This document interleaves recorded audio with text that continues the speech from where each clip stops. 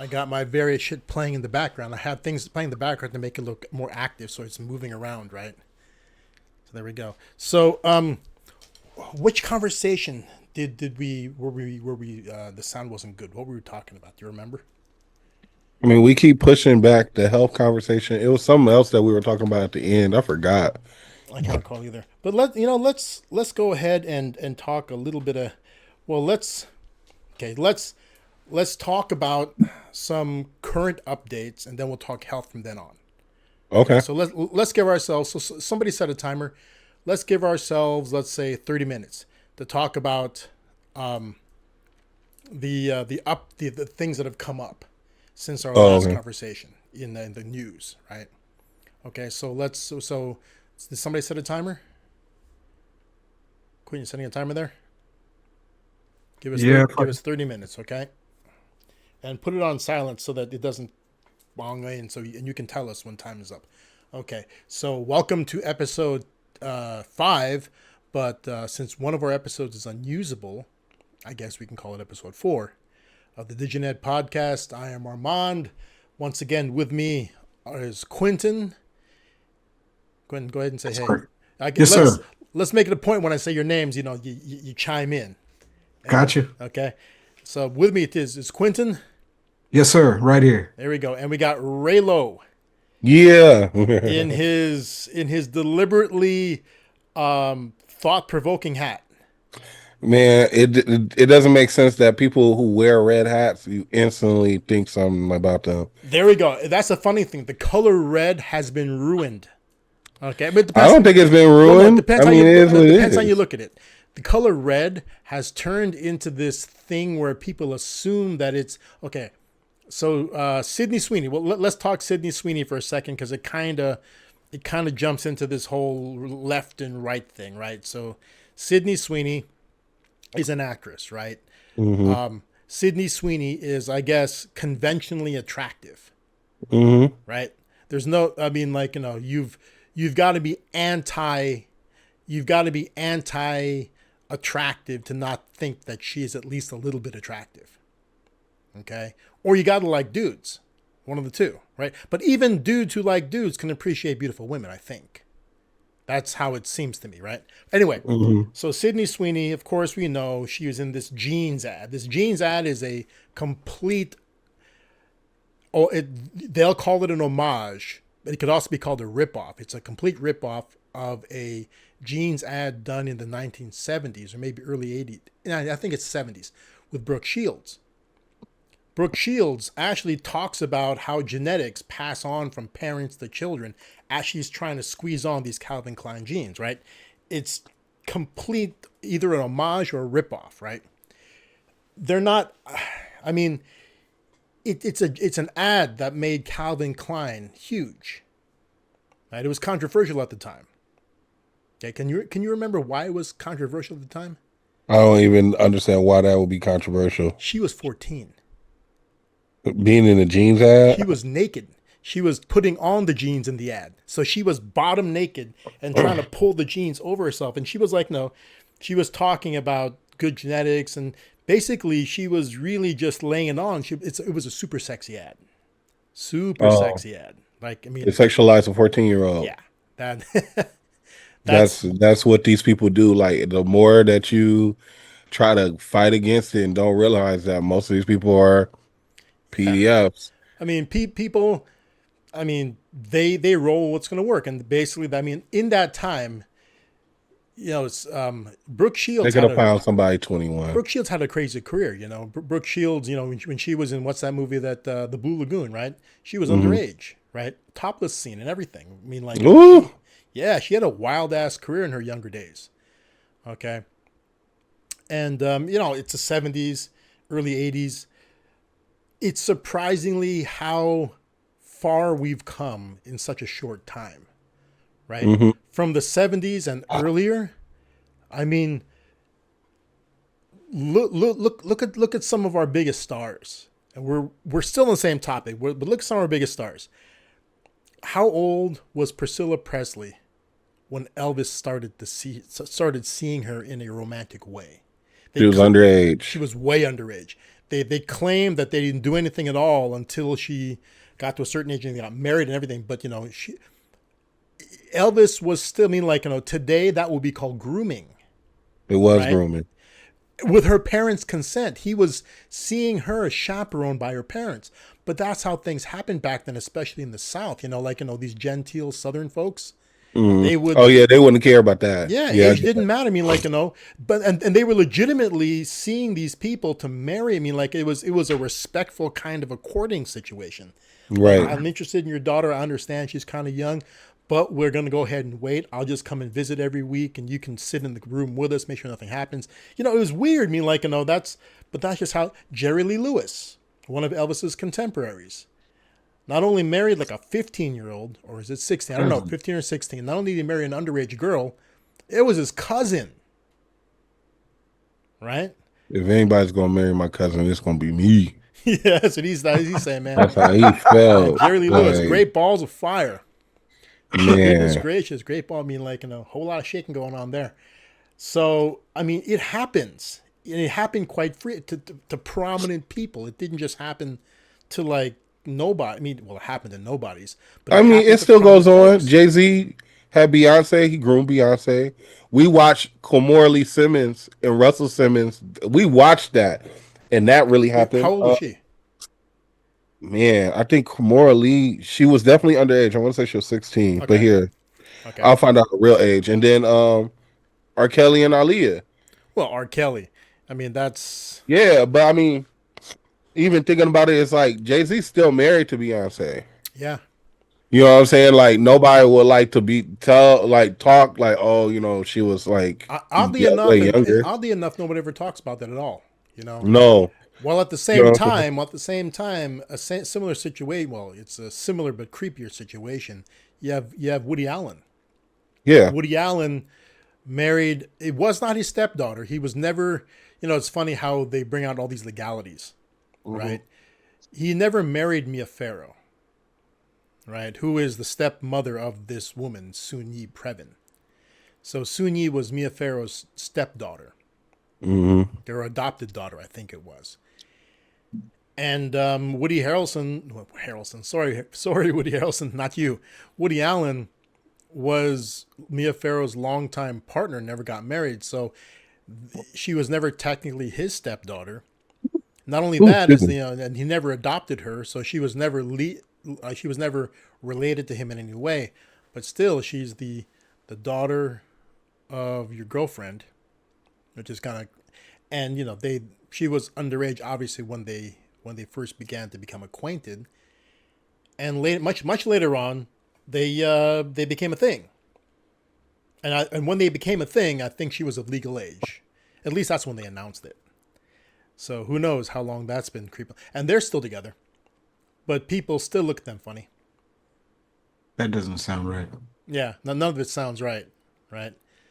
But that's how. But those things all happened regularly and out in the open, right? Until the 80s rolled around, and all of a sudden, in the 80s, people still spoke about. Let's look at some of our lyrics. Like R. Kelly, of course. His age ain't none but a number. There we go. Not only a lyric, but a song. But a whole album. Is it the whole album's name? It was a whole album. Is there a song named that? Yeah, it was the lead song. It's an album, it's a song, and it's a lyric. He just decided let's make it a theme. It was a whole theme. It was a whole album called "Age Ain't None But a Number," and he was in the background. That's crazy. Very famous looking. There we go. There's that. You've got good old Belle Biv DeVoe. One of my favorite lines. And is that Do Me? Yeah. Yeah. One of my favorite lines ever in any song, no matter what genre, is that a whole how's it go? Backstage, underage, adolescent. How you doing? Fine, she replied. Hi. Let's go. Continue. I sighed. She liked to do the wild thing. No, I like to do the wild thing. Remember, she replied, I sighed. I like to do the wild thing. So he comes on to her, right? And then the next line, you're like, whoa, this is getting kind of creepy. And then the next line jumps straight to action took place. Hey, and it's part of a song. I'm trying to remember the video. Did the video even act that out? I wish it did. That'd I be don't great. think so. I think it was all dancing in the video. Yeah, but still, I mean, it was. I mean, it's. I don't know. Now that I look at it, and it's just like it is what it is. When younger women are way more promiscuous than when they are like older.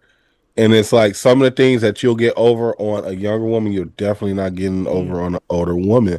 And that's why, like, we're bringing up entertainment figures, right? yeah. In entertainment, they make it seem like women are easy. But guess what? Those are the younger women. Yeah, and Those the are the funny, younger and women. and anybody who's been in the entertainment world, in whatever capacity, been around that, there's a ton of groupies crawling around.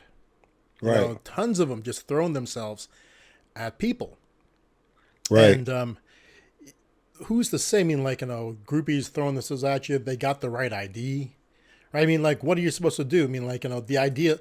How close do you have to look at an ID before you accept it as real? Right. It's like, hey, how old are you? And she's like, oh, I'm 18, and they're showing you this ID, right? And let's be clear. Remember, for the most part, I'm about what's legal.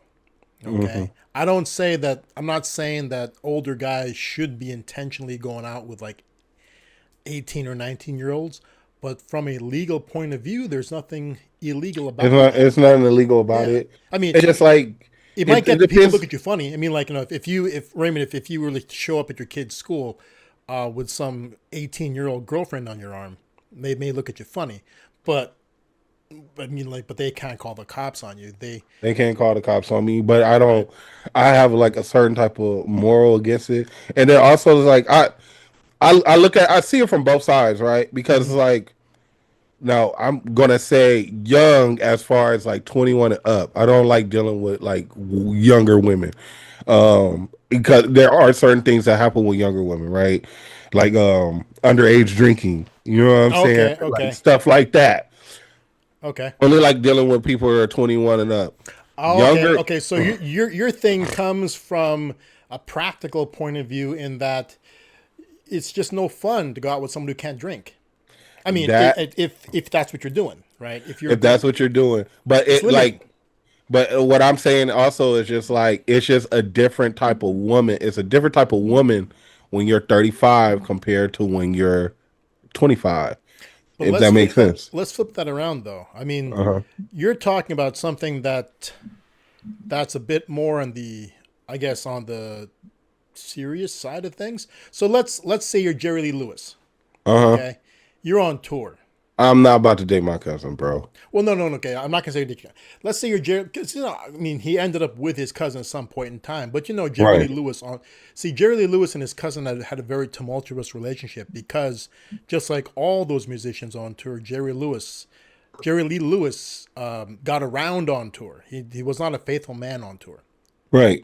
Okay, they say that about a lot of them. Like Elvis was also, when Elvis Wouldn't was on, expect you to. yeah. So Jerry Lee Lewis on tour, Elvis on tour. He got a lot. They got a lot of phone numbers, panties, bras, hotel room keys thrown at them. Right.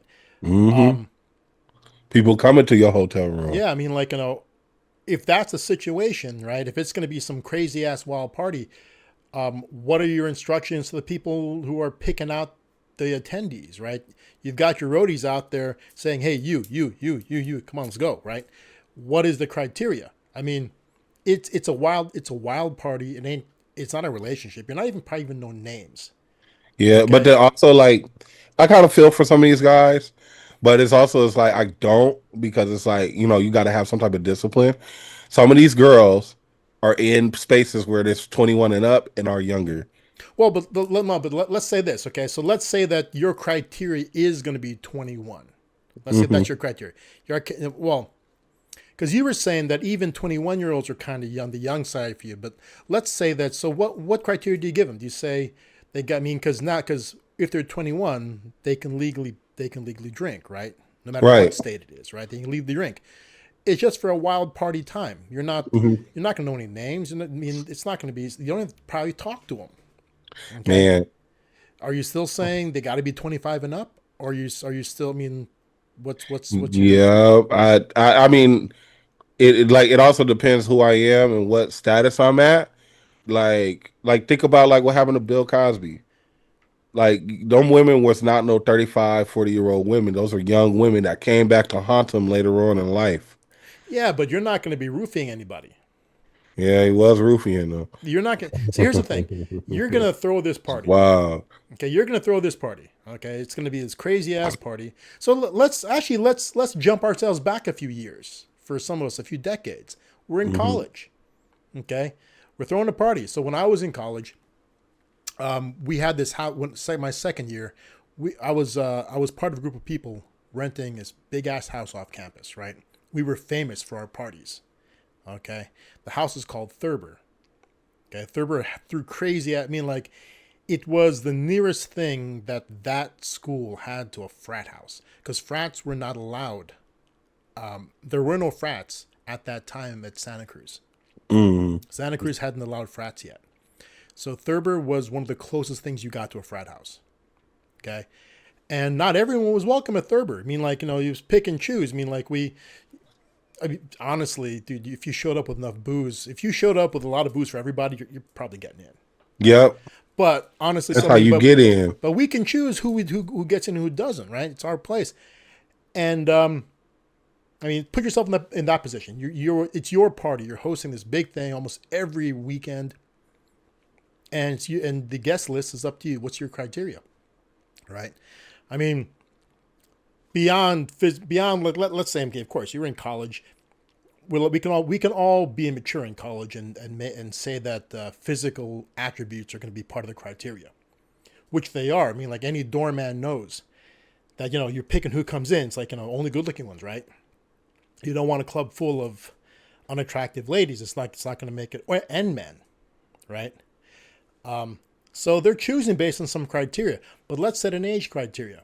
At Thurber, our age criteria was 21.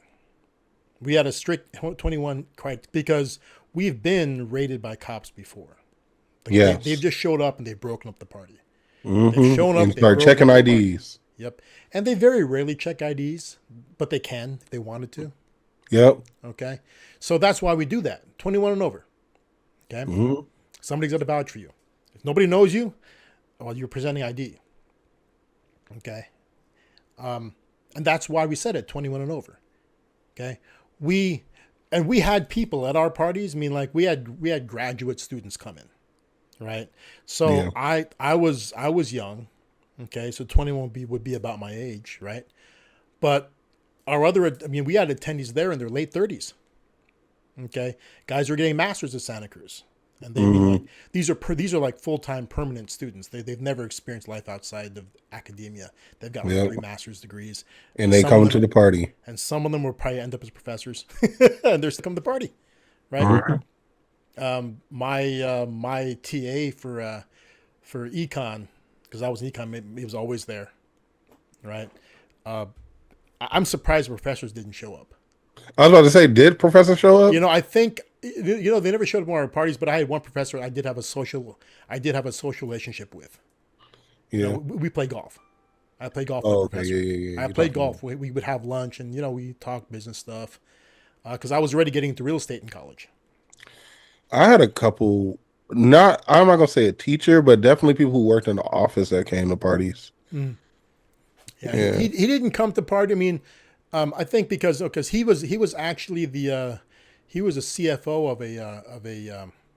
of a company in what would later become Silicon Valley.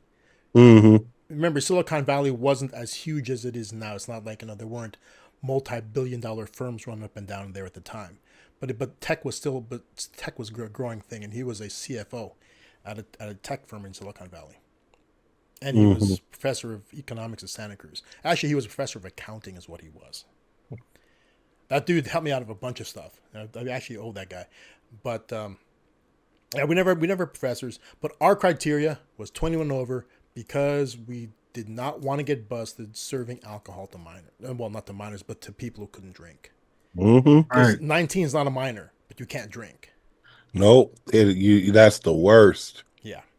Somebody's going to leave in handcuffs. And considering that one of our housemates, this dude had the master bedroom and he turned it into a grow house. Oh, you'd have trouble. Yeah. And they knew.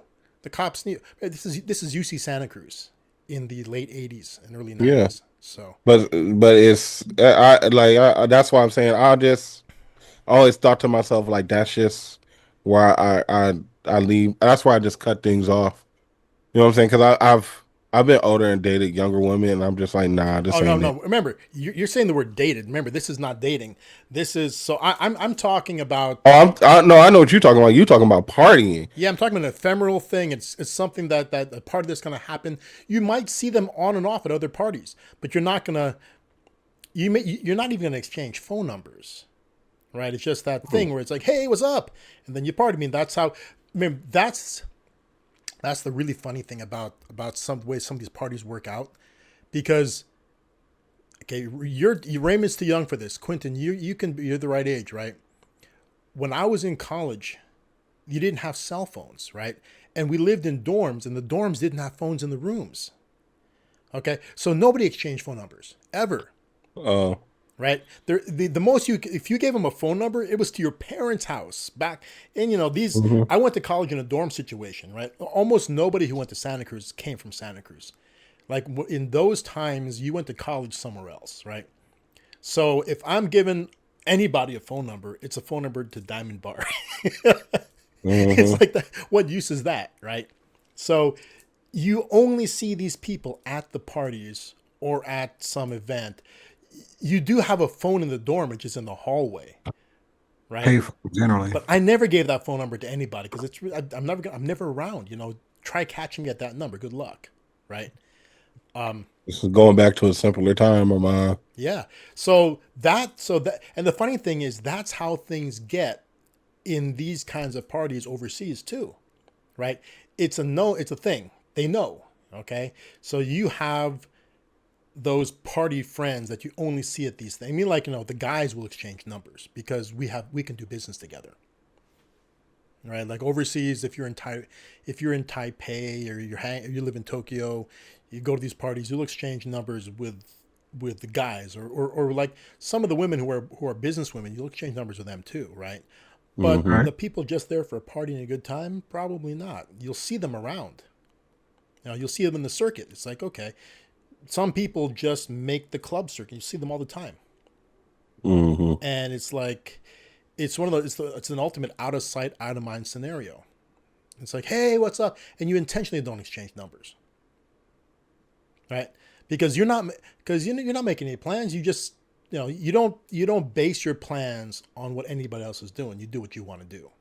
Hmm. Right. So you don't say, hey man, whatever your name is, let's choose a random girl's name that won't get anybody in trouble. Hey Miranda, what you doing on Sunday? Oh, I'll meet you at that club. No, it's like your entire life's open. You go to whatever club you want, and whoever you happen to meet at those things. I mean, you just go with the flow. You don't plan any of it out, right? Right? And they're cool with that. They're good with it. You're good with it. That's how the whole thing runs. It's funny. It's how it was in college. We didn't have anybody's numbers. We just heard, oh, we're all heading out to whatever's party tonight, and then you show up. Whoever shows up, and then they'll tell you, oh, there's another party down the way at this house, right? And almost every night it ends up at Thurber. Thurber was a let me count the bedrooms. I had one, two, three. It's like a 6-bedroom house. It was like a 6-bedroom house with this huge ass fireplace. It was crazy. It was a big house, and it had been for rent to students from Santa Cruz since forever. Nobody can remember when people lived in it. I can imagine how the neighbors felt. Right. But yeah, that's so yeah, so I'm talking, so if that's the thing, so if it's just, so Raymond, what would be your criteria in that situation? Okay, let's say that Same thing. same thing. You're still going with the older people? Hmm. Wow. And what's the rationale for that? Why? Less problems. Less problems. The older. I'll even admit, like in my party days, the older parties didn't have no fights. We were able to just all leave at the same time and When it was over, it was over. Wasn't nobody lingering, and it's just easier. It was more chill and go home. More chill, go home. Young Okay. folks want to hang around and scrap out front and talk stuff. Yeah, people show up looking for certain people because they know they're gonna be there, and it's just like this is gonna be the. It's just and like dang, it's crazy because it's like I threw a party this weekend, and then I'm thinking back to like all the parties I have thrown because it's like it. I don't know. It's kind of weird because it's like growing up, I was never a sociable person. Okay. You know what I'm saying? Like I've had people in school where it's like I never heard them talk. You know what I'm saying? But when I think about all the parties I've thrown, and it's like this is not just like one state. Like I've done it in multiple states and like with multiple groups of friends. Whereas like I remember I threw one summer we was just like on a party rampage. I would say we threw a pool party. Then after that we threw a basement party. And when we threw the basement party, I remember this is when I was DJing, Okay. and I think that one like there was no drinks involved, but it was like I can't even remember how they were doing the whole. Well, I did have a doorman, but I Okay. don't know how they were doing the selection. And like a lot of people that came, I don't know where they came from, but I remember when I like it got so hot, my equipment burnt out, and I was like, Dang. "Party over!" And I remember they went outside and started the party outside, and I was just Man. like, "This is just." Yeah, and that was the end of that. You know what I'm saying? Like, yeah, man, it's easier to do with older people. Hmm. Well, I guess also part of the criteria I'm looking at, like our parties, the parties I threw in college, were very similar to running what I eventually ran in the Philippines. Right? Remember, I had a nightclub. Oh, the I handlebar. had a bar, a nightclub, right? And the funny thing about that place, right, is that we didn't have. I don't even know if they're here. This is gonna sound crazy. I don't know the legal drinking age over there. There is no legal drinking age. I think there is. I think there is a legal drinking age. There is. Was it like 13, I don't 16? know. I don't know what it is. But see, the fact that I didn't know. See, okay, so the criteria for going to Handlebar was you had to be able to afford to buy drinks there. It wasn't. It's not a cheap place. Okay, that's. I mean, it's way more expensive than. Well, you guys are Americans, so it's not expensive to you, right? Mhm. But if you lived over there, it's way more expensive than you think it's going to be, right? Because it's a biker bar. But I guess technically over there, that kind of a bar is going to be expensive, right? So you had to be able to last in that environment buying drinks the whole time. Mhm. Okay, nobody nurses drinks there. Okay, we pound those suckers. I mean, like, we drink a lot and fast, right? So that's the criteria. You have to be able to afford to be there. No matter how old you are, if you can afford to be there, yeah, you're there. We got people. I know that there were people in there that I've seen before. They're like 17. I know it. They got to be. Yeah. Okay, they got to be, but they can afford to be there, right? And I know there's people who are in their late 80s. Okay, who can definitely mean like and they've been there since like Vietnam. They've been in the country, Mm. and they're just there. I mean, like, they retired there and they're forever 40, right? They're partying it up. They're getting old. They're getting older. In their minds, they're still the same age, and the girls they're with are not aging at all, Mhm. right? It's like hey, the Vietnam War is over. They're still hanging out with whatever age they were attracted to at the time. Mhm. There's no growth for these people, right? He says no growth with these people. There is none. I mean, like, no, picture that. Okay, you're independently wealthy, right? You can retire whatever age you want, and some people discover a country that they love. They Mhm. decide I'm living here, right? So that happens to a lot of people who go to the Philippines. They get there and they just love being there. One of the reasons why a lot of the military guys love being there, like the party guys love to be there, is that there's no judgments. The age differences, there's no real judgments about it. Yeah, you can go and get you a 17-year-old Yeah. and be You 37 no, you could be 50, 60, 75, and so and that go what get a I'm saying is, 16-year-old. so let's say you're 37 or you're 35, right? And you're into Mhm. the 18 or 17-year-olds over there, right? Which is legal age, okay, in that country. You're 35 now, and pretty soon, some point you're 40. Okay, the girls you're hanging with are still 18 because the other ones have gotten older and now we're in a different stage of life. They're in, but you're still in the same stage of life. You're hanging out, you're partying, right? And Mm-hmm. it's a different set of girls, but they're still 17, 18, right? Now you're 45, they're still 17, 18. Now you're 50, they're still 70. So I've seen guys in their late 70s, 80s, still with the same, talking about the same stuff, Hmm. right? I think in some ways it's weird to look at. A lot of my American friends who will come visit will look at that and think it's creepy or sad, right? At the same time, these guys know way more about current things that young people like than, I mean, they're way younger mentally than some other, I mean, they're not old people. I mean, they're in 80-year-old bodies, right? But, That's actually my theory. Like my girlfriend hates to hear this because oh I'll be no, okay, telling let's her. hear it. Yeah, no, because I tell her all the time, like I might get to an age where I want more kids, and I might be like 50 or 60, and I don't care about going and dating a 25, 21 year old, or even like I'm not gonna say somebody younger. You know what I'm saying? And because I feel that way, I feel like that will keep me young. I feel that keep me going. Yeah. It'll keep me from becoming like an old like prune, I guess, Yeah. where it's just like I A don't lot of like to deal people, with anybody. it makes sense. I mean, a lot of people who are older claim that keeps them. At the same time, other things can keep you young too, right? Yeah, Like, I mean, a lot of time spent online learning things can. I mean, if you keep up to date with the newest technologies and the newest viewpoints, you can stay young that way. But yeah, that's but kind on a of sad. physical note, if I can still get it up, you know what I'm saying, at 60, 70, why not? You know what I'm saying? Because I realize like There's it a just pill for that, Raymond. There's a pill it, for no, that. so look, man, I don't well, I mean it could translate into our health conversation, but I don't believe in erectile dysfunction. I believe that erectile dysfunction is a myth. Okay. I believe that because we live in a culture where they kind of make sex a little bit meaningless. Like you should be able to just smash whoever you want instead of realizing like it's really a spiritual experience. Like you're only going to get it up for certain people. That's how I look Okay. at it. It's only certain people, and like because I've experienced that. You know Is what I'm it from a saying? Where it's spiritual level or is there a physical thing involved here? Oh, Quentin has a question.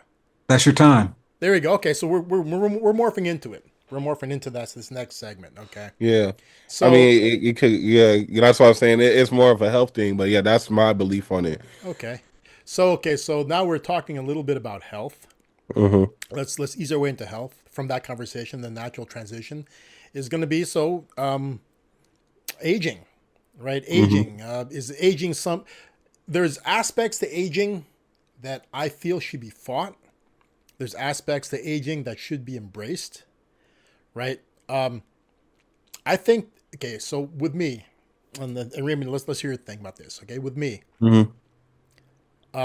as much as you can fight aging, okay, I think the things you fight are the things you have control over, Uh-huh. right? Some people like they let themselves go, right? And then True. their excuse is, dude, I'm 50 years old. Why should I care if I can run a blank mile? Why should I care if I can do a pull up? Why should I care if Hmm. and it's not so much that you should be able to do a pull up, right? I don't care about how many pull ups I can do or push ups or sit ups. I don't care about the numbers.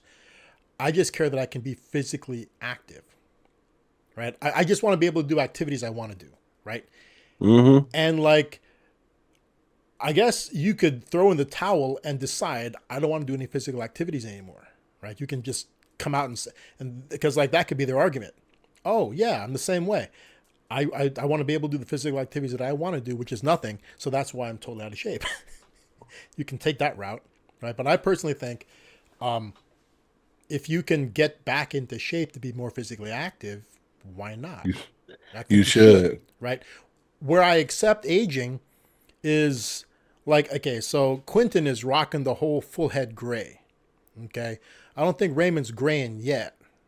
A little You're bit. a little bit, but Just in my beard, are but you? I'm definitely bald.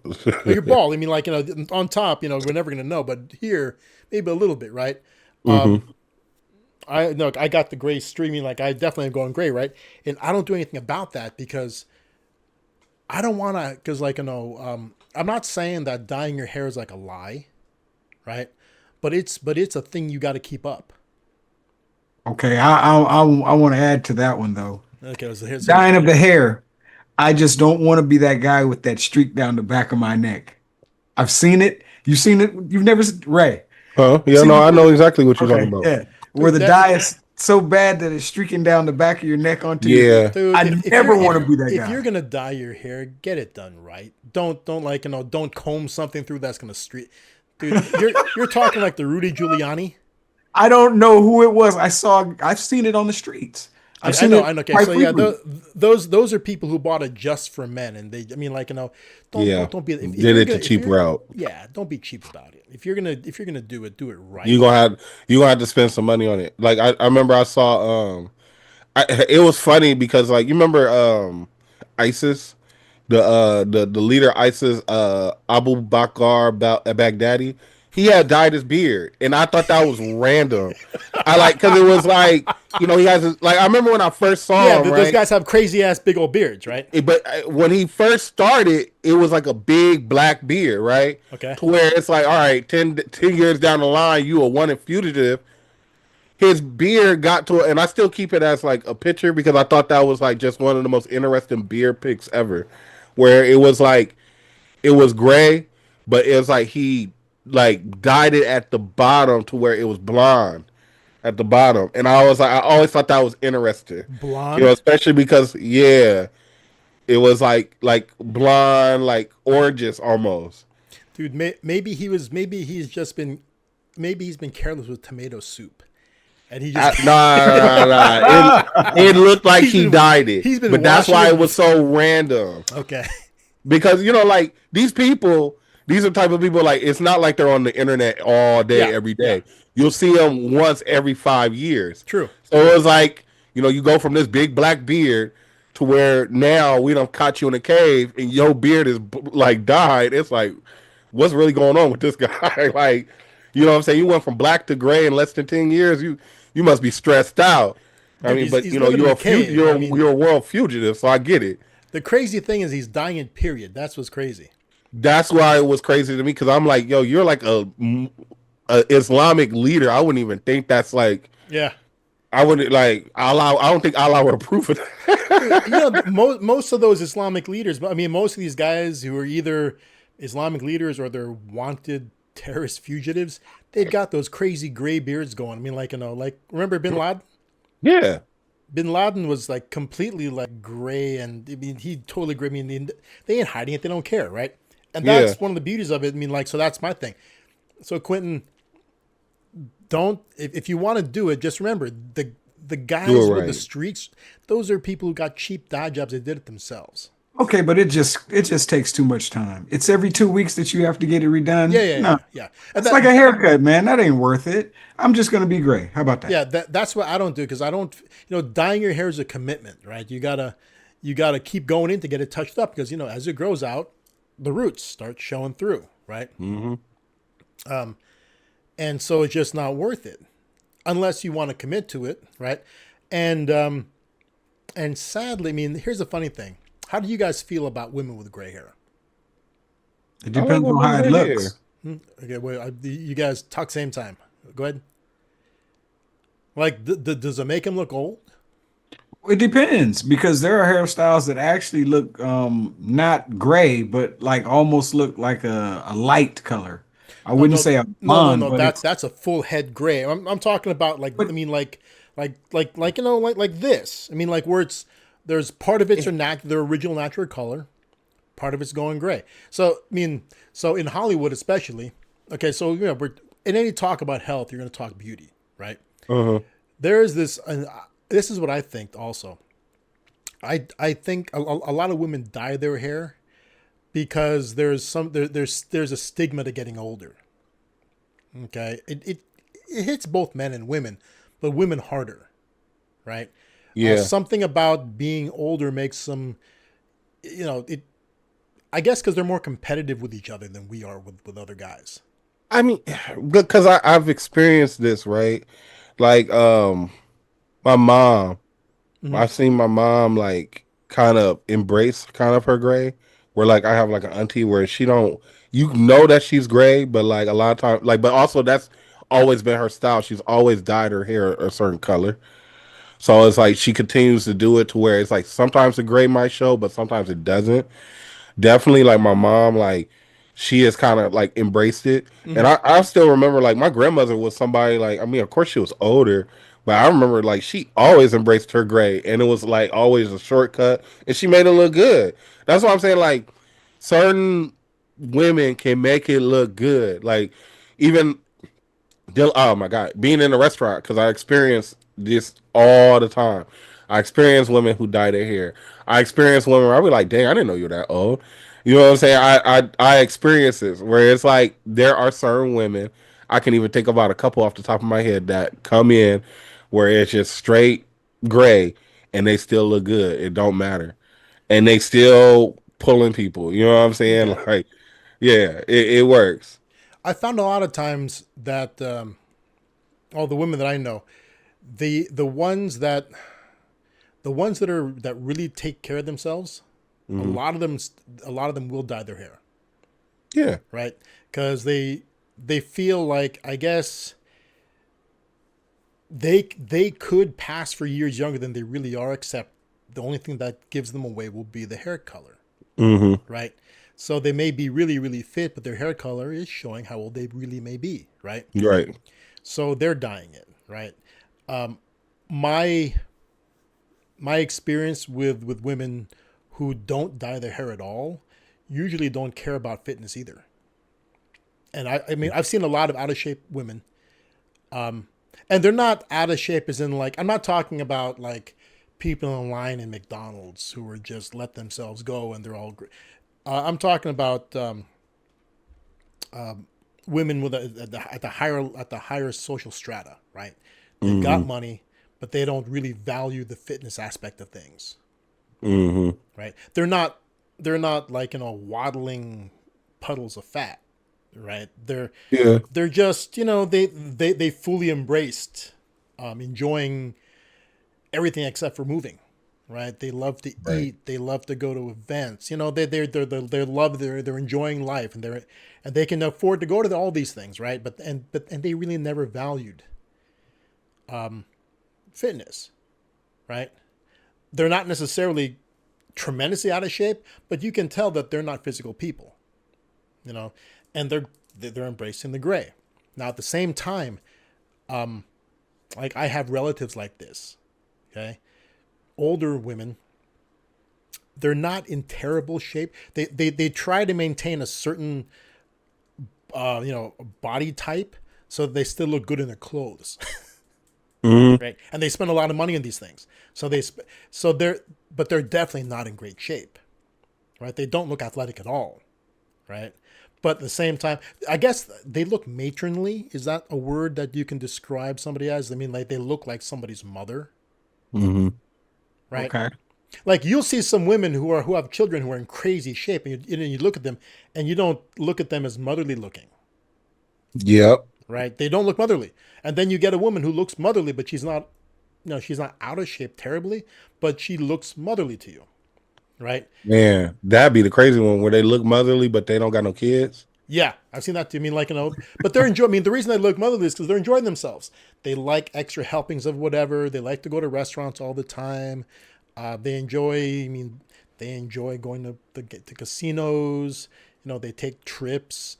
They do all this stuff, and they don't really like to work out. The It's never been their sedentary thing. life. Never been their thing. It's a sedentary thing, but they enjoy it. They just love to experience stuff.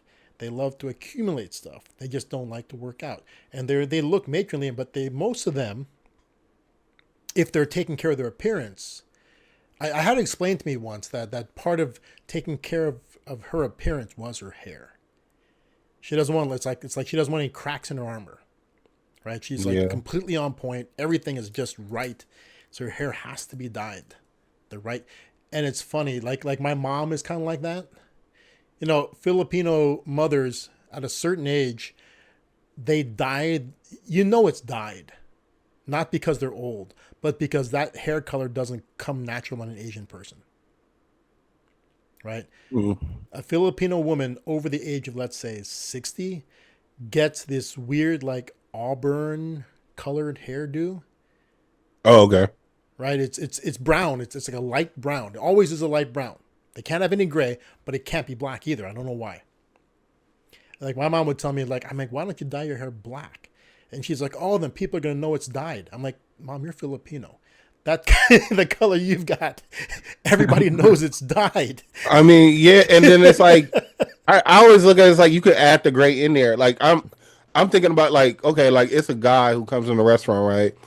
He dyed his beard where it's like black, but at the bottom is gray. Where you could tell it's dyed, Okay. but it's like it looks nice. You know what I'm saying? Like So it's he's not got gray highlights? kind of, yeah, it's like gray highlights. But it looks nice. It fits him. You know he's older, but Okay. it's like it's a part of his appearance.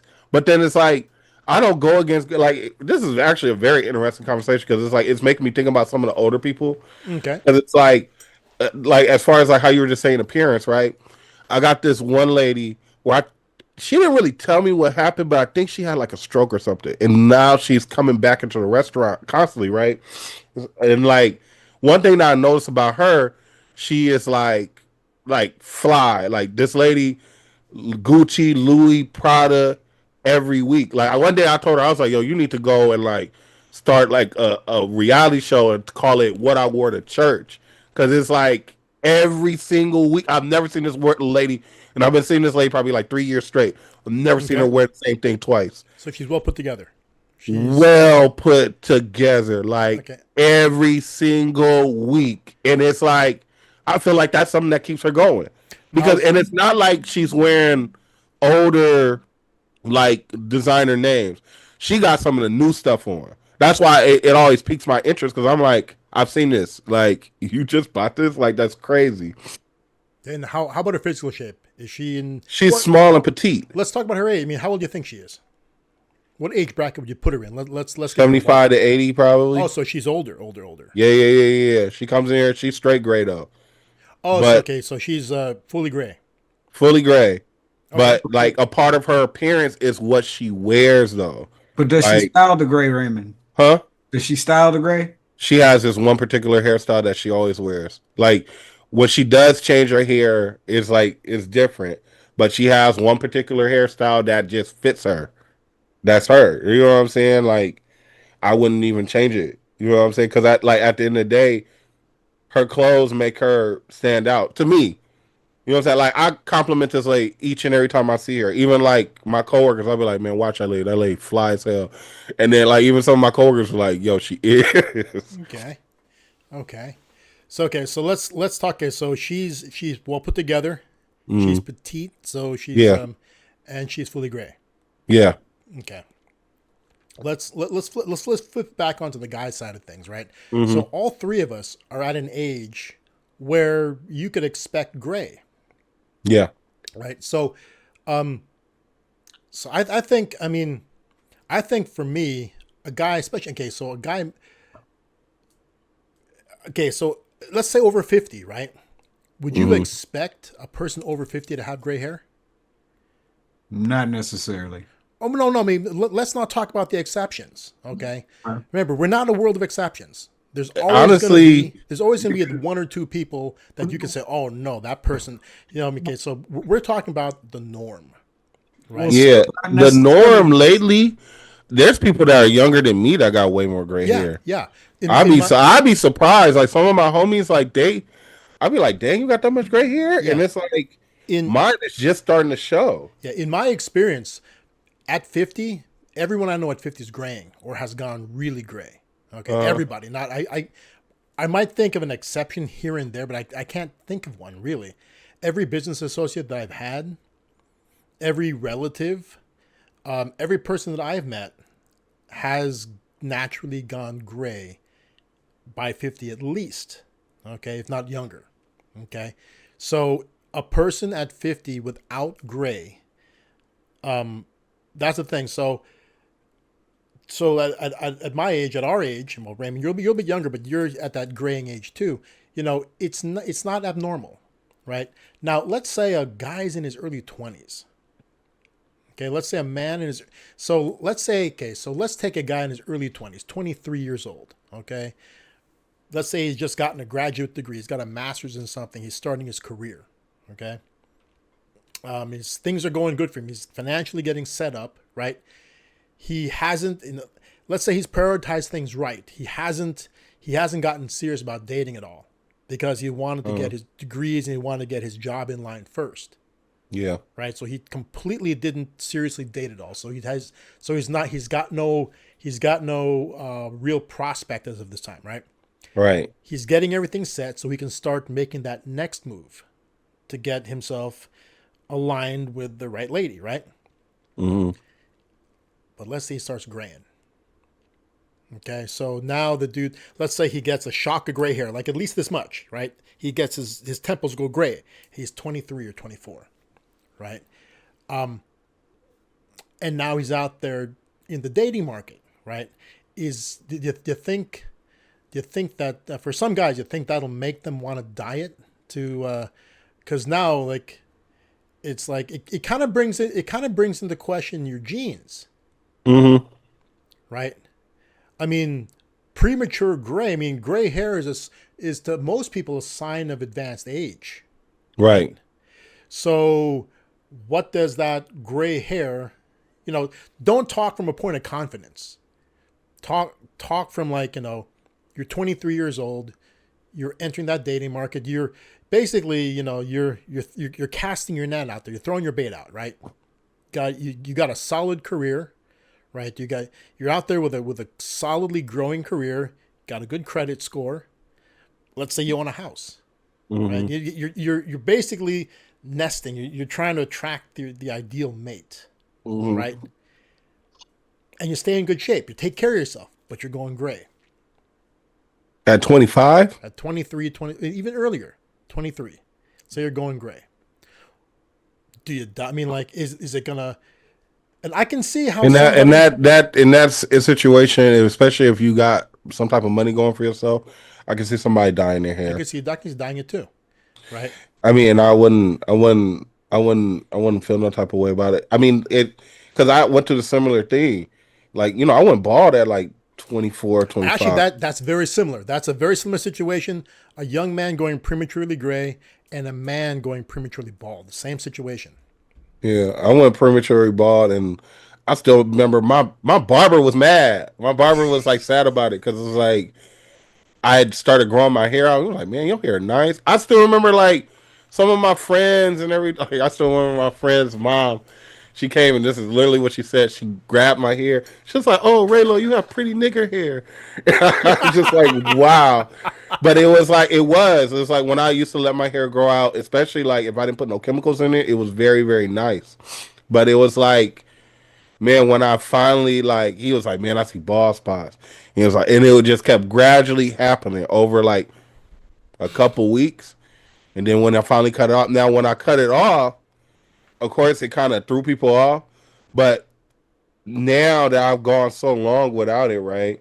Mm-hmm. Because like I always feel like my hair can grow back, right? It's probably like just lifestyle changes or something. It's something that I ain't figured out that where my hair might grow back, right? And my friends always be like, "Man, don't let your hair grow back," because honestly, like your bald head kind of fits you. That's what people tell me. Like your bald head fits you. Like it's never been a bad look. So, and part of the reason why your bald head fits you, like actually Quentin too. I mean, like you guys have a head shape that could be bald. Yeah, but when you guys met me, I had long hair. Well, no, I understand that, but what I'm saying, your guys' head shapes can be bald, right? So there are certain guys. I mean,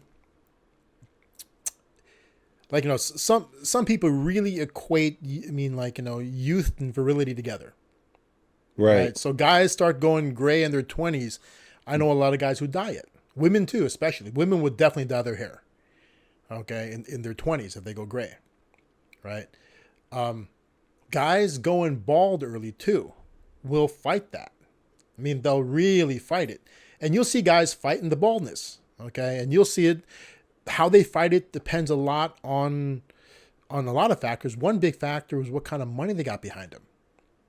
Yeah, I didn't have no money when I was going bald. Like, I mean, like, look at what's his name, dude. I was doing all right, but I wasn't balling. Well, the thing is, addressing baldness is an out of pocket expense. There's no insurance that covers that. You're paying out. It's like fixing your nose, right? Yeah. What's his name? Sweet James. Remember the Sweet James billboards? Yeah. Sweet James went from being a balding dude to being a guy with a healthy full head of hair in his billboards, right? He got his Sweet James money, and suddenly he had hair. Yep. Like, Sweet James is a perfect example of some dude who decided, I'm not going to be bald and I'm not going to be gray. Sweet James is definitely in I should have gray hair territory.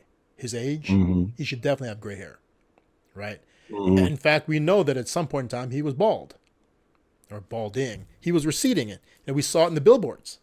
And all of a sudden, boom, Sweet James, full head. I mean, like, his hairline went from here to like, boom, like, it's like a couple of inches over his eyebrows. Suddenly his full bearded face, not a single gray thing on him, right?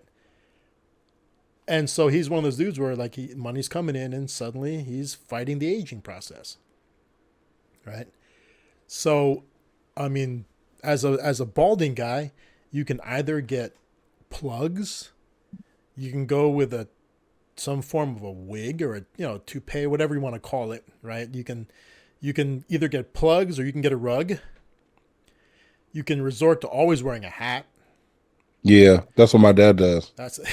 And for some people, I mean, there are some people that I've never seen without a hat. Okay, and you never think about it. It's like, wait a second. That's probably like my dad. like that's probably like my dad. I don't like. Dang, I never thought. I mean, I've seen him without a hat, but like when I think about it, I don't think we ever gone outside and he's not just had a hat on. Yeah. Like me, I'm outside with my body. It don't matter. I actually rarely like. This is a rare time y'all see me with a hat on. Exactly. Yeah, you're wearing the hat today. You normally you don't, right? I don't know. Yeah, I usually because I don't. Like I said, I think I was confident in my baldness from day one. To be honest with you, especially like when I first started, I was still going and getting haircuts.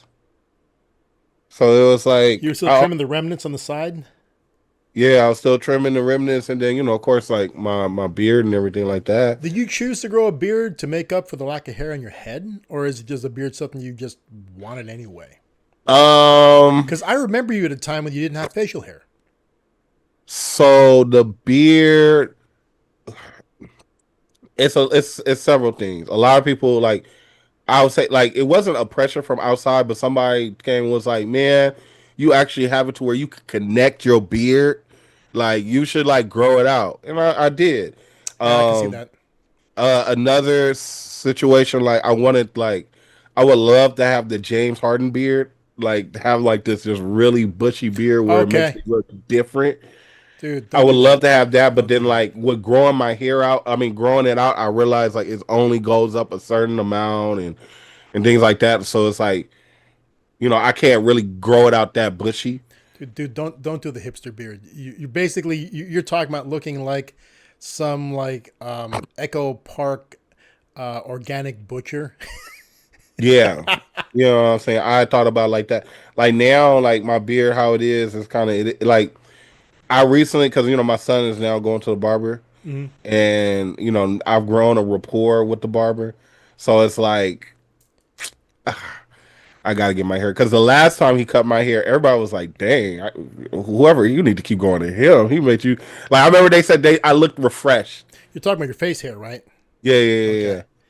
Yeah. Like, that's what everybody said. I looked refreshed. Now, here's the thing about the beard, okay? Mm-hmm. Okay, so let's talk about this, guys. So my hair's long, right? So I've always, as long as you guys have known me, I've had a ponytail. Actually, as long as most people have known me, I've had a ponytail. There's only a few people in this world who've ever seen me without it. I mean, I've had periodic haircuts, but there's only a few people in this world who have ever seen the time where I didn't have one, right? Oh yeah. Your hair was always long, but sometimes you wouldn't wear a ponytail. Yeah, I mean, I've always had hair long enough for a ponytail, right? Yeah. Right now it's short, right? I just cut it recently, right? I've cut like 1.5 feet, almost 2 feet off it. Wow. Okay. but it's always been long enough for this. It's always been slicked back. Okay. Funny thing was, is I got this ponytail length due in college. Mm-hmm. And do you know the main reason why I keep my hair this long? Why? Take a couple guesses. Why? Because what, the chicks dig it? No, that's a byproduct. But what's the main reason why I keep my hair this long? Oh, because it's easier. Yeah, I'm lazy as all hell. Yeah, that's all true. I got to do is slick it back, wrap it in a ponytail, and there you go. Or if I really want to, and I just shake it out and just walk out, right, looking like Jason Momoa, right? And either way, it works, right? It's surprising how a ponytail or the whole shaggy do works in a suit. Mm-hmm. It's weird. They both definitely work with a leather jacket, right? But it's easy. In the early times of that, I would still gel it down, right? But now I don't gel it for squat. I mean, I don't gel this at all, Mm-hmm. right? It's so easy to take care of. I pay zero money in product. All I need is shampoo and conditioner. That's it. Yeah. Right. And that's another reason why I don't dye my hair. I mean, I'm inherently cheap. Do I really want to spend that kind of money every 2 weeks to dye my hair? And at the same time, I'm not gonna do it myself. I might be cheap, but I'm not gonna take that cheap shortcut and have it come out badly. Mm. Right? If you're gonna dye your hair at my age, and if you're gonna dye it black, people are gonna know it's dyed. It's like they're gonna look at you and go, I mean, well, actually, but what's not gray is pretty black on me, right? But if I was to dye it all black again, they're gonna somebody's gonna look at that and go, "Yeah, it looks like he dyes his hair, right? He's definitely right. He's not young enough for the full jet black, right?" And so, if it's gonna be dyed, it's got to be dyed well. Yeah. Right. So I don't dye it. So I leave it natural. And so the reason why I don't dye it is the same reason why it's long, because it's just easier. Mm-hmm. You don't have to worry about it. Don't have to think about it. Just wash it, slick it back, and go out. Boom. If I have time, wash it, leave it down as it dries. Because so Quentin, you may not know this because your long hair wasn't all your own, was it? Or was it all your own? Okay. Yeah, we don't do no weaves over here. But it takes No, weaves aquí, senor. But how long did you have it? Was it braided? Was it in dreads? What was it? My hair was braided and it went down to about here. Okay. When I kind of cut. So there's where it's different. See, on my hair, if I wash it and ponytail it right away, I get this weird ponytail bump in the back. So if I undo it, there's this weird kind of little kink in the hair where the ponytail was, and it doesn't look as nice when it's down. So what I can do is if I dry it and then let it air dry naturally, and then ponytail it, it doesn't build that ponytail mark. Mm. So I'll try to do that. I'll wash it, let it dry naturally, and then I'll ponytail it. So that way I can. This weird option, but that's how I run mine, and I dread being bald. For a long time, in my 30s, it was kind of a back of my mind fear. Well, actually, you think you can go bald? Well, that's the thing. I don't. There's a lot of. If you going this far, you ain't going no bald. Yeah. See that's why I said in my 30s it was. It's not a fear now. Yeah.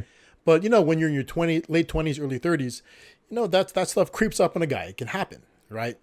And I always felt kind of confident because back then the thought was your hair came from the saying was, if your mother's father had a full head of hair, you would too. That was and that since has been debunked. That's not true. Yeah, I don't believe that's true. Yeah, that's not true. Even though my grandfather didn't have no hair. Yeah. I still remember that was so funny when my grandfather finally went bald because he used to wear a toupee. Okay. And I remember it was a Monday morning, and I remember he cut his hair. He came in a hat. I was like, "Oh, you cut your hair, bro?" I was like, "Okay, it's cool." And my grandfather used to do piano refinishment. It used to be this Asian guy who used to come and do the tuning. And I remember he walked in and he fell out laughing at my grandfather because he had bald hair. I thought that was hilarious. I was like, dang, like he over here clowning you. I was like, and the funny thing about it, he clowning, but He's he had bald. like a bald spot with the hair on the side. I'm like, how Okay. you let him clown you? You know what I'm saying? But it was like I remember he was kind of like insecure about it, like when he Yeah. finally did. I Where it think. was like when I finally thought about it, it was like you should have did that a long time ago, like because it didn't look bad. Yeah. See, with me, see, okay, so you guys have a more of an oblong shape. My head is round, right? Right. A round head doesn't look as good bald, right? Think Mm. of think of guys. Okay, a lot of bald guys will have like an egg shape. You know, it's elongated. The human head normally is It's not. like Neo. Yeah, it's like it's. Neo used to wear hats because he felt some type of way. Only recently he just started wearing the baldy. Yeah. You know what I'm saying? He like his whole career he was bald, and it was like he always wore hats. And then it was like as he became older, especially like now that he lives this alternative lifestyle, now he just don't care. You know what I'm saying? But his head is very, very weird when you see him bald. He Who looks like an alien kind of. who's that And dude? I, Is it Chi McBride whose head is completely is very round and he's bald too? A lot of bald guys. There are certain bald guys who you ever see a guy get that little pooch in the back of their head? It's almost like Yeah. a pot belly in the back of their head. You ever seen that? yeah, Like a hot dog. Kind of like, yeah. It's like, the funny thing is that, okay, Mhm. a lot of fat guys have that, right? Yeah, Okay, which is you would expect it. Okay, but then I've seen people who are not fat who have that, and Yeah. that was like, yeah, whoa. that's true. It's like, whoa. It's like maybe they were fat. No, it's just how they hold that little extra. It's so the reason why I was okay. Two reasons why I was afraid of it. Number one, my head's round, so I always figured. I mean, like I'm always wondering, do I have that fat pouch in the back of my head? I don't know, right? But when I was a kid, I got chicken pox, right? Mm. And chicken pox scar when you scratch them, right? You scratch them, you leave scars, right? You see these deep pock marks. Yeah, And so I remember, and this is why I remember the whole if your mother's father had a full head of hair, you would never go bald thing, because that was the belief back then, and I read that somewhere. Okay, remember this is mm. before the internet, way before the internet. I was in high school when I got chicken pox, like sophomore year. Dang, for real? Yeah, yeah, You got chicken pox like when you was a grown person. yeah. Most people get them earlier on, like as a kid, right? I never had it as a Yeah, kid, so I got it this as is soft. I told you this is why I have the scar on my neck. Oh, that's chicken pox scar. Yeah, it's a chicken pox scar. How old are you? Huh? How old were you when you got that? When I had I was young. I can't even And it really tell scarred you. that bad? Really? It was smaller. Then I remember one day, I think I was probably fourth grade. It got infected Okay. and had surgery on it. Then we went and like it was the first time like laser surgery had just came out, Hmm. and I had the laser surgery and it made it bigger. Oh shit. Okay. Yeah, like how you were saying like that was always a like Gabon ball and stuff. I never thought about that. That was always the thing. I was like, I don't want any more keloids on my body because that's what it turned Oh, into. It that's turned what into is a keloid. So you developed keloid scarring. Yeah. Yeah, I had a friend. I have a friend who did the same thing, Hmm. and it's funny. Um, she's younger. Okay, not that much younger, but so she's a really pretty girl, right? But she Hmm. grew up with this large mole on one Yeah. of her nostrils. It's a large. I mean, it's very noticeable, large mole in the nostril, right? Right. And I forgot when her parents took her in for the surgery on it. But she ended up with a keloid scar there. Yeah. So the question, I mean, but now it's not noticeable. I mean, it's years and years later, obviously. Right. But the question is, I mean, they were both noticeable. So in the early years of the keloid scar, it was just as noticeable as the mole was, Right. right? So the question is like, if you get that kind of scarring, Do you remove things? You just leave them there? There's like That's a very interesting question because like besides my neck, I have other keloids on my body. Like I was mauled by a dog, oh dang okay and I had one right here on my face. I had like one on my arm. Like I actually had three on my arm, and I went and had injections on them, and you don't see those. You wouldn't even notice it. Even if I didn't have the beard, you you wouldn't wouldn't notice notice it. that there was a keloid on my cheek. Okay. You know what I'm saying? But the neck was just like Yeah, it's funny it that didn't work. when I first met you, it's like that's like you look at it and you think to yourself, I'm not even ask. Like because A, because a lot because of people where didn't don't ask. because where it is and the way that it looks, Oh yeah. I'm thinking to myself, huh. I'm like, that dude freaking survived the Colombian necktie. You know what? And I used to tell people I did. Like, Really? oh yeah, because like when I was younger, more people used to ask me. When I was younger, it seemed like every day. Quentin, hold on. Quentin, do you know what a Colombian necktie is? Isn't that when they put that rope around your neck or some No. kind of? Raymond. Okay, so you've been asked about it, but do you know what it is? What a Colombian necktie is? I didn't tell them. I told them I was hung and I survived. Okay. What a Yeah. Colombian necktie is? Okay, this isn't a graphic. Well, let's try to use words that won't get us banned. Okay, they will create a cut on your throat. And let's call it that. They'll create a cut on your throat and they'll pull your tongue through it. Your tongue will hang out through your Oh yeah, throat. yeah, yeah. That's why it's called the Colombian necktie. Mm-hmm.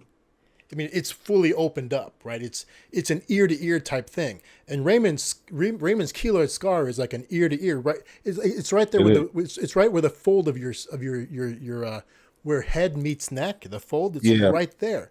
So when I first met him, I'm looking at it going, huh, that dude survived the Colombian necktie. I'm like, It's funny that we're talking about it right now, but now that I'm older, I mean, besides when I cut my, of course, when I shave or stuff like that, I of course I think about it, but it's something now I don't think about anymore. Like I said, like when I was younger, it was a thing. Like people used to ask me every day. mhm.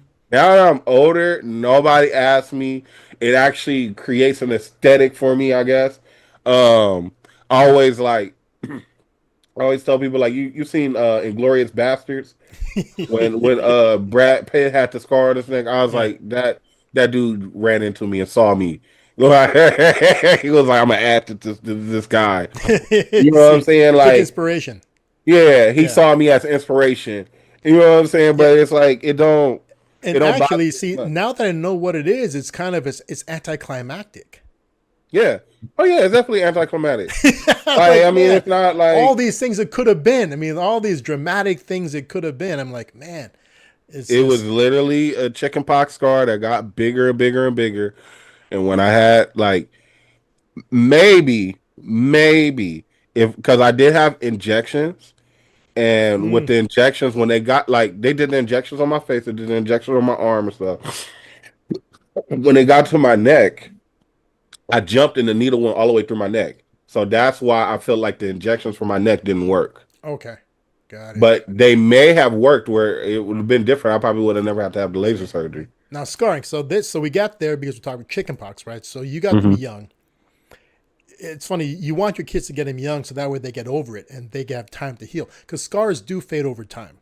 Like Right. my friend's nose thing, the keloid.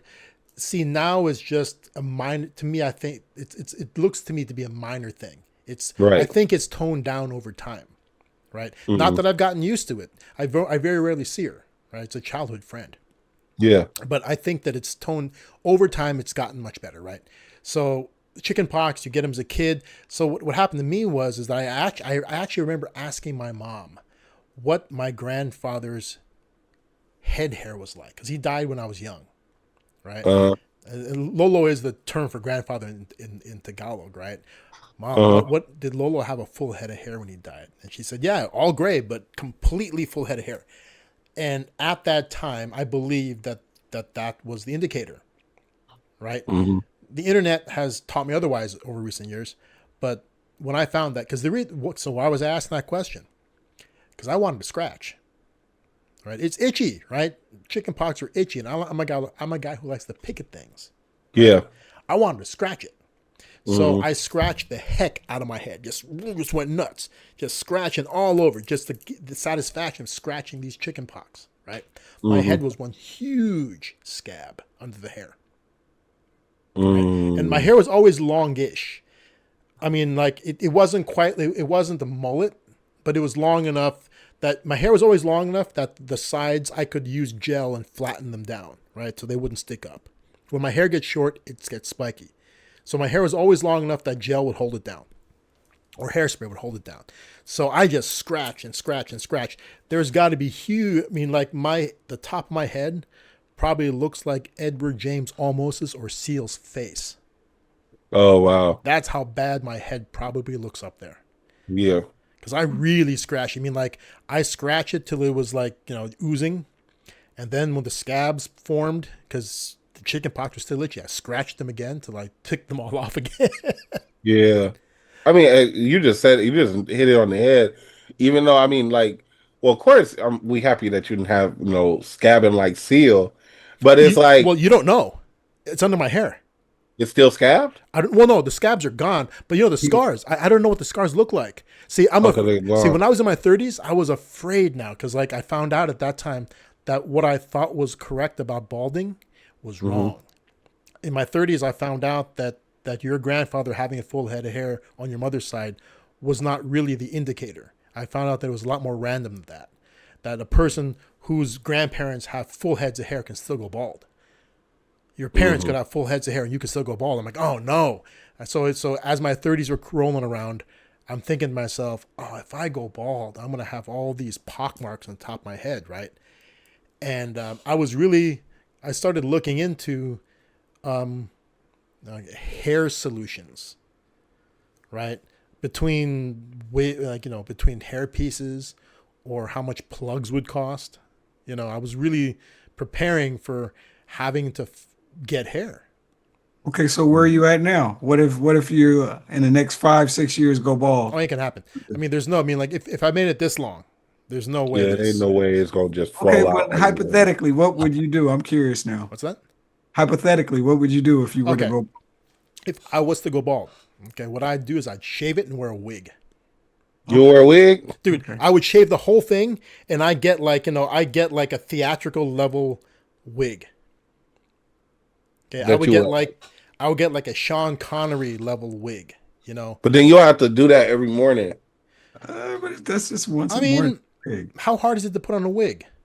Man, a Sean Connery type wig, unless there's advances in technology. You'd put it on, right, and then you'd have to put a little bit of the stuff along the edges, right, to blend it, right? Because now you're going into black women territory. Because that's pretty much, yeah. It like edges do disappear. This is something that you need to maintain. Yeah, I gotta blend that sucker in. I'm like at least a bi-weekly to monthly basis, but there is a routine that goes with maintaining your wig. Wait, no, but we're talking about a wig that comes off every day. We're not talking about a wig because remember, we're talking about shaving the head so there's no hair there at all and putting a wig because I guess the hardest thing, and you can notice I put some thought into this, right? The thing about when you wear a theatrical wig as an actor, right? You put some sort of a cap, it almost looks like it's like pantyhose on your head to hold down your real hair to apply the wig on top of it, and then you blend in the edge, right? But that adds bulk. Right. You can tell when somebody got a wig. Yeah, if you're bald underneath, completely like baby's butt bald, then you can put that wig on. It has a lot less volume in it, right? Mm-hmm. And so I would go with now you can vary your hair length. You can have a completely different. I mean, it has to be a high quality piece, right? You take it off every day. It's not the thing you're going to wear to bed. It's something it's like putting on a hat, right? Or I mean, conversely, you can just maybe I'll do the hat. I mean, days that I want to wear the wig, just wear a hat. I have cowboy. I mean, I have hats now, so I get cowboy hats. I can do the whole the straw kind of what's it called, the Bret Michaels hat thing going on. I can do it. I ride motorcycles. Wear a bandana. So and when I ride motorcycles, I wear helmets. I wear bandanas underneath them. Mm-hmm. I do that anyway. Always have. Welcome to the jungle. Yeah, I mean, like, basically embracing the whole rock star thing. I mean, like, my hair looked the same as it does now, except I don't have to wash it. Mm-hmm. Right? That's what I do if I went bald. I'd shave my head and wear wigs. Mm. I either wear wigs or I'd wear like bandanas and hats, something that would. I definitely won't be bald. So no Chi McBride for you. No, actually, a guy who has the kind of head that I'm thinking. You guys know Mark Dacascos? Oh. No, not he's been in a bunch of different things. He was Iron Chef. He was the chairman in the Iron Chef series. Mm-hmm. He's a Filipino American martial artist. Dude, he's in what is that? He's in Crying Freeman, a live action anime from years ago. He was also in Brotherhood of the Wolf, a French Anglo-French production.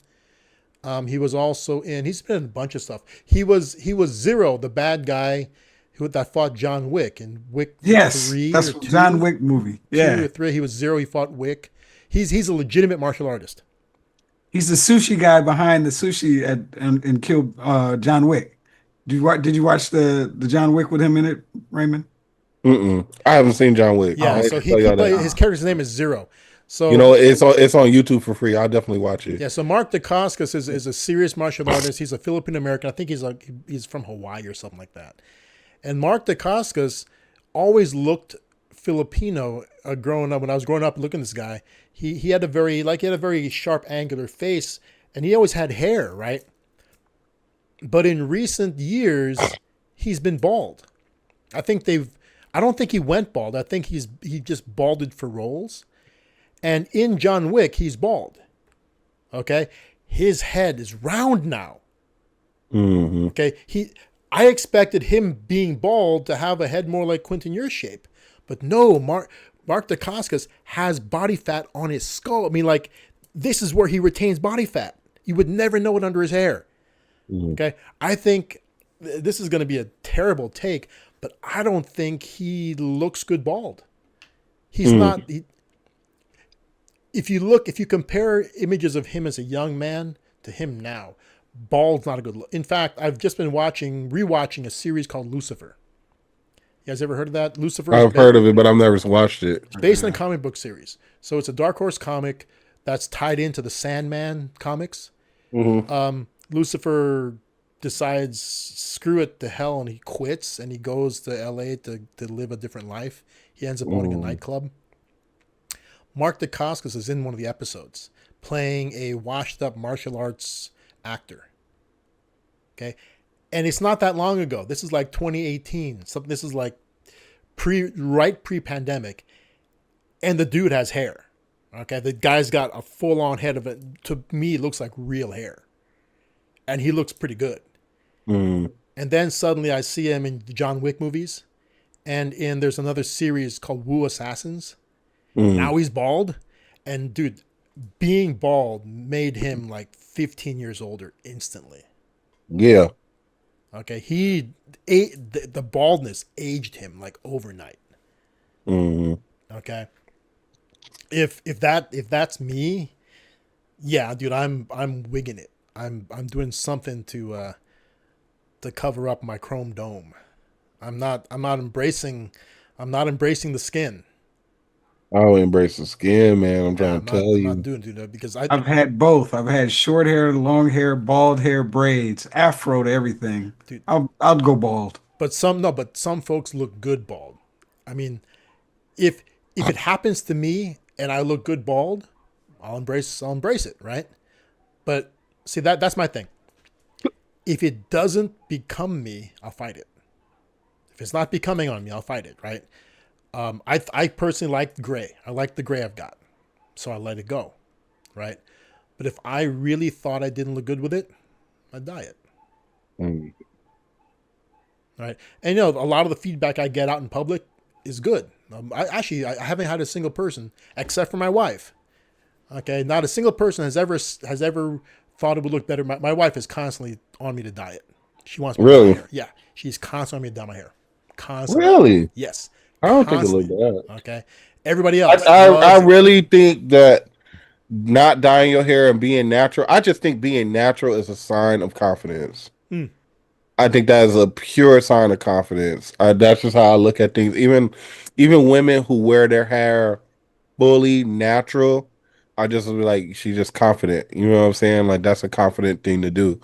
You know what I'm saying? Wear Afro puffs and stuff like that. I just think Yeah. you got a certain confidence to yourself, I think especially so. like the whole gray thing too. I think so too. I mean, but you know, there's some careers like, okay, so you guys ever heard of that show? What's it called? Oh, Cameron, it's one of those police procedurals. It centers around the FBI's behavioral unit. What's it called again? Criminal Minds.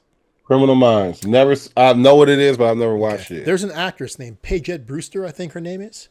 Mm-hmm. A very attractive woman, older.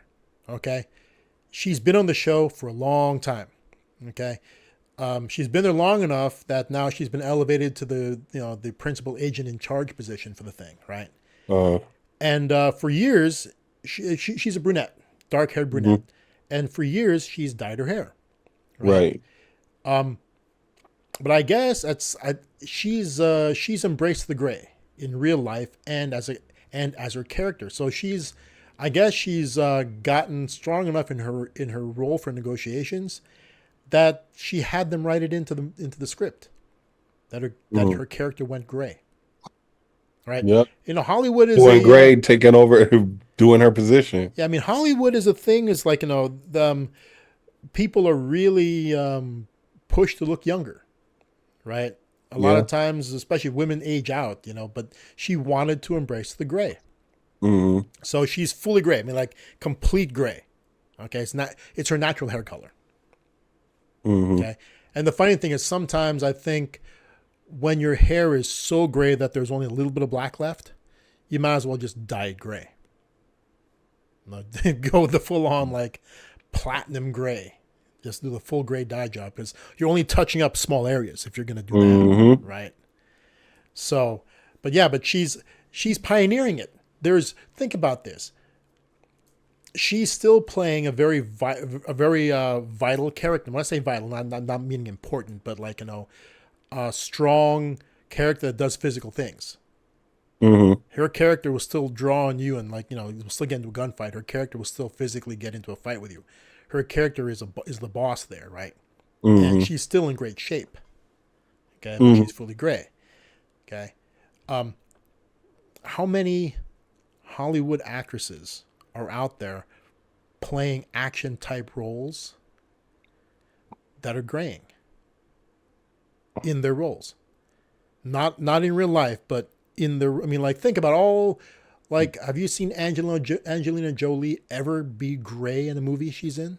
No. She hasn't made something in a while, but she's been in the gray category for a long time. I want to say this last movie, F1 with Brad Pitt. Okay. I want to say he had a little bit of gray. He should have, because he was playing an over-the-hill race car driver. He is playing an over-the-hill race car driver. Right, so gray would be normal in his thing. Was Maverick graying in Top Gun Maverick? A little bit, Was but it? it I wasn't don't remember like if he was or he not. should have been all gray. He should have, yeah, dude. The Iceman was gray. What's that? The Iceman was gray. Yeah, Ice was gray. Yeah, but then again, he was also dying of cancer. Yeah, Tom Cruise's character should have a lot more gray, right? Tom Cruise himself is kind of, you know, he's fighting that gray because he's still positioning himself as a viable action star, right? Think about it. Okay, all the action stars you've seen, and we're talking health now, right? A lot of times, youth is equated with vitality, right? We tend to look at guys who are aging as they're past their expiration dates. They're past their prime. Right? That's how but think about it. That's how we do look at it. Okay? That is how we look at it. We look at that. I mean, like, think about it. Look, let's talk these action stars. Okay? There are times when some of them will have a little bit of gray. I mean, like, but I don't think that Maverick had any, and Tom Cruise in real life doesn't reveal his gray. He's got to have gray hair. The dude's like Yeah. 60. But he looked older, so it's He did look older. Yes, he did. It's funny because it's like we kind of watch it and see if he did have some gray. I think he probably didn't even have no gray. I don't think he did. Whereas like you already know, like you unnatural. Like Maverick, that's the funny have part. Gray hair. Would you think that Maverick, the character, would dye his hair? I don't. No. He probably didn't care. Like that's what I'm saying. I think Maverick, the character, barely showers. Yeah, exactly. He just gets up and flies his plane. Yeah. I think he only showers when he's about to get down with somebody. That's it. Remember the first one? He realizes he's late for his date. He's doing that homoerotic volleyball game. Mm-hmm. So him and the other guys are playing volleyball topless on the beach, and they're like there's a lot of grab assing going on, and he realizes, oh shoot, I'm late for my date, right? So he just pops on a shirt and rides his motorcycle over to the chick's house, and basically at that point asks if he can take a shower. He shows up stanky, right? Showed up funky. Yeah, that's what I don't think Maverick really. He's not gonna dye his hair. No, I don't. He doesn't even comb it, right? Didn't even comb it. A guy who doesn't comb his hair is not gonna dye his hair. Okay, so anyway, so there's Maverick. Let's talk Thor. Okay, of course Thor's not gonna have gray hair, but Chris Hemsworth, the actor, okay, he probably has gray hair. He's in his 40s, right? I didn't even notice that. But that dude is in prime physical shape. Okay, so right now he's taking a break from acting because he has the markers for early onset dementia. Really? He doesn't have it yet, but he has like, you know, they've tested him and he has the genetic markers for it. So it's a potential problem for him. Man, it was crazy because it was like this week I've been watching The Fifth Element. And I was like, dang, Bruce Willis got dementia. That's crazy. Bruce Willis doesn't know who he is anymore. It's not dementia. It's something else. Basically, he's forgotten everything. He's forgotten he's ever was an actor. He's not there anymore. That's wild. Yeah. Now, Bruce Willis is another one, right? Bruce Willis obviously was losing his hair, right? He's been losing his hair forever, right? But even as it went away, it was always dark. It was funny because it was like he was balding in The Fifth Element. They just dyed his hair. Like I realized, I was like, he could have just cut this off. Yeah. Like what's really going on? He's been losing his hair since the beginning, right? Yeah. And eventually, so I mean, like look at the Die Hard movies, right? That's it. They're like it's like a wisp of what's there, right? And they just dyed it darker to make it look so it shows up more, right? I think some of his hardest movies is when he was balding. I mean, well, that's probably all of his movies. Yeah. Now think about this: the Bond movies, right? James Bond has never been gray ever. The character of Bond has never sported gray hair. But he's always an older person. Not necessarily. Okay, so the first Bond was Sean Connery. The first two Bonds, Sean Connery and Roger Moore, there was one in between. But those guys played Bonds as, I forgot how they, that's the funny part. People in the 60s and 70s and the 50s, 60s and 70s looked a whole lot older than they actually were. Mm-hmm. Right? Sean Connery as James Bond was probably in his early 30s. I'm going to guess that. I'm not going to say I know, but I'm going to guess he's probably in his early 30s as James Bond. Right? Man. And, when he was replaced by an actor who's actually older than him. Roger Moore is older than Sean Connery. Okay. And Roger Moore, even when he took the role, already was wearing a rug. I mean, but you know what? What's the new guy's name? I can't. Like, Daniel Craig, he got a little bit of gray. He ain't all the way gray though. No, did he go gray as Bond? He has a little bit of gray. It ain't that much. In real life he does. In real life he has gray. But it was the lightest. As Bond, see the thing about him though, he was and that was controversial. He was the first blonde-haired James Bond. Really? That was controversial? Yeah, in casting him, when he was cast, he wasn't universally loved as the new Bond. People were kind of like, wait a second. Because the Bonds that have come before him have always been tall. Right? Yeah. Roger Moore is 6'2" or 6'3". Sean Connery is a real tall guy. Even the other ones, George Lazenby, who was only in one of them ever, was also a very tall man. It's like chiseled, like dimpled chin. Like he looked like like a character from the Fairly Odd Parents. Yeah. And then the other one, Timothy Dalton. These are all tall guys, and they're all dark haired. The closest to a blonde you had was Roger Moore. Yeah, it's funny because it's like I remember I used to have a dream that I wanted to be 007, and it's like of course it's I would just say it just has to be a white person, but I was like, man, if it was a black James Bond, it'll probably be the biggest movie ever. Well, no, they've been talking about black James Bond. But it got to be the right James Bond though. They've been talking to Idris Elba for the longest time, but he's too old. I couldn't see him being it. I couldn't see him being it. It'll make me mad. Well, he's a good actor. Who do you see okay, so remember, he's going to be British, okay? Mm-hmm. Like the worst thing they could do. Okay, the two worst things they could do. Well, let's talk about that. We're getting away from the health thing, but casting. I mean, like do you?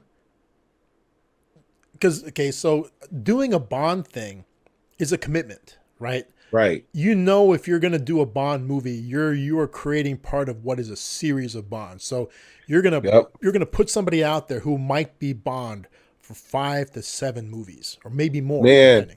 Daniel Craig has been James Bond for almost 15 years. Yeah, but there were big gaps in between of his movies.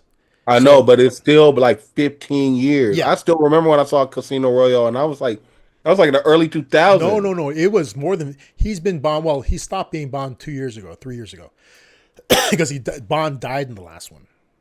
He died in what is it? No Time to Die. That's what it's called. Yeah, it's called No Time to Die, and he died. Wait a minute! I thought the last one was. Spoiler alert: Bond did die. No Time to Die. Okay, that's his swan song. That's his last. There's no coming back for him, for sure, because he died. Yeah. There was Skyfall. Okay, let's name them off. The very first one was 2006. Casino Royale. Because I remember I was living in Texas when that happened. Okay, now the thing about the Bond movies is Casino Royale was a Bond book, right? That they never made into a movie. They made a parody version a long time ago in the 60s. They made a parody version of it, right? That shit was like a parody. What do you think, so? Man, I'm like I forgot, but we was laughing in that movie. It was whack. I still remember it because it was like he was a new James Bond. Like the end with him and his girl. Like I remember we was laughing at that because I forgot exactly what happened. She died. Huh? She died. Yeah, but I remember we was laughing about that. Like the whole gambling scene was way too long. Like yeah, we thought I remember Casino Royale was whack. Like it wasn't. But it's highly respected and highly rated by critics and everything. And as far as Bonds go, it's one of the most faithful to the original material. Right? I could see that. I mean, but it was less action. It was, see, the thing is, the Bond books are very different. The movies made him more of a. I'm blowing everything up. Well, okay, so the movie Bonds were very much. I mean, like Gold. What's it called? Austin Powers as a parody of Bond movies wasn't that far off, right? It was things got out of control in the Bond movies, right? Yeah. See, James Bond in this one was stopping a dude from. So what happened, right? So the bad guy in Casino Royale basically gambled a bunch of dictators, like despots' money, because he's like he's the banker for terrorists, right? He gambled their money on shorting stock on a plane manufacturing company. He was going to blow up the prototype as it was going to debut, and the stock would tank, and he was going to short it and make a ton of money, right? Mm-hmm. Bond stopped that, right? This is not like a danger to the world. He was basically he was trying to get bread, and James Bond was hating. Yeah, he himself was going to make some money, right? Yeah, he's making money for terrorists. We got to stop it. Yeah, and so how much was he out? How much did he owe? How much was he in the hole for? I know $100 million. It was only $100 million. It's $100 million, which is funny because there are people in the world who $100 million they'd fart and it would fall out. Yeah, that's why I'm like even thinking about. I was like, you're a super villain. $100 million, it probably won't even phase you. But I would try to kill James Bond though. See, but it was a realistic number, right? It was a realistic number that could happen in real life. I mean, he was trying to make some money, and boom, that's what happened, right? And James Bond And stopped him James Bond from making stopped him. money. And so he had to try, and there's a larger organization in the background, all that kind of stuff, right? But so that's Casino Royale. So James Bond came back, and the plots weren't he wasn't saving the world. He wasn't saving the world. He was dealing with regular terrorists and what's it called, and villains. They weren't super villains. They were just villains, Yeah. right? As time went by, it got a little bit more and more world threatening. It became more and more like the old Bonds were. But, the old Bonds were like, like crazy ass people with their secret bases were entire islands that were hollow. Right. Right. I don't know if you know this, but there was a period of time where the world's largest indoor set was created for a Bond movie.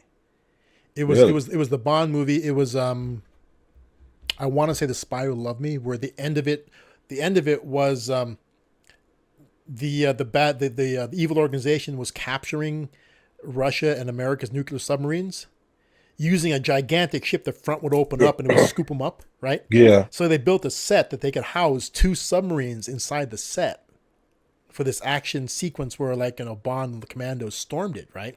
Yeah. At the time, it was the largest indoor set ever built for a movie. I can see that. Right.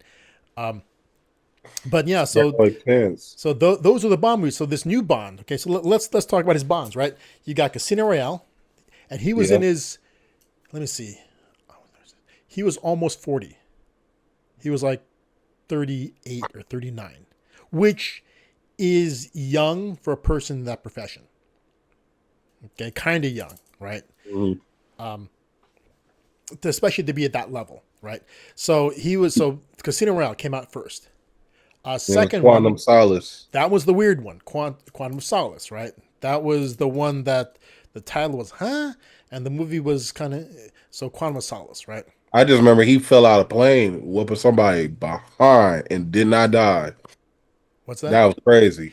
Yeah, he was jumping. Eventually, he got a parachute, right? Nah, he didn't get on no parachute. Yeah, remember he did. He opened it like that's the unbelievable part. He opened it up like. We just know he didn't die. He opened up 20 feet off the ground. Basically, he was pursuing them to try to get their chute, right? And Right. he finally got it, and he's like, and remember they fell into that cave system. He fell into the cave, yeah. And as soon as he pulled it, he kind of jerked to a stop and then hit the ground. Okay, so anyway, so Quantum of Solace, right? I'll say, so Casino Royale, Quantum of Solace. Skyfall. Followed, no, there wasn't Skyfall yet, was it? Yeah. It was. 2012 was Skyfall. Was that the next one, Skyfall? Yeah, Skyfall. I thought it was, because I was a big Javier Bardem fan. Okay, Skyfall. Was that Skyfall? After Skyfall is the one Spectre. with Spectre. And then you're saying there was another one. And then No what's Time the to Time to Die. That's the last one. No Time 5. to Die. So he only had 5 movies. And he died in No Time to Die? Yeah, that's the last one. That's crazy. I didn't see that one. Yeah, it's the last one that came out. Okay, I'm going to go watch it. The bad guy is Rami Malek. Mm-hmm. Rami Malek is suffering from that I got an Oscar young disease. Oh, You win an Oscar and you're young, and after that, you can't get a great role. Out of all of the Bond villains that he had, Daniel Craig, which one you think was the best? Let's talk about the actors. I mean, the first one was a good actor. Mads Mikkelsen playing Le Chiffre was a good actor, really good actor. Okay, but the villain wasn't. He was just a money guy who had just blown it and was trying to get his money back, right? Yeah. So there's Le Chiffre. Then you had the bad guy. The bad guy from Quantum of Solace was probably the dude was just a middle manager of a. He was just a middleman. A bad guy firm. He was like, it's like talking to executive vice president of marketing. He was not a bad guy. I mean, he was not a megalomaniac. He was not. He was just making things happen. Yeah, but Bond was after him. He was nothing. Okay. Then you had Skyfall, which you bring in Javier Bardem, right? High quality actor. Javier Bardem is an excellent actor. Right. Right. Which, and the funny thing is that character is is very similar to a Pierce Brosnan character. Yeah. Played by Sean Bean. Sean Bean, if you guys remember who the actor is, he's in Game of Thrones. He played Ned Stark. He's also in the Lord of the Rings movies. He played Boromir. He always plays a tough guy actor. Okay, and in real life, that guy actually got stabbed in a bar fight in real life. Okay, so Sean Bean came in and played Alec Trevelyan. I think the character's name was. He was 006. They thought he was dead. Oh, yeah. I mean, like I said, I thought he was one of the best. So Javier Bardem was playing a similar character. He was playing another 00. Yeah. That was it was presumed 006. Dead. Yeah, he was presumed dead. So and he was mad about it. So we're on. So we had Mads Mikkelsen. The second was a French guy, something Almeric. Which one? The bad guy in the second one, in Quantum of Solace. Something Matthew Almeric, I think is his name. Matthew Almeric. Then you had Javier Bardem is in the third one, right? Yeah. Fourth one is Spectre. Okay, Spectre. They brought out the big guy. They brought out Christoph Waltz. Yeah. Playing surprise Blofeld, right? Right. And then the fifth one, they brought out Rami Malek. So let's look at this. I mean, like, dude, every single Bond villain in Craig's repertoire has been an Oscar winner, except for the first one. And Mads Mikkelsen he's a respected actor. He's a solid actor. Okay. The only person that could have got better would have been Daniel Day-Lewis. Yeah, that's only him being a Bond villain. That'd have been crazy. That'd have been nuts, dude. But think about it. Bardem is an Oscar winner. So is Christoph Waltz. Christoph Waltz has won 2, I think. Yeah. Okay. Rami Malek has taken an Oscar. So 3 out of 5 Bond villains are Oscar winners. The second one, Matthew Almeric, I mean, I know he's a respected actor, especially in Europe, but he's not. The character was so middling. I mean, we're talking like all the names you can think of average, middling, milquetoast. The character was just nothing. His right hand man was a guy with a toupee, and the toupee was like a definitive part of his character. Like a guy with a freaking like a Versace, like a really blingy Versace shirt and a bad toupee. That's what defined that guy's character. That's just awful. These aren't bad guys. They're just they're literally bad guys. They're it's like, oh man, these are guys that can't get past the velvet rope in the club. Right. And he playing a Bond villain. Dude, and what was crazy is what were they? They were green activists. In the second that's what their charity was all about, was reducing carbon footprint. It was nuts. Yeah. But yeah. So those are the Bond. I mean, but yeah, Javier Bardem's Bond villain was pretty solid. Here's what's funny. Javier Bardem's the whole Bond thing changed for Spectre. They had to retcon everything for Spectre. The reason why is because so the owners the Bond franchise didn't own Spectre. Really? Spectre, yeah, I heard something like that. Yeah. Spectre is the nefarious organization from all the previous Bond movies. Right. All the other Bonds, because Blofeld, the character of Blofeld, had been encountered by all the Bonds in the past. Right. They've all fought Blofeld.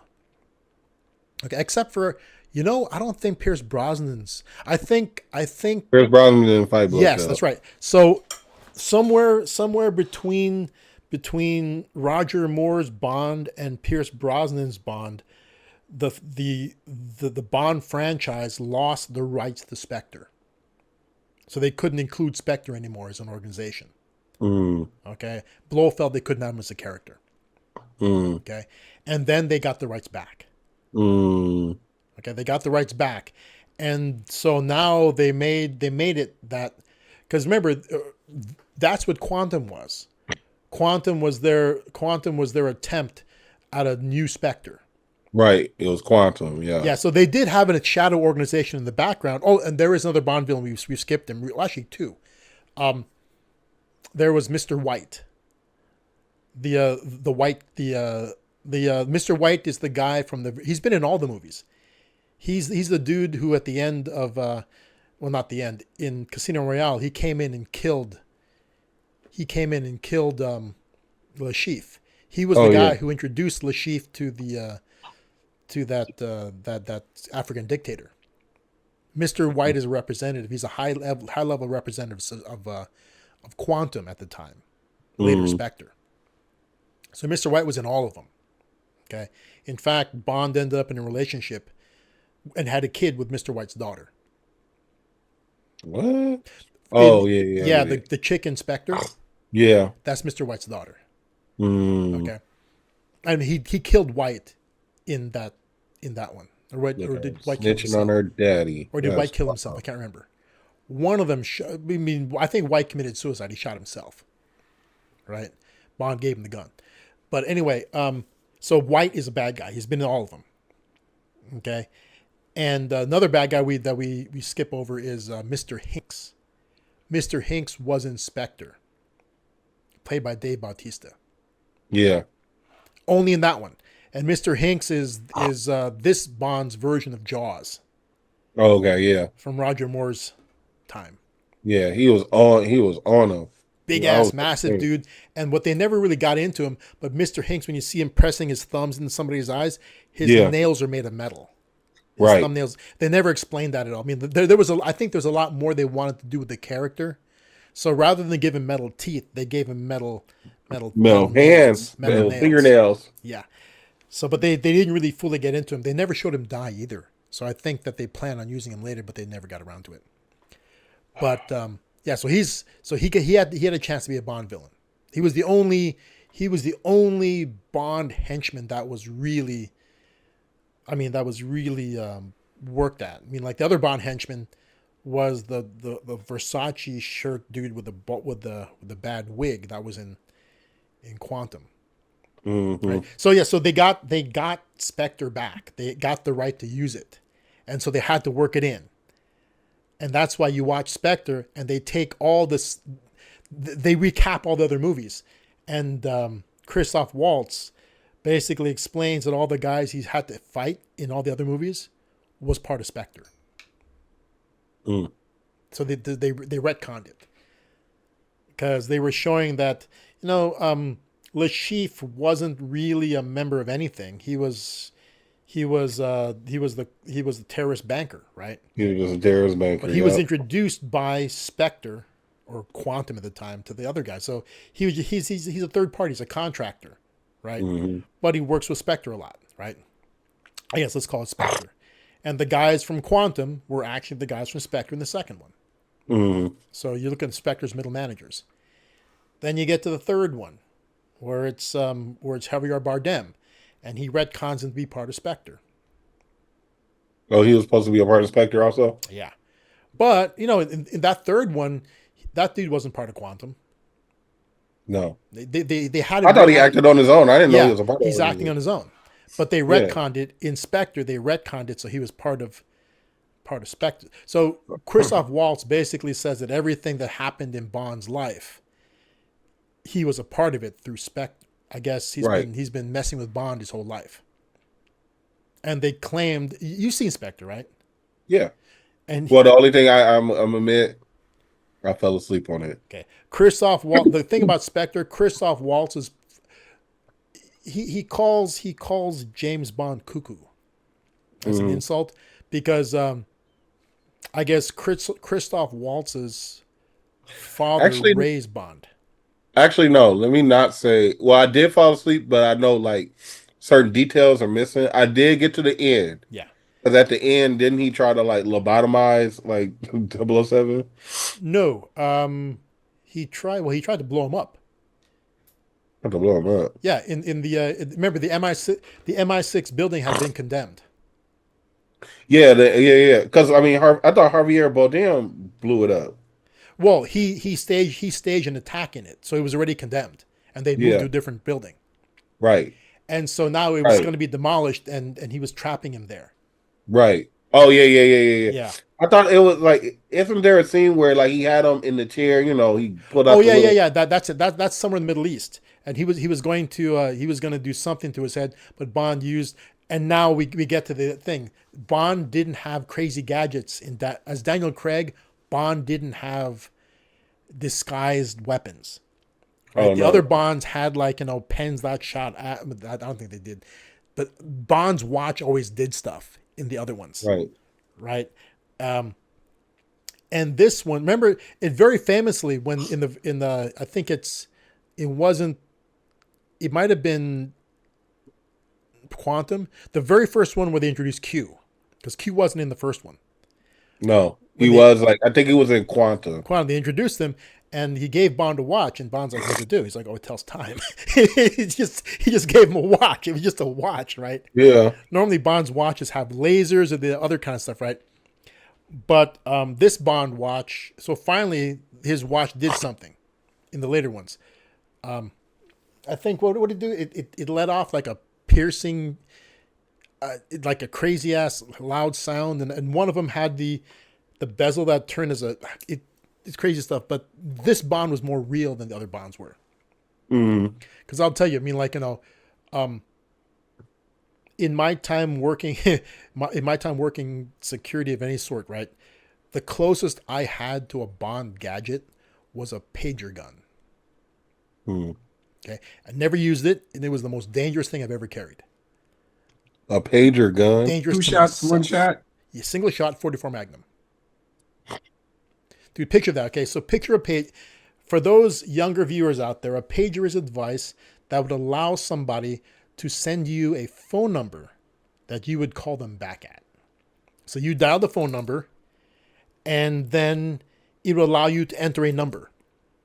And that's what would appear on the small screen. On a pager is like, it clips onto your belt. It's about, I have one here. So I think I have the actual pager gun here somewhere. And it has a AA battery that runs it. So the thing's a little bit longer than a AA battery, and it has a belt clip. It's made of plastic. And the screen that shows you the numbers on the top of it. Now, in later times, the pager changed. But this is the pager that I had. So it was a single piece. It didn't come out of the belt clip. Later pagers, there was a belt holster that the pager would clip into. Okay, but Raymond, so picture this. So you know the pager I'm talking about, right, Raymond? Yeah. Okay. In fact, let's bring one up on screen. Hold on, I'm gonna bring one up on screen. So I don't know how it turns into a gun. That's why I want to bring one up on screen. I want to show you exactly what I'm talking about.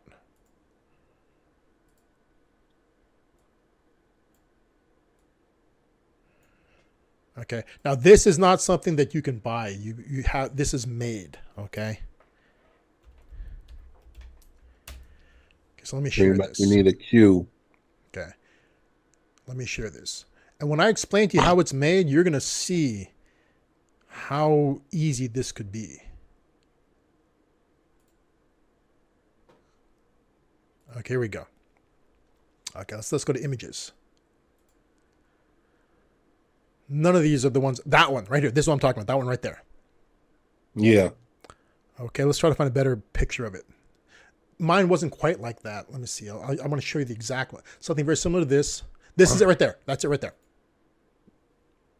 Okay, something just like this. Okay. This has a AAA battery that goes in it. Let's see if we can see the bottom of it.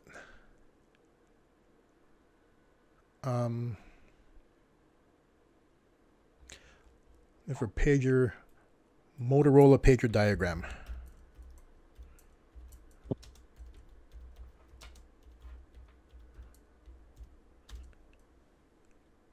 Okay, here we go.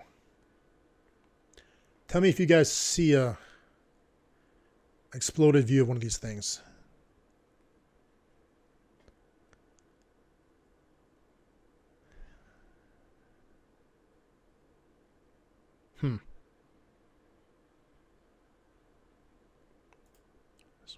Nope, that's not it.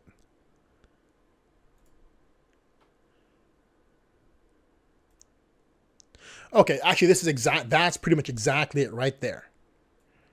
Okay, so what you've got is this is as big as a AAA battery. The battery goes in. The battery goes the little in. thing that came inside. Actually, let me see this one here too. Wait, this one has a bunch of angles. Oh, you can't see it. There we go. Okay. So look at this pager. Okay. There's a switch here.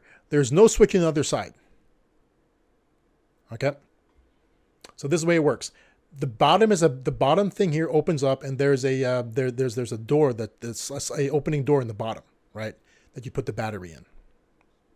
Okay. The battery goes here on this side right there. That's where the battery goes, right there. I think. No, wait. No, it's here. It's on this side. I think it's on this side. Okay.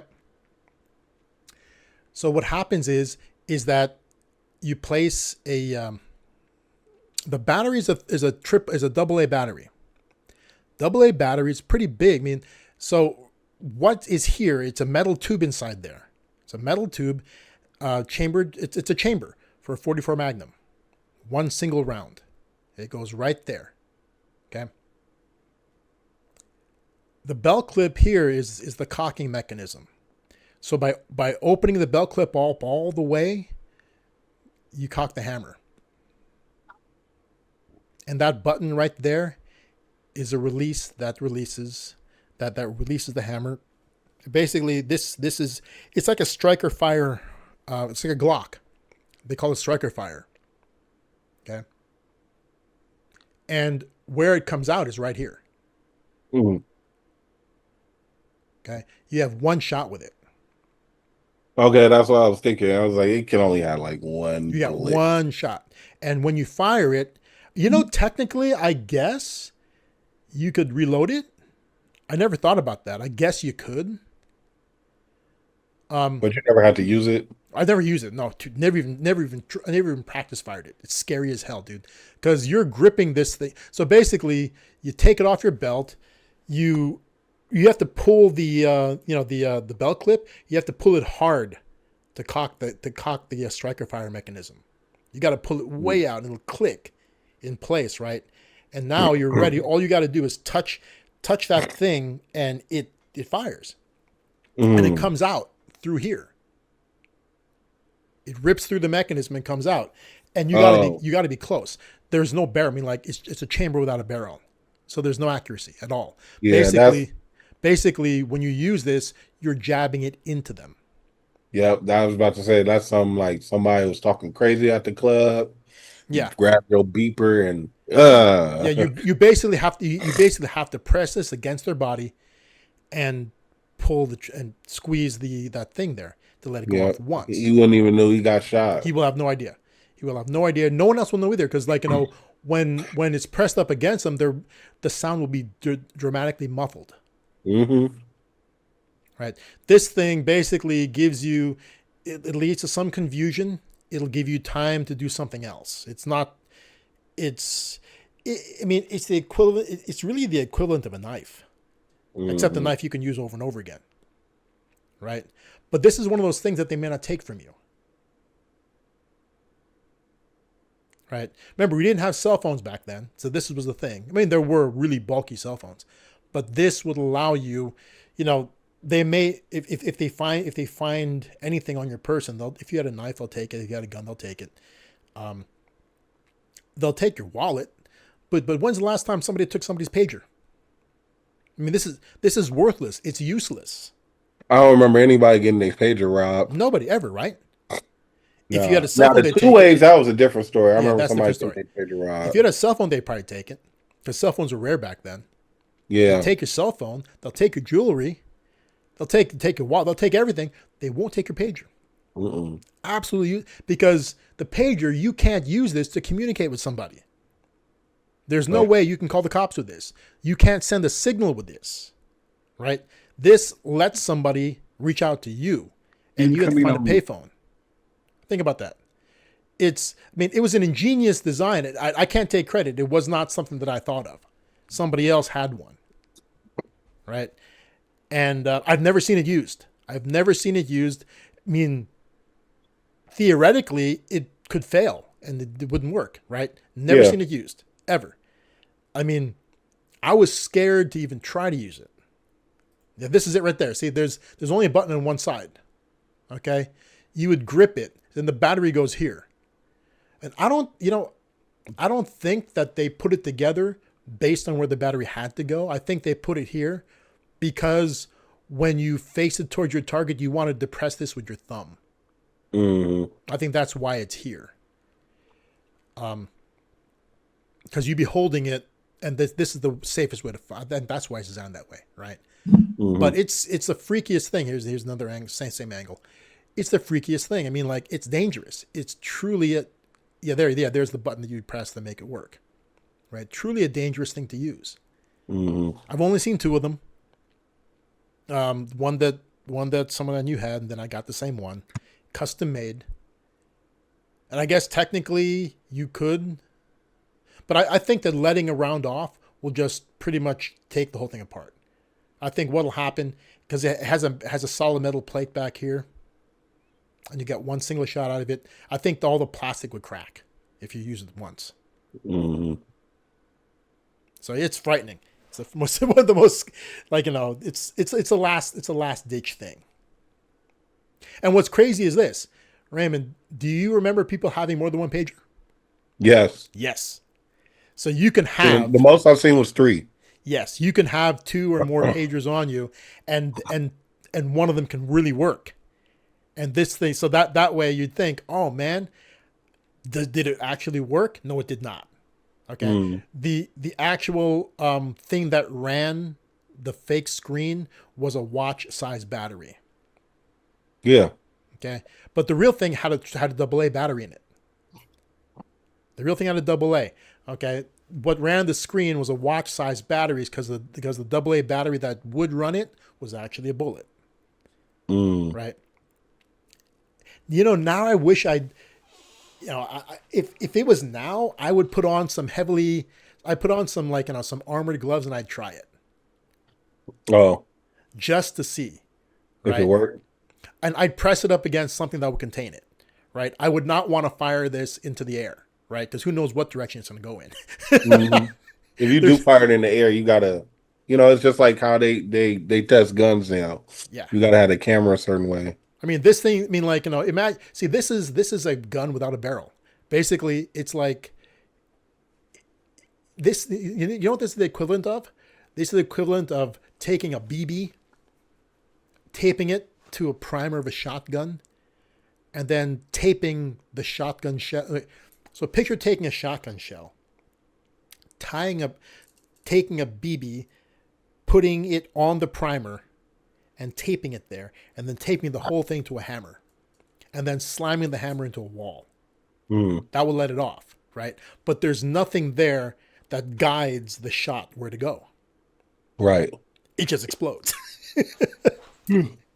This thing would explode, and basically the tube that it was in would keep the shell from exploding. It will explode forward like it's supposed to, right? But it leaves here. Who knows what direction? I mean, does it veer a little bit to the left? Does it veer a little bit to the right? That's why it's got to be pressed up against its target. Mm-hmm. It's going to destroy that pager coming out. Oh yeah, the whole front's going to get wrecked. It's going to tear its way through here. It's going to be wrecked. So once you used it, there's no hiding what it was. The pager is now just an empty shell. But yeah, so that's let me stop the share. Yeah, that's the most Bond-like thing I've ever had. Mm-hmm. Looking back, I don't know how many people had those now, and I think some people I know had something similar. No, dude, no, I've only seen 2. Me and the guy who made it. He doesn't make a lot of those things. There's not, but Yeah, it's a great last resort thing. Right, they've taken everything else from you, but you still got that. I mean, like, no one's taking your pager. That was ingenious, right? Nowadays, that's the cool part about pagers making kind of a comeback, right? Because I've seen people wearing them now, but they're kind of wearing them as a fashion thing. It's no longer. It doesn't work. It's just fashion. I don't know. It's like a hipster thing. Like, we got a pager. It's like yeah. It's like it's interesting though. I mean, like, and honestly. I think people have taken them on planes before. Mm. People have taken them on planes before. I can guarantee you that. Yeah, I was like, as soon as you said it, I was like, I'm getting that into the club. Yeah, Like, because when you get towards that thing, right, you take out all the electronic stuff and put it in. See, nowadays it wouldn't fly because they come after everything. well, because remember before, I don't know if you're old enough to remember when you walk towards that thing, they have a thing where you put all your bags and stuff and you put it through, and then they have like a little tray that you take off your rings and stuff and your watch and you put it there and you walk through and you just grab it again. They don't run that stuff through the Right. they don't run it through the detector because it's too small. I'm like, how am I going to hide anything in this ring, right? So you basically everything in your pockets, keys, watch, bracelets, rings, right? Pagers would go on that little tray and you can walk right through and you grab it again. It used to be anything that was in your pockets could go on that tray. Wallet, cigar case, right? Those things could go inside that tray. Boom. You walk through and you grab it again. You run, right? So I can guarantee you that somebody has been on a plane with that device. Okay. Nowadays, I think that those things are all run through the detector. Do you still walk Yeah, they through? do. No, they put everything in the bucket and run it through a detector. Yeah. So it'll be seen now. So you no longer walk up and put your stuff on the edge and walk through. I Except believe in some buildings. places, even your shoes. I think I went to a sheriff or a city hall and they made me put my Well, shoes no, in buildings I've done that. And recently I've been in buildings and I just put pocket stuff on the table and walk through. Right? Because I walked into a building without a bag, take out the pocket stuff, put it on the table and walk through and grabbed it. I've done that recently. Dang. But I'm talking about airports. Airports, I don't think you can do that anymore. But in the old days, I can guarantee you, one of them has been on an airplane. Been on an airplane, nobody noticed. Yeah. You saying that I'm about to go travel this weekend.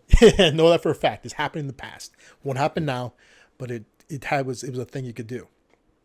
Right. I don't know. I'm not the type of person where I don't feel. I mean, I guess it's just because of how I live my life. If I live my life like a James Bond villain, of course, like I'll have certain safety precautions. But yeah, Now remember that's not a villain thing. That's a James Bond. Remember James Bond had these crazy little gadgets, like it's a lighter that's actually a whatever. It's a lighter that's actually a a bomb, flamethrower or or a something like that. Yeah. flamethrower. It's a pen that actually. Remember one of the very first Bond gadgets I remember seeing was in a Sean Connery one, where he was what was it? You Only Live Twice. It was one of the ones set in the Orient, right? And he had a cigarette that had some sort of a rocket bullet inside it. I've seen these before in guns, right? There's a gun that it's not propelled. So normally when you pull when you depress the trigger on a firearm, right? The primer gets struck by some sort of firing pin, right?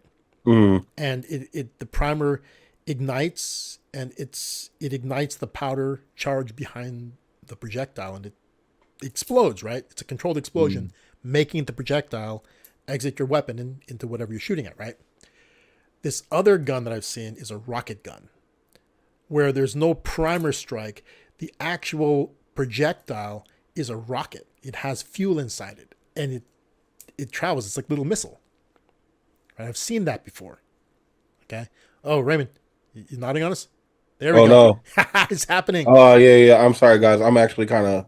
You've been noticing, but like I've been just wiping my nose. I am a little bit under the weather. Gotcha. So I've seen rocket guns before, right? And so like, where was I going with that?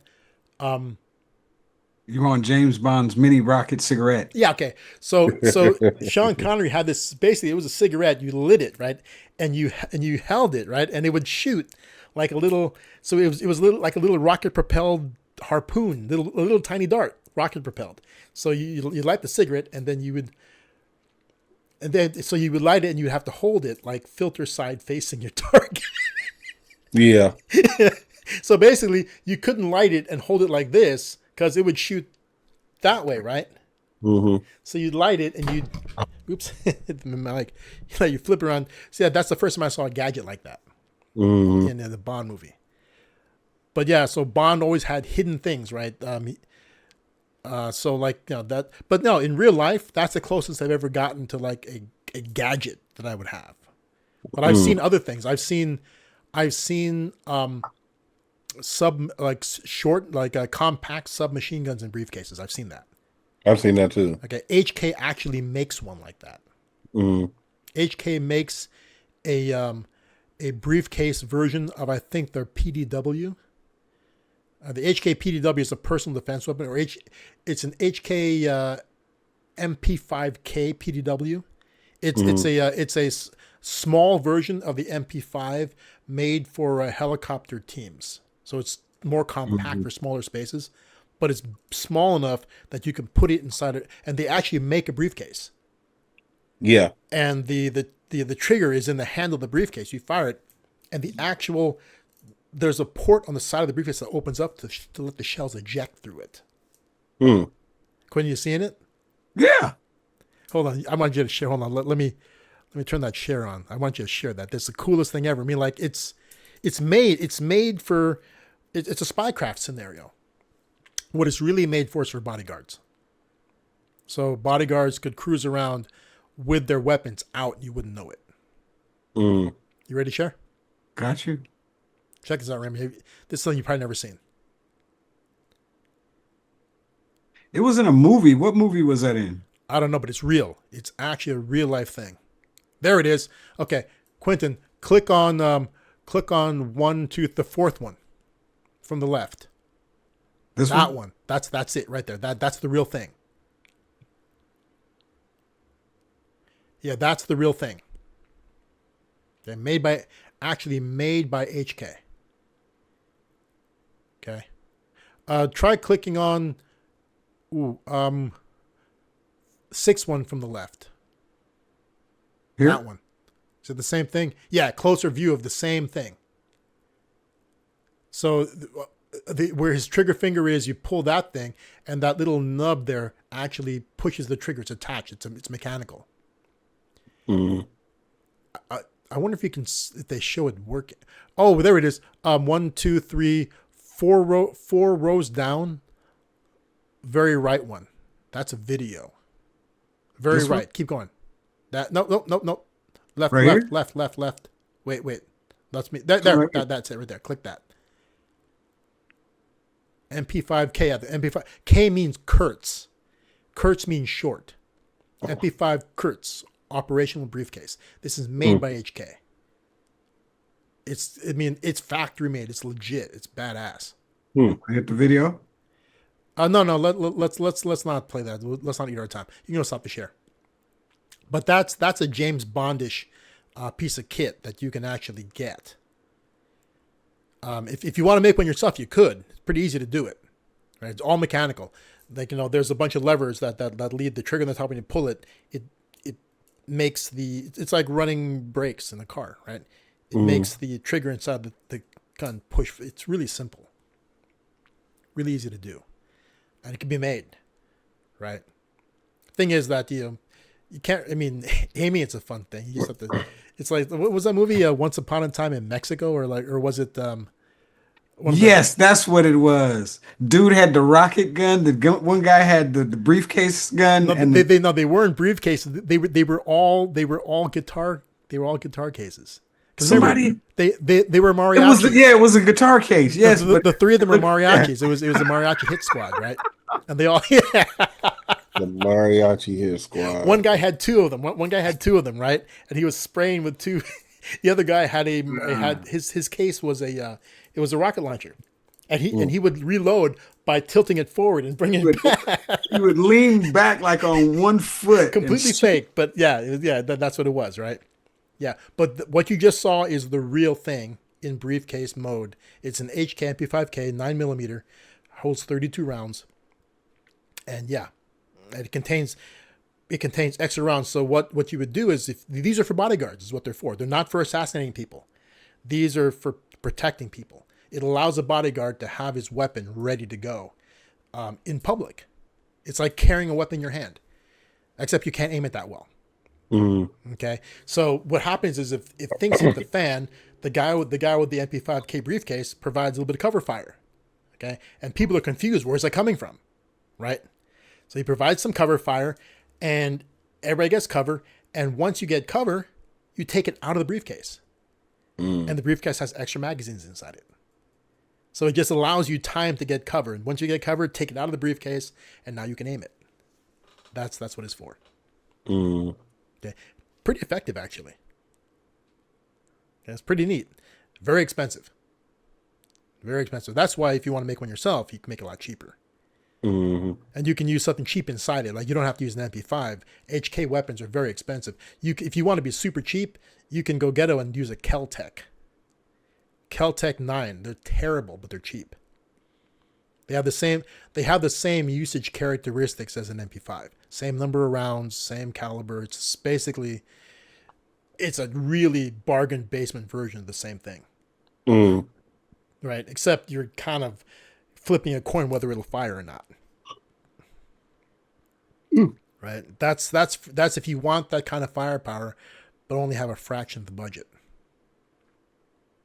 So you kind of take your life in your own hands. But anyways, we're digressing. Let's jump back to the health thing. So real quick, health wise, Raymond, you are embarking on a journey, from what I understand. What are you going to do?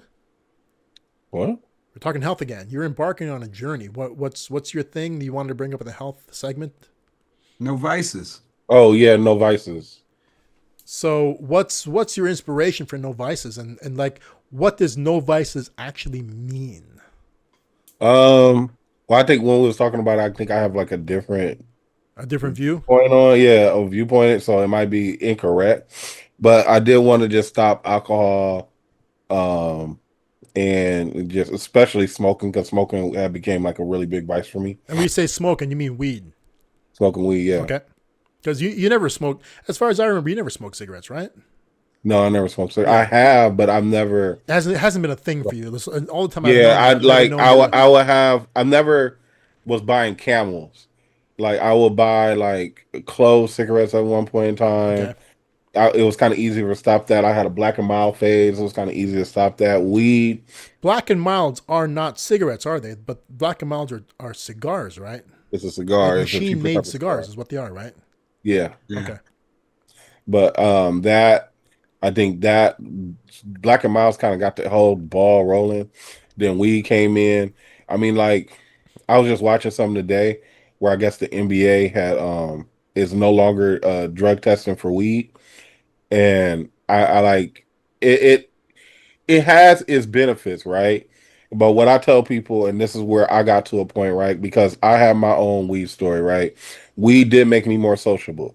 I'm not gonna lie about that. Okay. It expanded my mind where I became more sociable. I was able to like when my girlfriend tells me like you are not an introvert, and I'm telling her I am, is really because of weed. Weed turned me into an extrovert where it's easy for me to talk to anybody. It's easy for me to work in a restaurant and talk to people and everything. So like that. okay, so let's kind of essentially, do you think that it's because of anxiety? So weed alleviated your anxieties? It alleviated my anxieties, but then it was like, how can I? Yeah, it broke down certain barriers. Like it's like liquid courage. Okay. You know what I'm saying? Like it's like that. So it's like at a certain point in time, like weed for me, it breaks in the fuck it chromosome. Like you just don't care no more. Okay. You don't care what these people talking about. You don't care how somebody feel about something. And like, trust me, I've embarrassed myself smoking weed too before. Oh, okay. But where I was getting to is like when I really looked at it, right? And like, say if being antisocial was like, I'm not gonna call it a disease. It's not a disease, but say it's like a condition, right? I used weed to help me with this condition, right? When do you ever stop taking the medication? Because that's what I look at with certain people. Because like man, like I like as I've gone to this period of really recognizing why I wanted to go viceless and everything. One, weed is expensive. Okay. Two, it does take a lot of time out your day. Three, it does leave a stitch.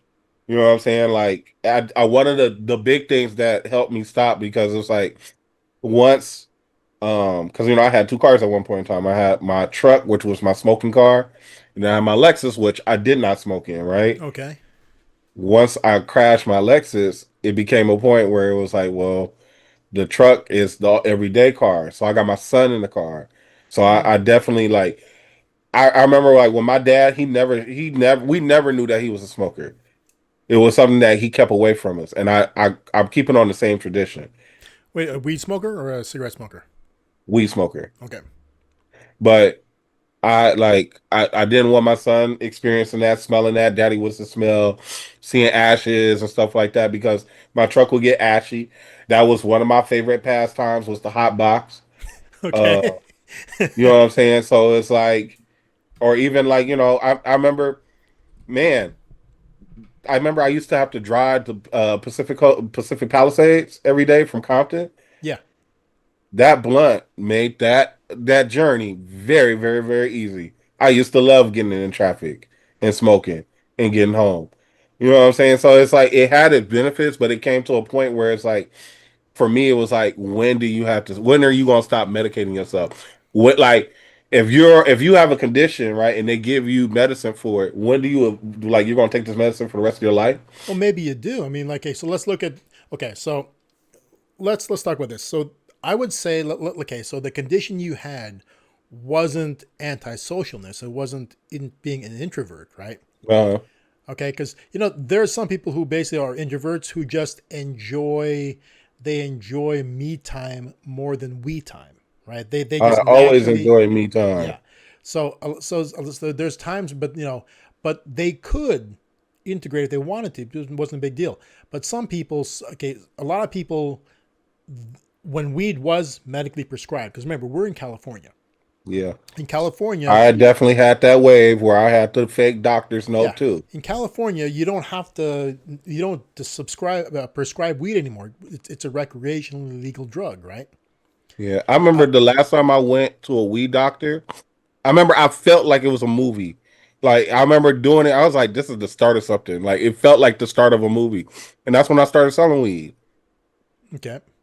Yes, I mean, so basically you go in there and it's like one thing they prescribe it for is anxiety. So a lot of people who are introverts face anxiety issues, and if they can get past the anxiety, they can. Because some introverts really, it's not that they prefer to be alone. They get really anxious around other people. Yep. It's for them. It's really, I don't say painful, but it's uncomfortable to be around other people for some Yeah. folks, right? And and you would take medicinal marijuana to alleviate anxiety so that you can more easily be around other people, right? Now, there are medications that people take full time, 100%. Like, okay, so I have a history of high blood pressure in my family, Hmm. right? And I've always been that person who likes to control those issues like high blood pressure, cholesterol. I like to control those by being healthy, right? Right. So in '06 or '07, my blood pressure was pretty high. So my doctor at the time wanted me on medication, Yeah. put me on it. And then I went out and lost a bunch of weight. I got healthy. I lost a bunch of weight. I did a lot of walking, did a lot of lifting. I went from like 205 to like 180, and then I stopped taking my medication. And I told my doctor, well, actually, I went to my doctor and I asked him, can I stop taking these meds? I think I'd be fine. And he told me, like, what's it called? Because blood pressure is something you don't have to take tests for. I mean, it's a blood pressure cuff you put on it, so it's not like you have to take blood tests, right? So he Right. said, come into the office and we'll take an average, and come in the next week, and then he goes, don't take the meds for that period of time, and it was way normal, right? And so he says, so he took me off them, okay, but now it's a long time later. That was '06, '07, right? Hmm. We're doing this taping in 2025. It's been what, that's like 19 years ago. Is that Yeah. really? Yeah. 18, 19 years ago. And I'm older now. I'm almost 20 years older. And my mother is pushing me to take blood pressure meds no matter what. It's like, it's better safe than we have a history. And, blood pressure meds can help you if, like, it can help stave off a stroke, Right. right? So like strokes can be very random. You can have a person who has great blood pressure can suddenly have a stroke, right? This is extra help. So my mom says now that even if you don't need it, tell your doctor. Even if your numbers are in line, tell your doctor that you have a history, and you'd like to be on something at least low dose, right? Like some people take take a daily aspirin, low dose aspirin, right? For that, right? Yeah. So that's an example of a drug that, when you go on blood pressure medications and cholesterol medications, that's a daily thing forever, Right. right? And Even if you don't need I it. just don't agree with that. Like I experienced, like, I have never took it, but I experienced it when before my grandfather died, where I learned I guess the importance of taking medicine at the same time each and every day, Mhm. where you'll have certain side effects, where I used to experience the side effects. And it was like, I would rather him not be on this stuff. Well, it You know depends what I'm what it saying? is. Yeah, well, and there's also different kinds of meds, right? So Hmm. now, because it's been advised. My doctor advised it to me. My entire family's in the medical field, pretty much, Right. on my mom's side. Okay, nurses, doctors. My mom's is a registered dietitian, and Hmm. and they have a lot of experience there. And they told me, like, um, and I resisted it for the longest, but I thought to myself, why not? It's like an extra measure of protection. So starting 5 days ago, Hmm. I should have started 2 weeks ago, because this is funny. I got prescribed this stuff. So I went got my blood test done, and I told my doctor I would like to be on a med. And the funny thing is my blood pressure was high in that session. So she gave me a prescription, right? And I put off when I went to go to the pharmacy to get it, they were backed up, and they said, "Oh, they told me if you want to come back later today." I said, "Can I come back tomorrow?" They said, "Great." I never came back. Hmm. So I had a doctor's appointment follow up to do a blood pressure test, and I didn't realize this. The medication they've given me takes 2 weeks to get into your system. You got to build it up for 2 weeks before it starts to have an effect. Right. So I went and I picked it up the day before my test, right? And I'm sitting there, and and she's explained, the nurse is like, "Oh yeah, that stuff takes 2 weeks to get in your system." I'm like, "Oh, I just started taking it yesterday." She goes, "Okay, let's see what happens. If you're high today, if your blood pressure is high, that just means that this stuff will take 2 weeks to start working, right?" Hmm. And they take your blood pressure 3 times. When you walk in, they take the first time, the machine's set, because they need to average it. Because I guess when you first walk in, you're agitated and your blood pressure is higher. So they take it the first time, you sit there, the machine waits 5 minutes, it does it again, then it waits 1 minute and does it again. And it averages the three. So the nurse was there, and the medication was not kicking in for me yet. It won't kick in for another 2 weeks at the time, right? So I taken the pill. The very first pill I took was an hour before I went there. Okay, so it Hmm. absolutely wasn't helping me. My blood pressure was fine. The first run was a little bit high.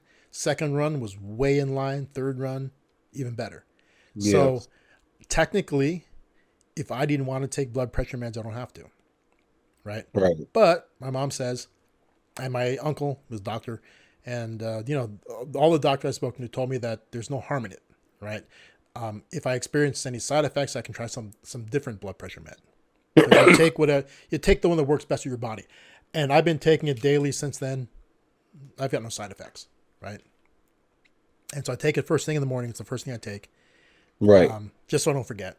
Because I'm not at the age where I should have a pill box that says Monday through Sunday. I don't want to have that, right? I think Because that's I only have one pill. So yeah, I think that's where I just want to avoid that in life in general. I don't want to have to pill the pill Monday, box, yeah. Friday. But Yeah, I but don't you want reach to a do point where if you should take it, you should take it, right?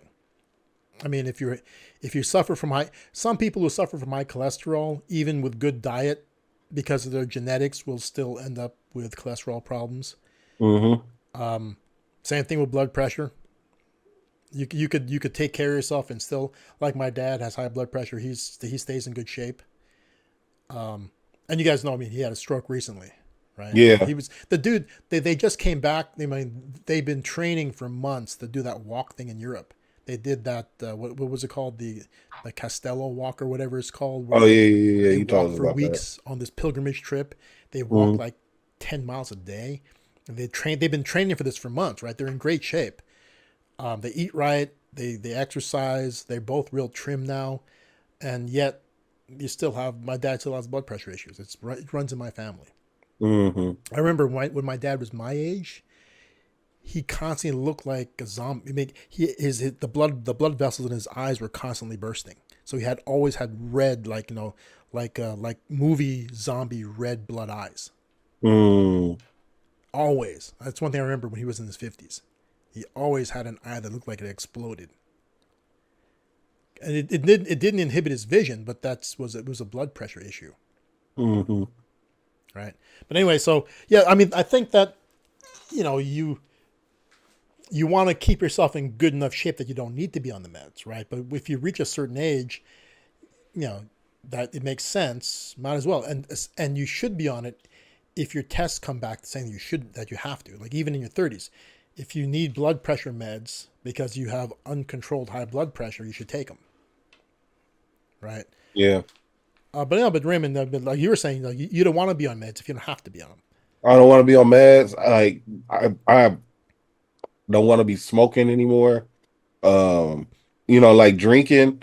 I was never really a drinker. I've never gone and just bought a fifth of Jack Daniels. I probably bought a bottle of champagne. But I've never gone into a liquor store like, yo, let me get the big one. Like I've never done that. Okay. The only time I've done that is like to buy gifts or for like social events. Okay. But even like the party I just had on Saturday, I didn't really drink. People there was like buzz, right? It was like midnight and like everything was kind of calming down. And I was sitting there and they was like, how are you feeling? I was like, I didn't even drink that much. And it was like, one, it's because I was cooking, but like two, it was like, I don't want to drink that much anyway. Yeah. Like, that's not me anymore. So what are you saying? So when you say, I mean, is a thing where is it just basically common sense indulging, where can you still drink if you want to? Yeah, but So I I mean, so let's probably say it's a wouldn't. celebration. So let's say it's a major celebration for somebody close to you, right? Yeah, And they break out the champagne. I'll drink the champagne. Okay, that's good. Okay, Yeah, or like this Saturday, they busted out the champagne. I drank the champagne. okay, You know what I'm What saying? They busted out I the shots. Took a couple shots. I think what he's saying is that he's trying not to make his daily thing where he's got to have cigarettes, weed, drink, or anything else like that. But he can okay, celebrate. okay. But So it's not something so Yeah, everyday thing that he has to have in his so routine. really, the only real change you're making in your life is the weed thing. You're making a conscious effort, not, and you've stopped that for a while now, right? I've stopped it for like the last time I smoked. I had like I would say like it was like a mini seizure. I smoked something, right? My friend gave it to me. And I started coughing, right? Okay. And literally like I blacked out just from coughing to where everybody's over me like, "Are you okay?" And I'm Wow. like and I was like, "Oh yeah, that's it." I remember like You it's blacked out funny from me, like you actually passed out from coughing. like I blacked out. I don't want to say passed out. I Well, I remember when mean, I came back what's the difference between blacking out and passing out? passing out was like you fall over and you go to sleep for a while. What's blacking out? Blackout was like it went black for a second. I came back, you know, like I was still in the same chair. I don't know how long I was coughing. They just said that they saw me drooling from the mouth. Oh, yeah, And, dude. Yeah, but remember, passing out could be seconds. I mean, like basically, okay. So you lost consciousness. yeah. Okay, so you lost consciousness. Okay, so let's. Okay, And I felt like that was the liberating point for me. That was because even in that scenario, right? I was like, well, you haven't been smoking with people. You can smoke with him, and he'll never tell people that you smoke, right? And literally, I did that, and I was like, "Oh, bam! That's my cue. I don't have to do this anymore. okay. So I don't even like my thoughts being high anymore." so your thing really is, so weed is an off limits product. So no, like in no quantity will you smoke weed. So No. like you will not smoke a celebratory bowl. That ain't gonna happen. Yeah, and then I gotta stay away from like certain alcohol because that is a trigger. Which varieties? Anything like if you start consuming a lot more, because that's what happens with me. After I consume a lot more, I'm like, man, I'm about to go to the weed shop. So when you say certain alcohol, you don't mean certain. You mean any alcohol in large Any quantities. alcohol, like Okay. it like because that was the thing. It goes together. Okay. I wouldn't So like smoking and not having something to drink. okay. So I wouldn't weed. like to drink and not have something to smoke. Okay. So weed is 100% off limits, but the occasional celebratory glass of champagne is okay. Occasional celebratory shot would be okay, right? Yeah, But you have to cut it at that. So I gotta cut it at that. you can't. And I wouldn't even call that drinking socially, right? Drinking social. So basically, your drinking is curtailed at the point where it's affecting you mentally. You can't take in an amount that changes that changes your what's it called, your thinking, right? Yeah, As soon or as you're make me taking in compromise. Okay, as soon as you take my where your libido with anything about you is compromised, that's too much. So Yeah, everything has to be like, so like let's say that we hit like 1,000 subscribers, like the three of us could sit together and have a glass of scotch, right? But that's about where you cut it, right? That's that it. might be where I cut it. I might smoke a cigar with you. I might, but it also depends on like where I'm at, like just physically. You know what I'm saying? Now remember, Like, with me, a cigar is a cigar. We're not cutting any shit into that. That's just a cigar. It's not going to be anything oh yeah, outside yeah, the I know. cigar. It's just a cigar, Okay, and I get except that. for maybe Like, I Quentin. don't. It's like a cigar is not like I don't. I'm not gonna binge a cigar if that makes sense. I'm not gonna smoke a cigar with you and then go, and then for like 2 weeks straight I'm smoking cigars. Yes, That's not gonna happen. it's not a triggering item. It's not No, something that but if I smoke weed with you, it may get me on a back on a like where I'm smoking weed every day we're again. talking. It's a backsliding event.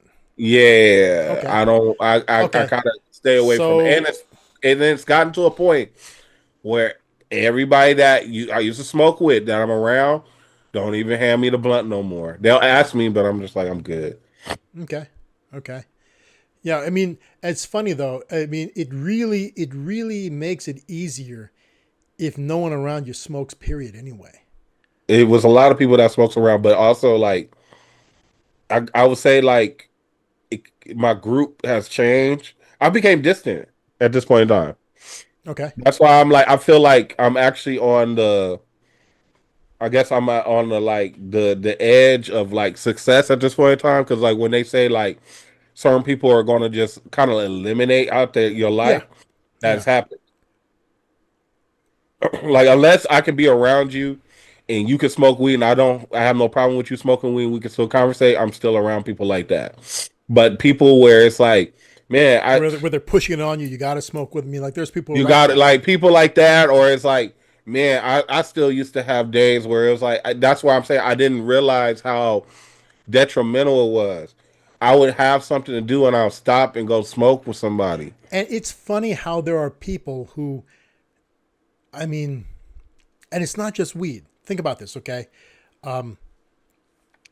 So Raymond and I have experienced like a little bit of yo-yoing in our weight, right? Mm, Raymond's been bigger, he's been smaller. I did the same thing. Quentin's yeah, always been the more slender guy, so he hasn't had this problem, right? But I I don't know how you are, Raymond, but I tend to go 100% in one direction, right? mm, So if I'm into being fit, I'm 100% in that direction, right? If right, I'm not, I'm like eating an entire Porto's cake. yeah. I mean, look, this is also the thing though. Now I'm entering into like fitness without weed. I've worked out You've without weed, never but had then fitness without weed before? I've had it, but I've actually had great results with weed. Oh, the Because with results weed, it'll be so much easier without. look, with weed, right? And it becomes up to a point where reps don't matter. It like with weed, and it's just with any type of drug. I like the way I make it look like it's a wall, right? When you smoke, either you're gonna hit the wall where you'll go to sleep, or you know what I'm saying, you'll just forget doing anything. When you smoke and work out, you're like, after you really get into it, you break through the wall. And once you break through the wall, reps do not matter. You stop counting. I've gotten into great shape smoking weed. I still remember, like, one of the times I really got into good shape, right? And like, I've always played basketball, right? But this was the greatest time I've ever played basketball. And it was like, you think creatively with weed, right? Okay. I'll wake up, have my little weed, have my basketball, and I'll have a perfect push up. The little thing where you do the push ups on. I will go to this park around the corner. It's funny, they got a song where they're like, Enterprise Park is where you don't go. I used to go to Enterprise Park and work out every morning. Okay.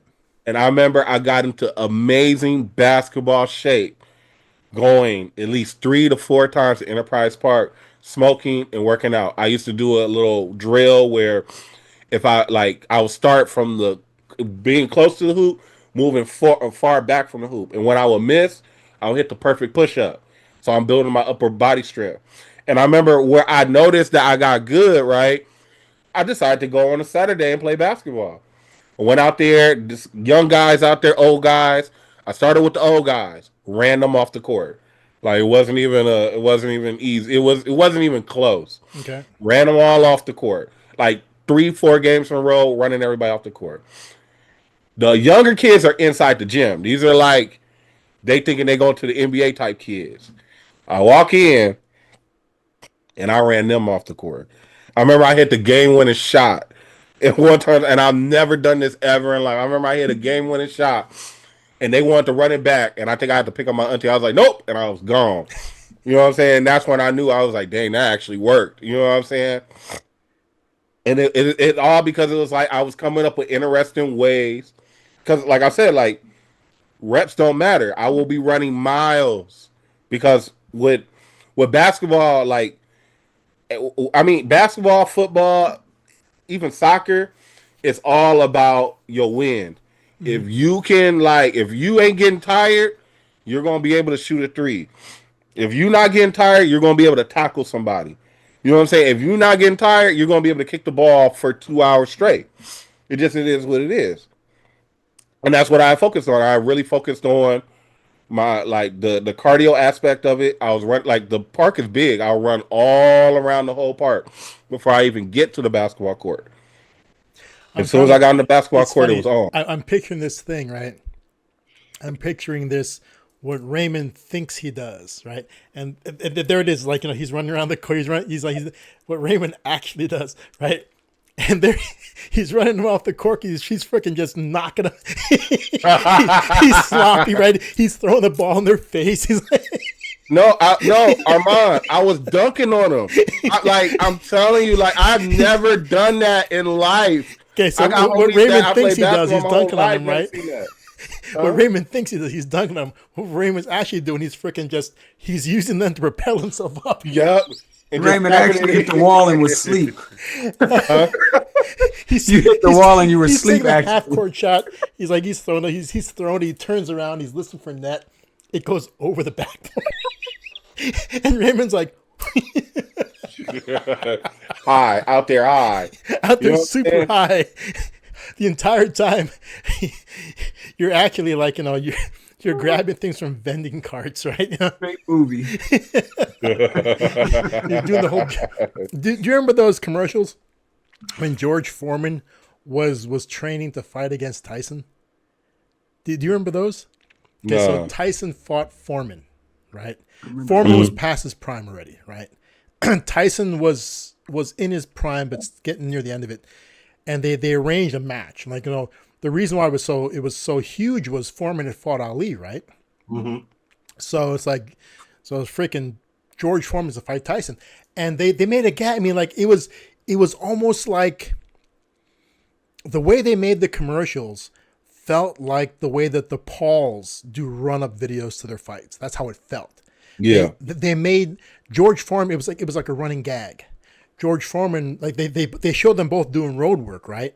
Yeah. And as George Foreman did his road work, he was grabbing, like, hot dogs from hot dog carts. And he was eating. Yeah. Yeah, see? Dude, you could totally picture it done as a YouTube video, Right. right? I mean, like George Foreman's training routine. Like they have him pulling a sled with all the weights inside it because they're hanging a ding dong in front of him. He's trying to grab Mm-hmm. carrot on a stick type thing, right? But he really did. He was running. He's grabbing hot dogs and eating them as he went along. It was the best series of commercials you've ever seen, right? But yeah, I'm just trying to picture that Raymond on weed. Raymond's playing basketball. He's like a total dick on the court. He's throwing balls at people, Yeah. chasing the It was kids. like, They're running off in fear. yeah. I mean, like, but you know what? I mean, it was points in time where I did take some L's. It wasn't like I was Yeah. Superman. I remember I did take a L to this little kid. I ain't gonna say little. He was probably like 15, 16. And I remember he still had on, like, it was like he just came out of school. He had his backpack on. I'm in, like, I'm out there like I'm at the gym. This boy probably beat me like 2, 3 times. I remember the last time he had this girl come out and hit the three. And after he hit the three, he hugged her. I was like, this, I Oh can't believe dang. this little boy beat me. I'm also I'm also suddenly seeing like a bunch of people just out there goofing around, and Raymond comes up all real serious, like he's wearing full gear. Right? Yeah. He's got the knee braces on. He's like, go get it up. I had knee braces on, but it was like I was prepared to play basketball. He's kind of And all it was like serious. when he did that to me, I was like, I can't believe I let that happen. Like it was like for me, right? And it's like for with weed, everything seemed like a fucking movie. That was like a movie scene because Yep. literally he hit the three, and it was like he hit the three, and it's just like you just seen the girl just give him a hug. I was like, I can't believe I let this shit happen. I'm Like, kind of imagining his opponents. I'm kind of imagining Raymond's opponents not being as good as he thought they were. Like he walks out, it's he, it's in his mind it's a movie, right? He's just kicking their asses, right? And in real life, it's a bunch of white kids. Was it no, it wasn't no white kids. It We was a was at cat in a Enterprise Park. wheelchair. Ain't Not no white Enterprise kids. Park, yeah, Enterprise okay. Park. I can get that. Not in Bryce Park. Now, like the only thing was like the first group of people, it was easy to beat them. The I old should guys. have beat them. The It old was guys, until right? I got into the gym where I was like, oh shit, this hard work pays off. You know Now what I'm that's the saying? thing. Okay, so how old were you at the time, Raymond, when this was happening? Probably like 25. No, Okay. probably a little bit more like 20. Yeah, 25, You're in 26. 20s, okay? Yeah. This is something you gotta realize about fitness when you're older, right? You you kind of expect the same stuff out of yourself, but at the same time, you gotta come in there knowledgeable that like, you can try to treat it the same way, but in the back of your mind that if it doesn't work, I mean, like, okay, so I am also beginning my fitness journey. I mean, I took a break. It's been like 7 months since I really worked out. Right, it's been since end of February. So March, we're talking March, April, May, June, July, August, September, it's been 7 months, right? So because we're in late September now. So it's been 7 months, and I've lost some of my gains, gained some weight, right? So I'm Mm-mm. getting back into it. So today is my second day of being back in the gym, right? And for me, and it's really terrible that I let myself get away from it because the gym is in my home, right? Yeah. I mean, it's not like I had so far to go that I couldn't go. I just didn't do it. I mean, like, I have an excuse. My excuse, and it is an excuse. It's not it's not a real reason. It's just like it's something I say. The reason why I'm not doing it, right? It's because in order to use my gym, I got to move my car out of the garage. Oh. Because I moved my gym from inside the house proper to in the garage. Right. But it's not that big of a deal to move the car out of the garage. And I've let it stop me. Right? It's like that extra step stopped me from working out. But it's not that extra step that stopped me. It's my laziness. Right. Because Yeah. the past 2 days I've just backed I don't even have to back it all the way out. I can back it halfway out and I'm fine. Right. Yeah. But what's the excuse, right? The funny thing is I need to start that car every day anyway. Because even though I don't use it, I need to keep the battery fresh. So I typically start it up, put it in the driveway, I let it sit there and idle for a while, I take it on the block and the kind of thing. Right. Right. I should do the same thing with motorcycle, even though I don't use it anymore. But that's been my excuse. Oh, I got to bring the car outside. It's been so hot, And actually, that is a really, I mean, like I have literally waited to during the summertime here where I live, if you want to work out in your garage, you're either doing it early morning or late at night. You don't want to be in a garage in these temperatures working out. Okay, unless you're the guy who likes hot yoga. Right. I love hot yoga. You like hot yoga, man? But I mean, but that like smoking weed. And it was like, I mean, the one who put us onto this wasn't smoking weed, but I'll just say like we were more receptive to it. The homie had his little garage where it wasn't a garage, it was really like a laundry room, and he put his gym in there, and all he had was like a dip bar. He had some dumbbells. He had what is it, the ab roller? Had the ab like a roller, wheel that you push. dumbbells. Okay. Yeah, he had that. And I want to say it was one other thing. We would go in there, and it will probably, like, you know how you set the timer on the dryer, right? He'll turn the dryer on. 60 minutes. We'll be in there for 60 minutes, and we're rotating on each of these stations. And I would say it wasn't even that long. Less than 2 months. I didn't have a six pack, but I was close. That's how I got my kid. I was looking good. I mean, if you do the work, the thing is this: working out in hot temperatures. I mean, like, there's a funny thing. Your results, you actually get better results and less with the same kind of activity. You get better results in less time if you're in a more controlled environment. Like, heat doesn't actually help you get in better shape. Okay, because one thing is, so sweating doesn't equal weight loss. Okay. Actually, I'll take it back. Sweating doesn't equal fat loss. You don't have to sweat at all to lose fat, right? Mm-hmm. The weight you lose by sweating is water, which you put right back on when you drink water, right? That's what that is. So perspiration is water loss. Okay, it's got nothing to do with actual body, like any body transformation. Okay, you can lose dramatic amounts of fat without perspiring. Okay, see. What equals fat loss? See, fat is stored energy, right? If you eat more energy than you expend, your body stores it in the form of fat. If you eat or consume less energy than you expend or burn, your body needs to get energy from somewhere, so it takes it out. It takes it out of what you ate first, right? So the first thing it'll do is it'll attack what you ate, then it'll attack what's running around in your system. Then it'll attack what it's stored, right? If there's nothing that you've eaten, if there's nothing built up in your system, it has to go for what you stored. Yeah. Right.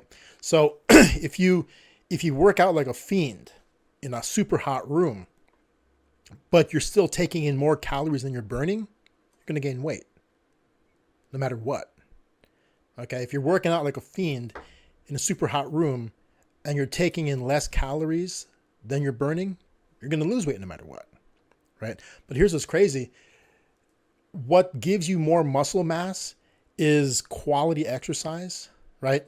So you need to be able, so what you're going to discover is this: in a hot room, you may not be able to move the same amount of weight for the same number of reps you could in a better environment. Right. So all the guys who are training, like, guys, power lifters don't train in hot room. I mean, like, they're trying to pack on maximum muscle. So what they're doing is they're consuming a massive amount of protein, and they're trying to lift a tremendous amount of weight. So they're trying to get their body to the point where it can move this weight, right?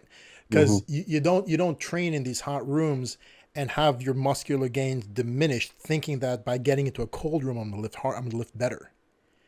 That's the kind of mentality that, like, when boxers train at high altitudes, they get used to operating with less oxygen in the air, and their blood is able to hold more oxygen, right? That's why they do it. And they come down, they fight in regular altitudes, and they have more they have more cardiovascular endurance, right? Doesn't work the same for weightlifters.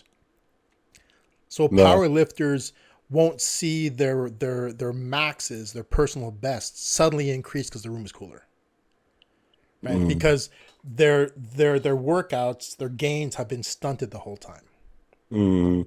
Right. So you want the best gains. You got to put yourself in the best environment. True. Right. So, like, right now, so my workouts today, it's getting cooler.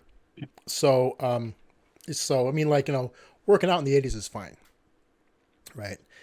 Working out in the 90s is a bit taxing, so you have to realize that in the 90s, you're gonna.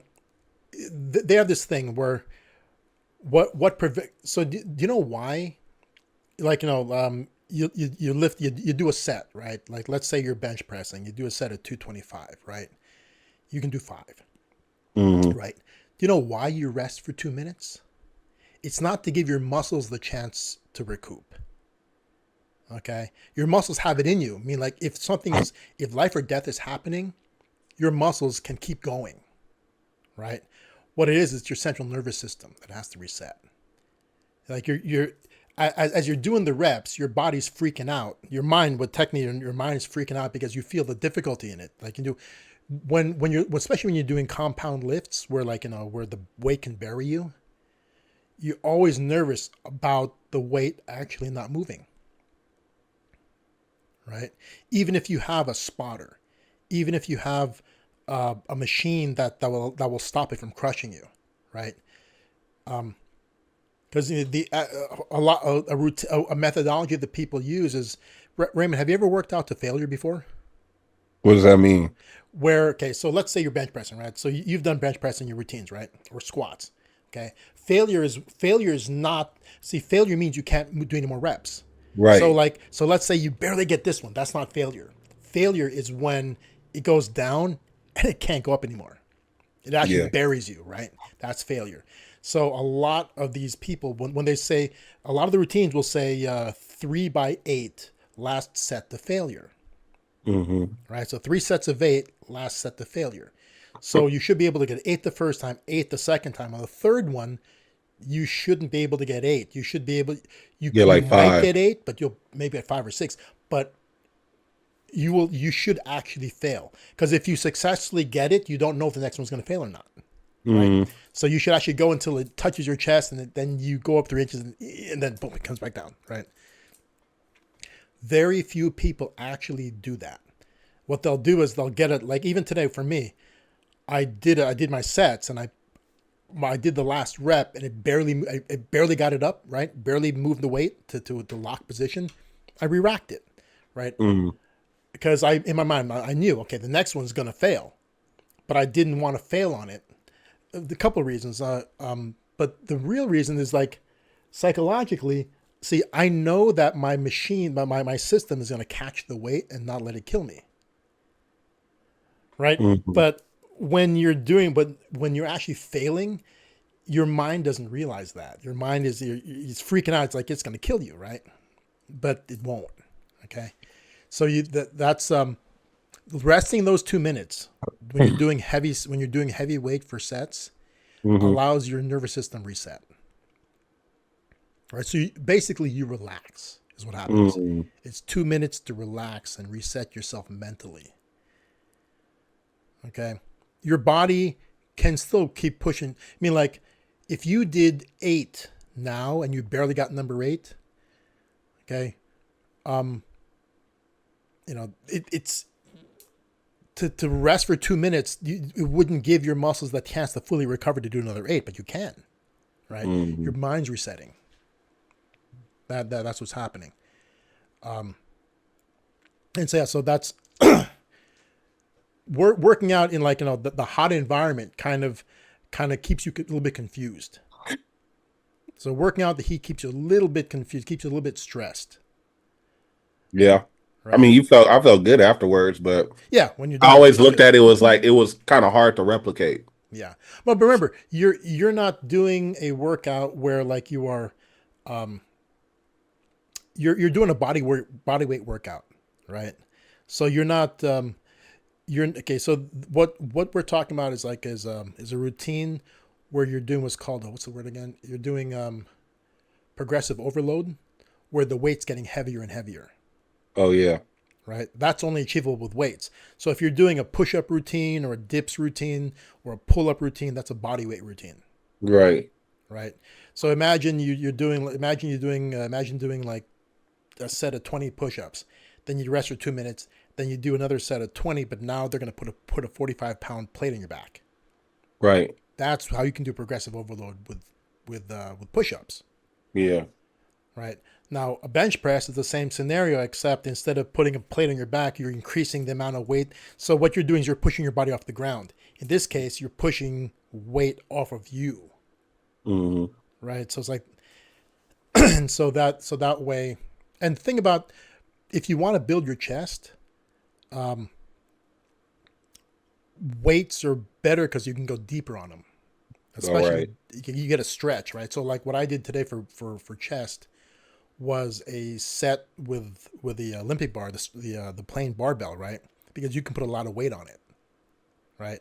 But I wanted to get a stretch too, so I did a set of dumbbell bench presses. So with the dumbbells, see with the bar, it stops when the bar touches your chest because you can't go deeper than your own chest, right? Right. Because the bar stops there, right? And then you push it up, right? The dumbbells allow you to bring it down below your chest level to get more of a stretch. Mm-hmm. Nobody can press the same weight in dumbbells as they can with the Olympic bar.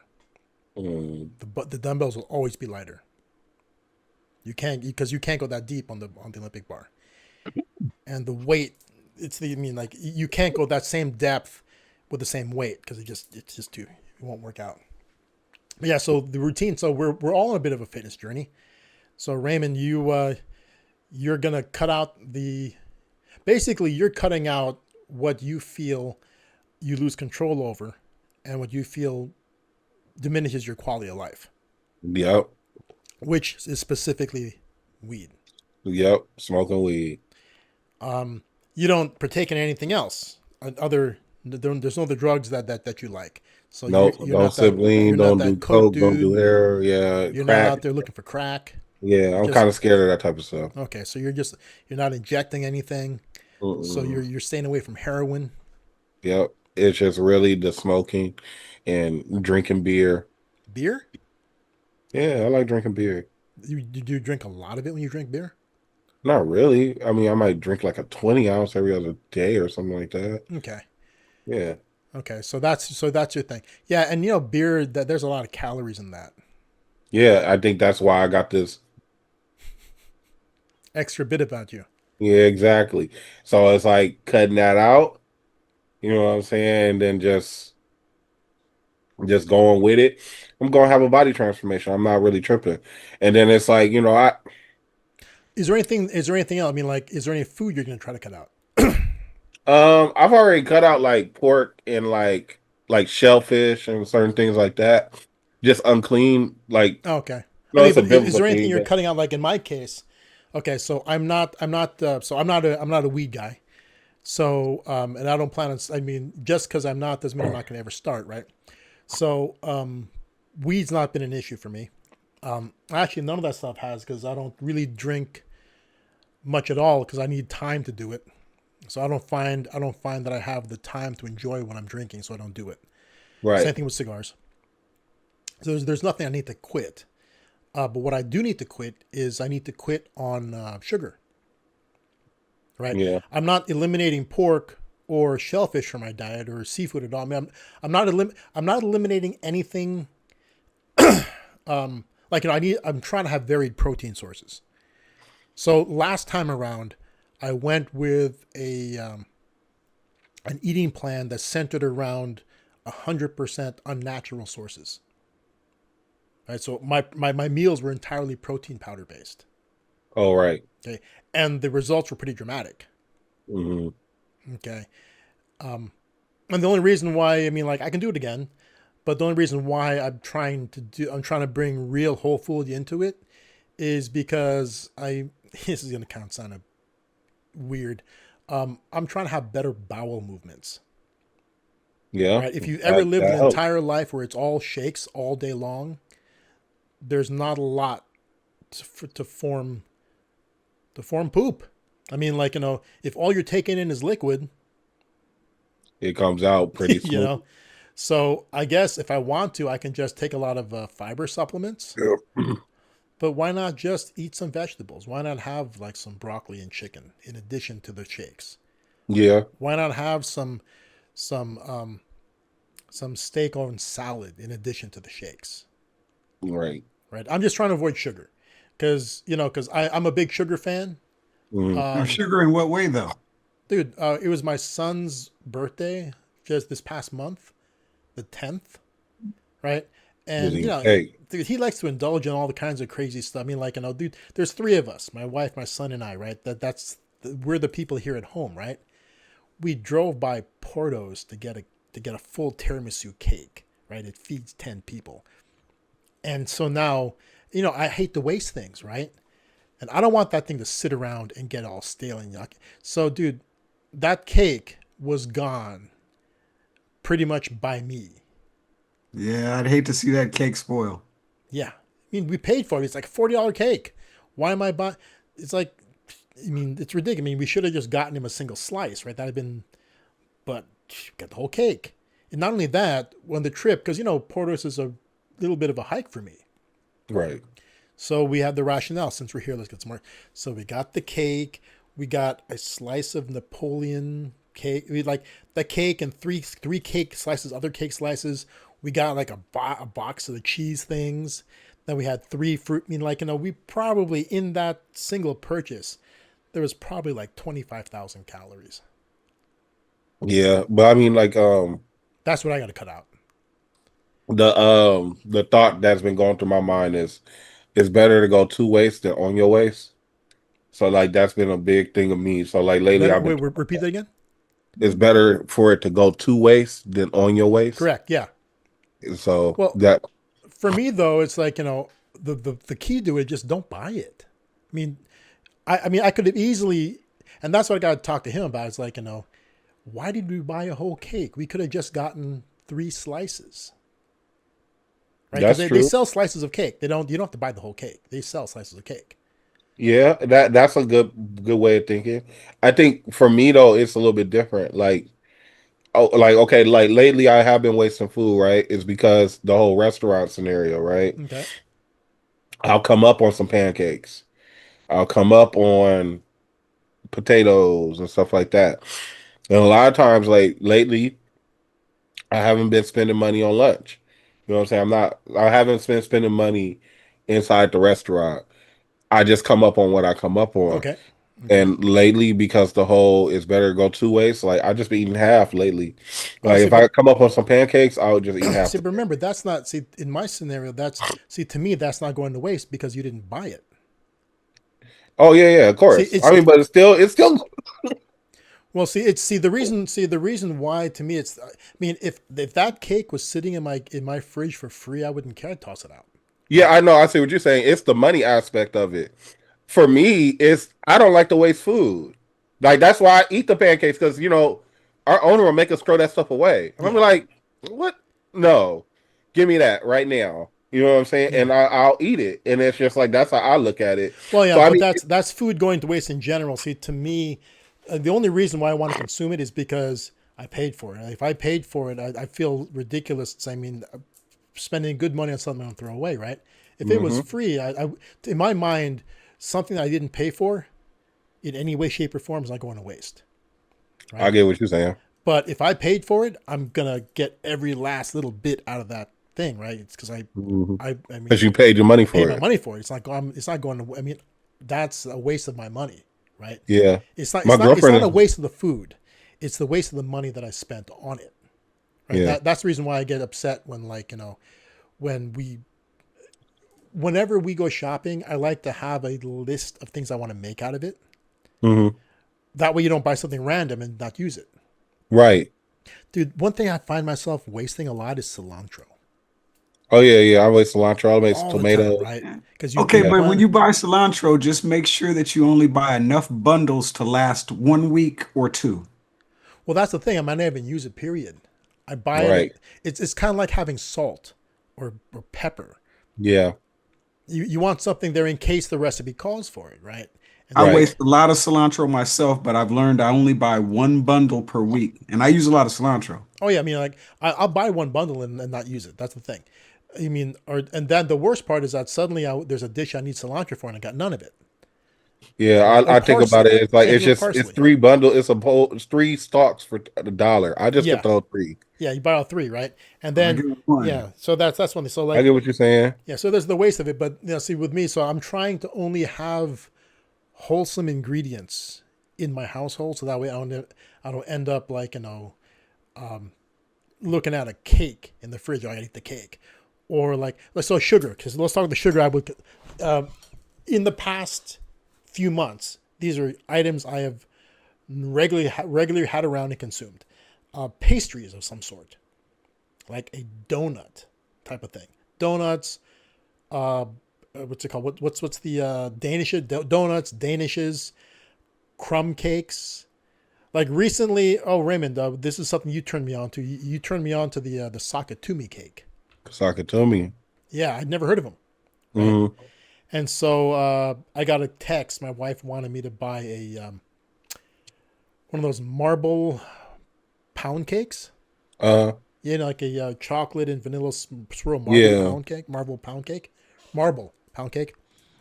And where I stopped, I didn't have any, but they had a Sakatumi, right? So actually, they did have a marble pound cake. This is the funny part. Value, okay? So here's this marble pound cake, right? It's pre-sliced in a package, right? And then there's a Sakatumi, right? It's a ring, right? It's a ring, unsliced, but it's by weight. That marble pound cake was twice as much as that Sakatumi. They came in, they were very close in price, right? But the marble pound cake was a tiny bit cheaper, but it weighed a fraction of that gigantic Sakatumi cake. So I'm looking at this thing going, okay, I can get the Sakatumi for $6 and something cents, or I can buy this marble pound cake for $5 and something cents. It's a difference of $1.50, but the Sakatumi cake weighs twice as much. Get more. You get way more for your money, and they're pretty good. I mean, do you have to finish the whole cake, Armand? Heck yeah, I finished that cake.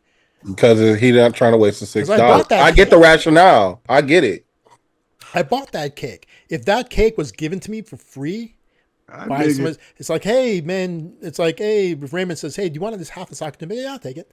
I might have a slice or two, and then it'll sit there and get hard, and then I'll toss it away because it was free, and I'll feel no way about tossing it out. No big deal. But if you bought it, if I bought it, I'm eating it. Right? But see, like, think about it. Like my girlfriend, she wastes food. She actually gets mad because someday she might want to go back and eat something, right? And I already got it because like I've seen it. She'll buy something, leave it in the refrigerator, and it's moldy in a week or so. And it's like halfway eaten. You know what I'm saying? Like when we go to restaurants, she only eat half the food. So what will you do? Will you eat it before it goes bad, or will you toss it out and then she gets mad? Yep, that's how I've been living lately. I've been living off her leftovers and my leftovers. You know what I'm saying? She got mad at me because like I cooked this Saturday, and she was like, you know, it's like I don't know, it's weird because it's like she's seen me cook for this long, but it's like certain things where she was like, I didn't know you can do all that. And she was like, you ain't even cooked this whole summer. I was like, yeah, because I've been eating your leftovers the whole summer. You know what I'm saying? Like, that's just how I've been living. Like, I don't necessarily have to cook most of the time. Yeah, because there's stuff in the fridge. Yeah. There's too much stuff in the fridge. She'll cook something, eat it that day, and that's the last time she'll eat it. Wait, so the leftovers in the fridge are mostly things you've cooked or mostly things that you've bought? It's half and half. Like, we go out and eat every, like, Friday. I'm eating her leftovers on Saturday. She'll come back to me on Sunday like, dang, you ate it? Yes.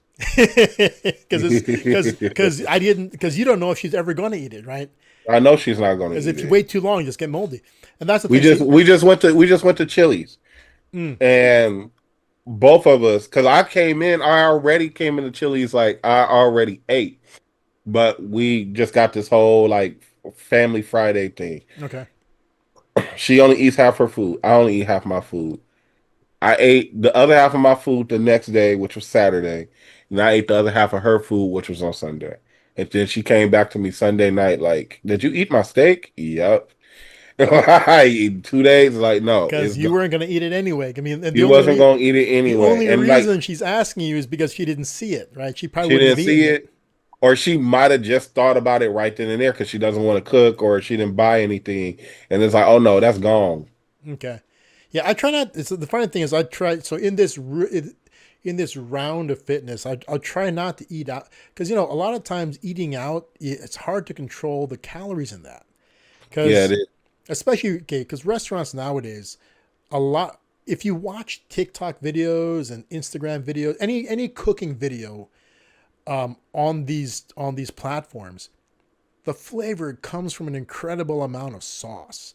I mean, I'm watching this video and there's this guy saying, "Oh, this is going to be the best, blah blah blah, whatever this thing you'll ever have," right? And they'll say, "Okay, start off with 3 pounds of cheese." That's why, right? It's because you're putting in 3 pounds. Like I saw something where, okay, so this woman's a legitimate chef, right? But she's saying this is the best mac and cheese that you'll ever have. And she's making out all these fresh cheeses. But geez, there's like 5 varieties of cheese. With the amount of cheese that went into it, it was a crazy amount of cheese and cream. I'm like looking at it going, it's like noodles swimming in the cheese. Yeah. Right? It's like cheese and mac. It's what it is. It's not, and that's why it's so good. It's because of all this stuff. And I watch these people saying, after you do this, you'll never make your chicken a different way again. And then yes, I will. The first thing they say is, okay, they're just adding all these ingredients with calories. Right. Right. Heavy whipping cream. Yeah. Crazy. Extra seasoning. Sugar. I mean, don't forget the brown sugar. I mean, there's brown sugar in this thing. And then there's this white sugar. There's brown sugar. And then molasses. There's brown sugar. Then there's bacon. And I'm like, what?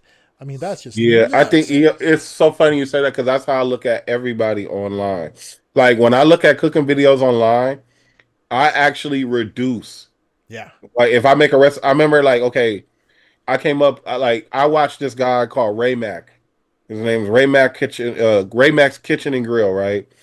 And he had a recipe for loaded baked potatoes. Okay. I wanted to do loaded baked potatoes. I took his recipe and like I'm telling you, everything. He had shrimp, loaded baked potatoes. Oh God, okay. Had extra cream, extra butter, extra all that. I simplified it so much to where I don't even do half of the stuff that he's doing. Like if you saw how I make a baked potato compared to Ray Mac is like only making it for himself inside his house. I am making it for I sold my baked potatoes. Yeah. I simplified it so much. You'll be surprised that I'm only using like maybe 5 ingredients, 4 max. I mean 5 max. Well, really like 4 to 3. That's the thing. Recipes shouldn't have lists of ingredients that go on forever.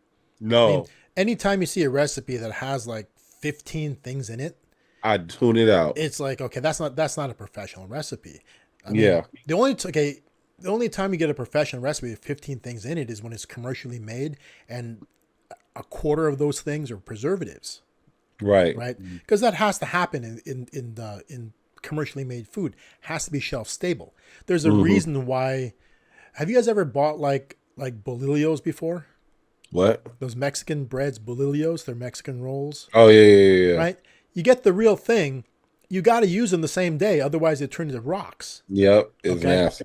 And that's because they're made naturally, right? You can buy like packaged bolillos coming out of a factory that will last a week and a half because that's the preservatives in them, keeping them pliable, right?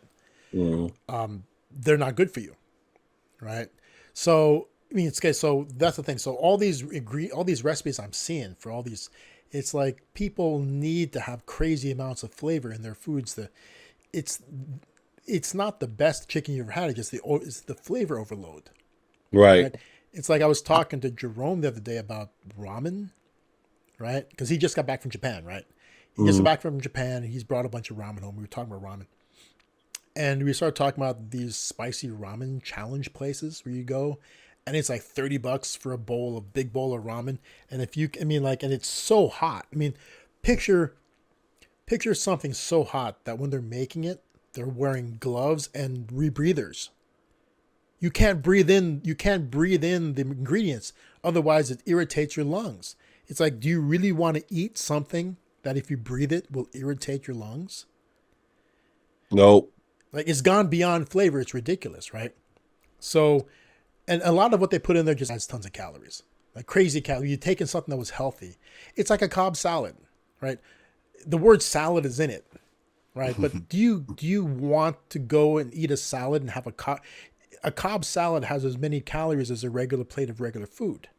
You might as well just order that steak because Cobb salad will have all sorts of.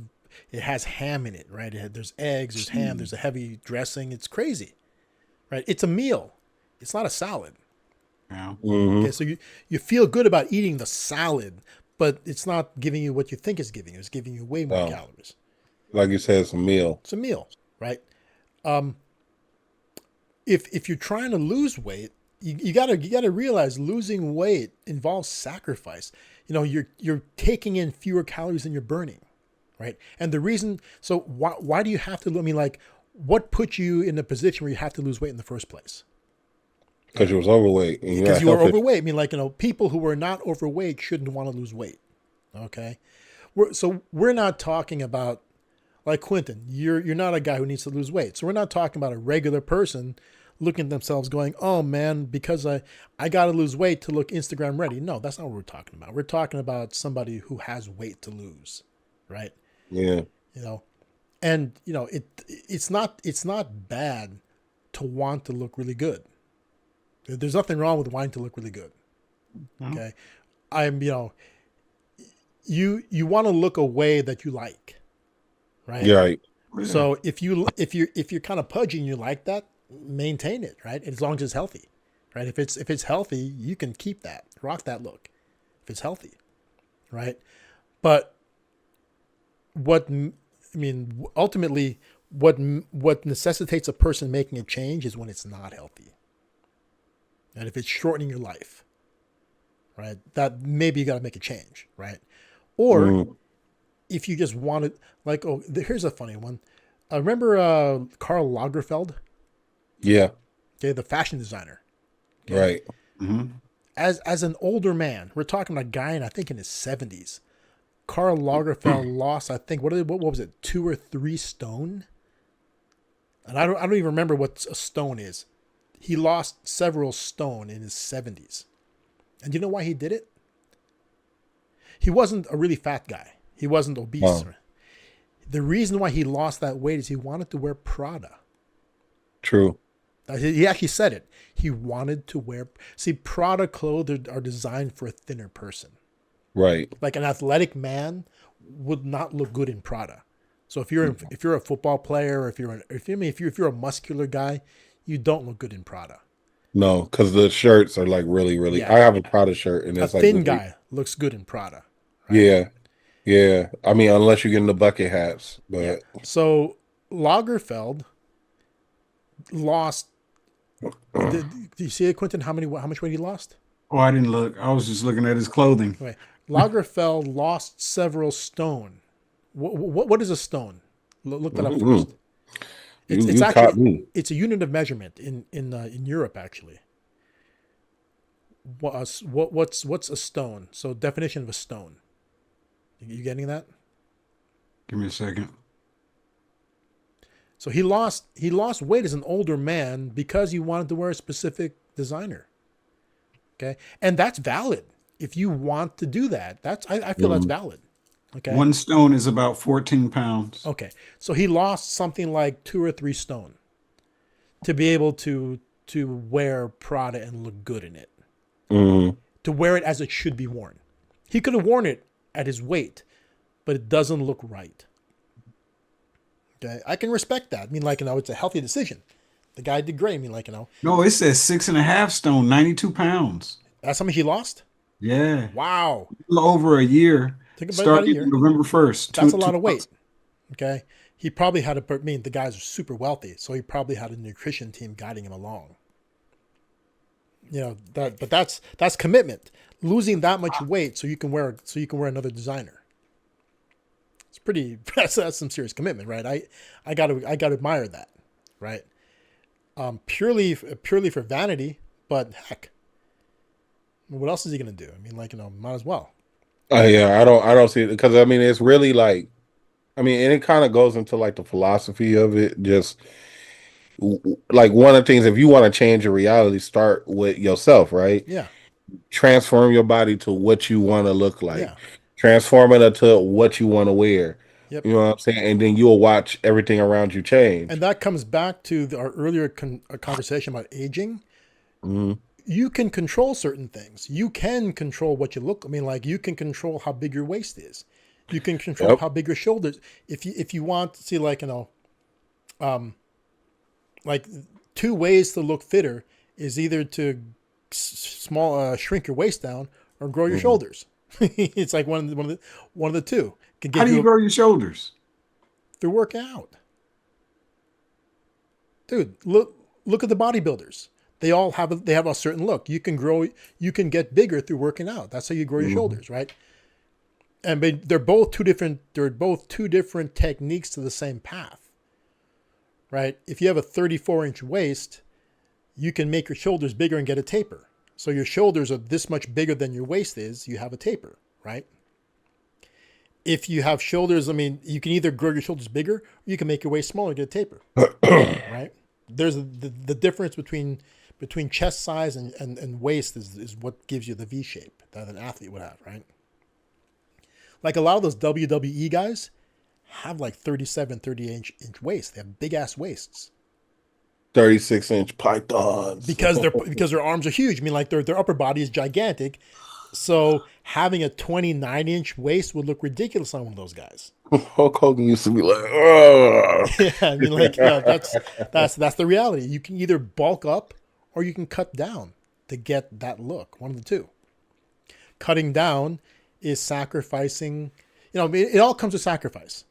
Mm-hmm. Okay, cutting down is sacrificing satisfaction in calories. Right, you're gonna create a huge deficit to drop a bunch of weight as fast as you can. Right. So a lot of things you want to eat, you won't eat, and things that you still can eat, you probably eat less of it. That's one route. The other route is to make yourself gain more muscle mass. But funny enough, that's harder. Because what you got to do then is you have to take an excess amount of protein. And then you have to work those muscles really hard to make them grow. You got to stimulate muscle growth and then feed them what they need to get bigger. Mm-hmm. See, I've seen guys who are trying to get bigger who can barely make themselves eat the food they have to. Mm. It's like, they're sitting there going, oh man, I got to eat more of this stuff. Like this is crazy. There's these guys I've watched. Remember the buff guys? I think I've told you about them before. The two brothers.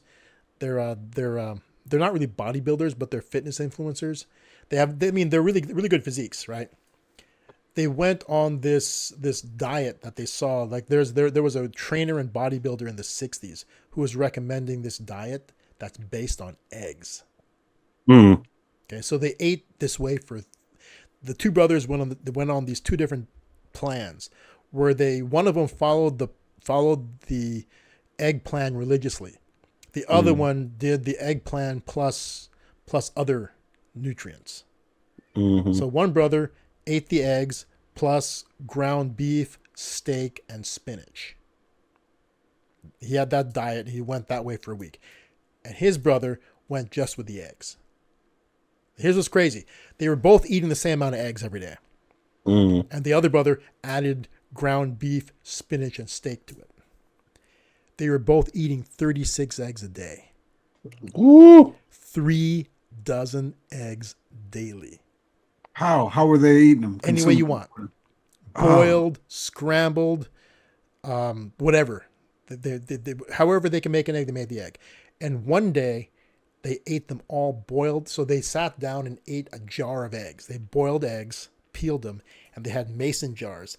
And they had like 52 eggs in there. They just pounded them down. I think it was either 36. One of the brothers ate all those eggs in 2 hours. And he was sitting there. You saw at the end of it. He was like forcing himself to eat the. One brother successfully ate all the eggs. Other one got halfway through and couldn't take it anymore. Mm.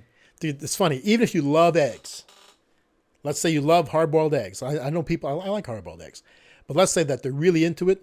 Imagine saying, you love hard-boiled eggs, huh? Here you go, Quentin. Eat 36. You got 2 hours. Right? See, that's what it is. And I've seen people struggle to get... See, so for me, the amount of protein I should be consuming daily is about 175 grams. That's what I should consume daily, right? Take a look at what food gives you, okay? And you'll be surprised at how little protein you really eat, right? True. Okay, so with me, with natural food, I need to supplement with the equivalent of 4 protein powder drinks a day, minimum, to get 175. Mm. Okay, so if I ate regular food, I would get less than 100 grams of protein a day. With regular everyday meals that fill you up totally, right? And that give you more than enough calories to gain weight. Right, so I eat a caloric surplus. I eat more calories than I burn. So I've been eating more calories than I burn for the past 7 months. That's why I gained weight, right? Because my workouts went to nothing. And my eating pretty much stayed the same. It maybe even increased a bit. So I had junk around the house, right? Eating enough calories to just basically break even, I don't get enough protein. So I have to take 4 scoops of protein powder. Each scoop is another 25. I take in 100 grams of protein powder a day through supplements to meet my my protein needs. Okay, so I've been working out hard again. So the past 2 days is my start, and the amount I'm lifting is way nowhere near what I did before. Right? If you look at what I'm moving, it's nothing, but the effect on my body is dramatic. I'm feeling it. I'm really feeling it now. Right? So I've been working out. What is hard depends on where your body can handle. Right? So me 4 months from now will look at what I'm doing now, and I'm barely doing anything. Right? But the me now, I probably couldn't touch my back. Right? If I reached up, I probably couldn't scratch my own back. Right, my legs are feeling. Today was a chest and leg day, so I did a bunch of squats. My legs are feeling the burn. I'm gonna have a hard time getting out of this chair. Okay, and I was doing squats without weight. Right, so when you get back into it, I did like 50 squats without weight. Okay, but I'm feeling it, right? So, losing, if I want to cut, see, I'm not trying to cut calories. What I'm trying to do is I'm trying to get enough protein to stimulate muscle growth. So my goal at this point is not to drop like 20 pounds. I don't care about how much weight I lose, right? I'm trying to get back. So I'm trying to get my strength gains back, and I'm trying to cut out all junk. Okay, so so what I've eaten in the past 7 months. So again, I routinely will have a cake around the house. Some sort, a Sakatumi cake, something because every time there's a birthday, there's gonna be a Porter's thing around, right? So I've got to get to the point where I'm not gonna buy those. So I guess I'm gonna have to stomach wasting some food, because if my family buys a cake, I'm not gonna indulge in it as long as I didn't buy it. That's my rationale. Or buy half cakes. I know they can eat what they want. I'm not gonna force my routine on them. Right? They want to eat those cakes, they can eat those cakes. I'm not forcing my routine on them. I'm not gonna gut into it. So I'm not even gonna. So like Raymond's gonna be drinking. If he wants to drink, he can drink celebratory. It's a little bit different with the weight loss thing. I'm not even gonna allow myself that. All right, because it's too easy to consume all that. And besides, I want results fast, and when it comes to cutting your calories, the cheat days, for some guys it works. Guys who are trying to do a whole bunch of muscular gains, athletes, cheat days work. Okay, for athletes who are on a strict regimen, cheat days will work. For a regular person, unless you have a crazy level of deficit, cheat days are unnecessary. Right? If all I was eating, okay, so when I'm on a 100% protein powder regimen, yeah, I may need cheat days, right? Because you kind of go nuts if you're just drinking your food. Right? So the cheat days give you a chance to eat something solid, right? For me, a cheat day could be a salad if I'm doing that, because it gives me something to chew on. Right? It doesn't have to be a cake. It doesn't have to be pasta. It could be a salad. It could be broccoli and chicken. That's a cheat day for me when I'm on a liquid diet. Okay, but my cheat days are not going to be the crazy calorie days. Okay, so yeah, I'm trying to get some muscular gains. I'm trying to avoid all the sugar. I'm trying to avoid processed foods, except for the protein powders. Right. So you're back on a liquid diet? No, not fully. I mean, so I didn't say that I'm the reason why I'm on liquid diet normally is to bring the calories dramatically down. Okay, that's not the goal this time. The goal at this point is to get enough protein. Okay, I can eat whatever else I want on top of that. So So you're I'm gonna gonna do at have least chicken and four. broccoli. I'm gonna have like sautéed whatever and Napa cabbage. So I'll do a beef and Napa cabbage Asian style stir fry, Mm. right? But I'm gonna cut out the rice. Okay, because So low carbs. rice is all carbs, and see sugar is a carb, right? Mm. So rice is unnecessary in this diet, right? So I'm gonna cut out the rice. I'm gonna cut out most of the bread. Okay. If I get bread, it's gonna be like the fresh made rolls that go bad after a day. So I can't buy enough to have it stocked, right? If I want a sandwich, I'm gonna buy bread and make a sandwich immediately, right? I'm gonna eliminate chips, cookies, pastries. Don't any baked goods. Baked goods are out, right? I don't put sweeteners in my shakes anyway, so that's the goal. I'm just gonna I'm gonna only eat high quality protein bars if I do eat protein bars. Protein bars are just for like when I didn't have time to do something else. Like this is a great one. This gives you 20 grams of protein with only 200 calories. This is a solid choice in a protein bar. Okay. Most of those other things are going to have like for 20 grams of protein, it's going to have 400 calories. So this is a low calorie, high protein quality bar. So yeah, that's the goal, is to be able to hit the weights 6 days a week. Okay. Hit the cardio. I got the good rebounder, like we know, right? So I got a really solid rebounder. Plus I bought a high quality treadmill. Treadmill's awesome. I've been using, treadmill's great. So it's got the automatic elevation. So I can change it. So yeah, got the great treadmill, got the really good rebounder, got the gym. So I'm set. I just got to make sure that I spend about 2 hours a day exercising. An hour with the weights, 45 minutes to an hour with the weights. In the beginning, it's less because I don't want to overwork, right? So I spend less time because I get the full burn quickly because I'm not in good shape, right? So how much is less? 30 minutes? Yeah, about 30 minutes, I'm done there, because any more than that, I won't be able to work out that same muscle group 2 days from now. I'm working out all muscle groups three days a week, all muscle groups. So 3 days a week is shoulder, back, bicep. 3 days a week is chest and shoulder, back. It says shoulders, back, not just bicep, shoulders, back, and arms. So it's bicep, tricep, and forearm. And then 3 days a week is chest and legs and abs.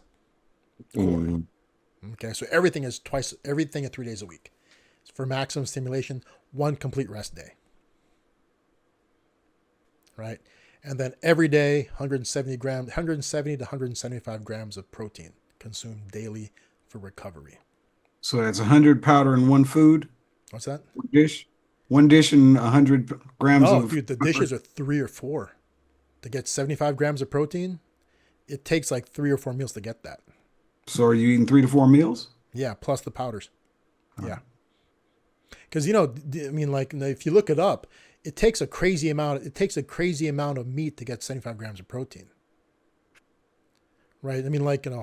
Look at how much, okay, so typically the meats that I take in now are either chicken breast or thighs. So it's chicken. I can do pork. I do pork quite frequently. So it's pork, what's it called? I do, they call it the Boston butt. It's it's something from a leg. So I'll do, it's the stuff that they make carnitas out of. The pork that turns into carnitas, I'll do that, So I'll do pork, I'll do chicken, I'll do beef. Periodically, I'll try to work in a fish thing into it. Usually it'll be salmon. Yeah, try to work that into the routine for some variety. Okay.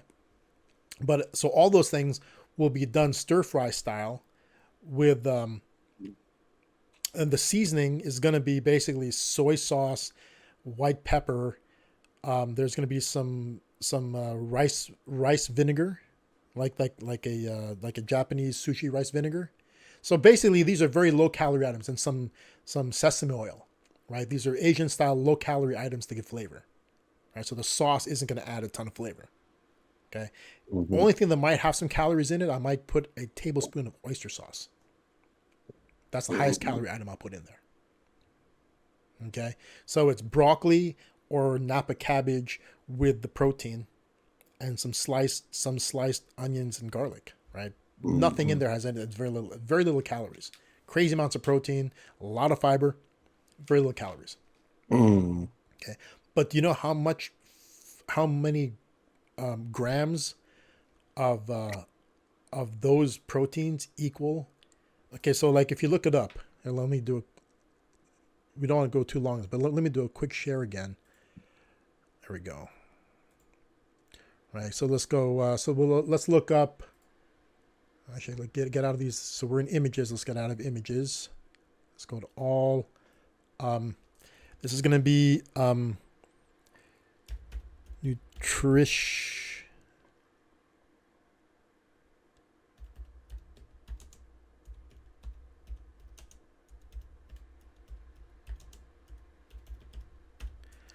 Okay, so chicken breast. Okay, this is for 100 grams of chicken breast. 31 grams of protein. For 100, is that right? That's for one breast. It's 100 grams, 3.5 ounces. Right? So think about this. How many servings of this do you need to take in to get 175 grams, right? That's like 5 more, 6, right? 6 is 180, right? Yeah, about 5 and some change. About 5. So imagine, so you need 500 grams. Okay, 5 times 3.5. You need a pound. You need to consume a pound of chicken breast to get 175 calories. 175, is that right? One chicken breast is about 31 grams of protein. Yeah. See, so it takes a pound of chicken breast. So it takes what? It takes 5 chicken breasts to get that. More. It's quite a bit, right? That's a lot of food to eat. And you're not just eating the breast by itself. I mean, like, you could. I mean, if you're that person who can stand that, you can steam it, boil it, stir fry it, and just eat that plain, right? But you add in broccoli and other things to make it more palatable, right? So what's easier? So you have like, 3 or 2 servings of this combined with and that's a lot already. 2 servings is combined with 4 servings of powder, and you pretty much got what you need, right? Let's look at what's funny is this ribeye steak.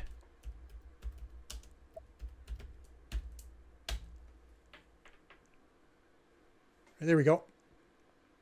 3-ounce steak. But here the thing is this: the calorie difference is massive. So you don't want to be getting your protein from steak all the time because you're taking a lot of calories. Right. Right. So there we go. So I mean, like, you're looking at protein 20 to 30 grams in a 3-ounce serving of ribeye. Okay. So yeah, you don't really take in that many. It's hard. It's hard to get the protein, and ribeye steak and chicken breast are 2 of the most protein dense things you can eat. And I realize that there's very little protein in a hamburger, mm-hmm. and there's a lot of calories in that. Right, sausage also very little protein, a lot of calories, and the fat levels are super high in those things. Mm-hmm. Chicken breast is the best because it is a lot of protein with a very little amount of fat. Okay. And the calories are moderate. Okay. But the best thing to do is you have 2 or 3 servings of chicken breast a day with cruciferous vegetables, which is like, something in the cabbage family for good fiber. And then you have 4 servings of protein shake. And it's also very economical. It gets you all the protein you need. It gets you the calories that you end up taking in. You end up getting maximum protein for growth. You get calories that put you in a deficit, so you'll actually have some weight loss. But the thing is that you should probably be eating at least in maintenance level. Because if you're trying to make your body grow, if you're trying to grow muscle, it's kind of like, it has to be congruent. So your body's getting enough protein to fuel muscle growth, but at the same time, if it's getting too few calories, the body thinks it's being starved. Mm-hmm. Right? So the body, you want to put it in a position where it thinks it's getting everything it wants, everything it needs, so it can grow, so you should at least consume enough calories that you're at maintenance mode.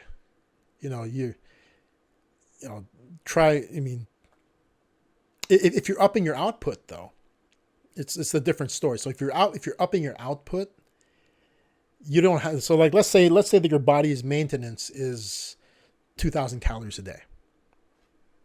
Okay. Your maintenance is 2,000 because that's what you burn naturally every day, just existing. Okay. If you increase your activity to make your burn higher, eating 2,000 calories a day will probably still trick your body into thinking it's getting what it needs for regular survival. Okay. Right. But your output's a lot more. Right. So yes, you'll be in a good position. So you don't want to end up starving yourself while you're building muscle up. Because at that point, you're trying to do 2 things at the same time. If you're getting really low calorie input, even with high protein, and you're working out real hard, that means you're trying to build muscle at the same time as you're trying to lose a lot of fat. Your body's pulled in 2 different directions. In one instance, it's trying to grow, and another side is trying to shrink. Right. The body feels confusion. Okay. And that only works for the extremely obese or people whose bodies are completely new to exercise.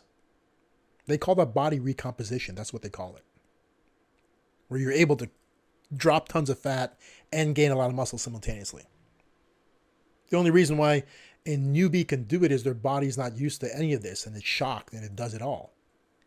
But once your body gets used to it, it tries to fight you. Right? So yeah, so that's my transformation plan. I plan on eating much better. So it really is, I've been eating crappy. I haven't been eating that many calories, but what I've been taking is crap. Okay, I've been eating badly. Haven't been watching, all sorts of things I shouldn't be eating. Okay. And some of it's for testing purposes. Like I tested a potato chip. Dude, because chips, you want a chip that can stand up to a dip, right? Have you ever had a chip you bought and you dipped it and it broke? Yeah. Those are crappy chips, right? Or you get the bag, you crack it open. They might be good chips, but they're all tiny pieces. Mm-hmm. You want to crack open a bag of potato chips and have them be solidly firm, like a kettle chip. And you want them to be big enough to hold a quantity of dip. You don't want to be dipping like this teeny tiny piece, right? So I found a brand at Costco that was all of that. Mm-hmm. But it only came in a gigantic bag. Right. So I bought it and tested, right? The bag itself was hard to open. I got it open, and these were firm, big chips, and they were great, right? I ate the whole bag. And how long time? I made dip to last the whole bag. How much time did you take to eat the whole bag? 3 days? Don't say 1 day. 3 days, maybe. Dude, I went through. So I made a sour cream dip that used Greek yogurt instead for the higher protein. Okay. But still, that's a ton of. So I ate two 16 ounces, 2 giant containers of Greek yogurt with the ranch mix inside it to make it ranch. Mm. So I ate a lot of protein, but it was a crazy amount of calories because the chip was involved. Okay. Are the chips high in salt? The dip evened it out. It would have been way better if I did that same thing with pork rinds. Okay. Would have been less calories.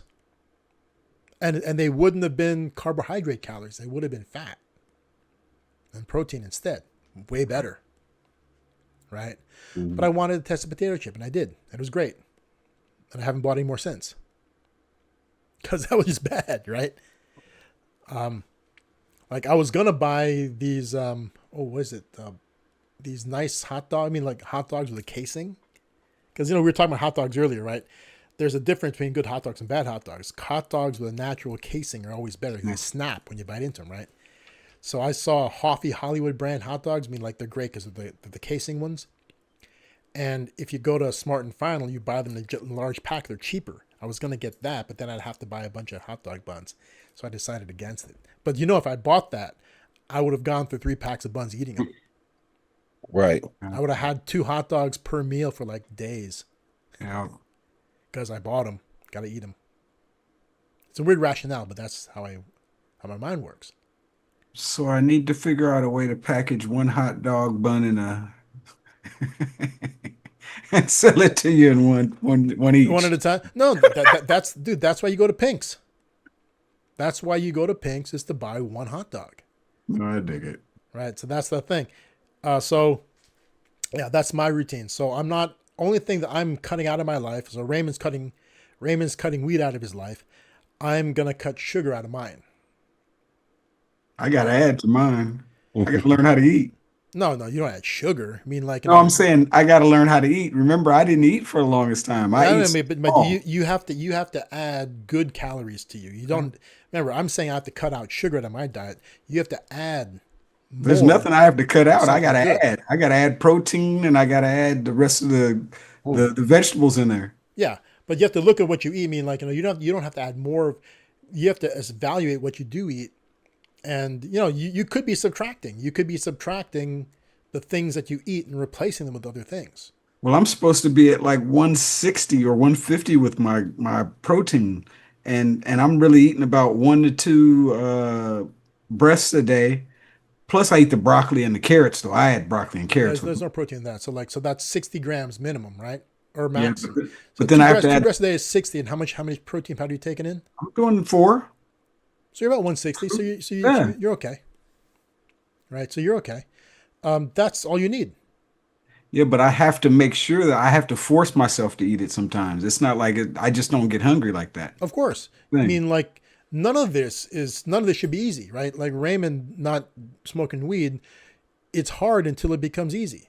At some point in time, you've gone so long without it, you don't care anymore. And it's like, no big deal. It has gotten a lot easier for me to eat, though. Yeah. But you just have to remember, you have to be goal oriented, right? You can't be that's why it's hard to not have a goal, right? If you say, I want to eat better, right? And there's no way to measure it, right? If you can't see the negative effects, like for me, if I can't see the negative effects of sugar, then I can keep eating it. Right. But obviously, I mean, like, like in your case, right. It's a little bit different with you than it is with us because we are noticeably out of shape, right? Me more than Raymond, right? And the change in me is going to be obvious. See, the change in you, gaining muscle it's such a slow process that it's not really that immediately obvious. It really, no matter how thin you are, you can never pack on muscle so fast that you notice it. Okay? People will say they do, but that's a lie. It's just they think but it's just like somebody starts a diet plan today and thinks they look thinner tomorrow. They don't. Mm-hmm. They do not. Right? A woman's going to ask you, "Oh, have I lost any weight?" No, you haven't. It's only been 3 days.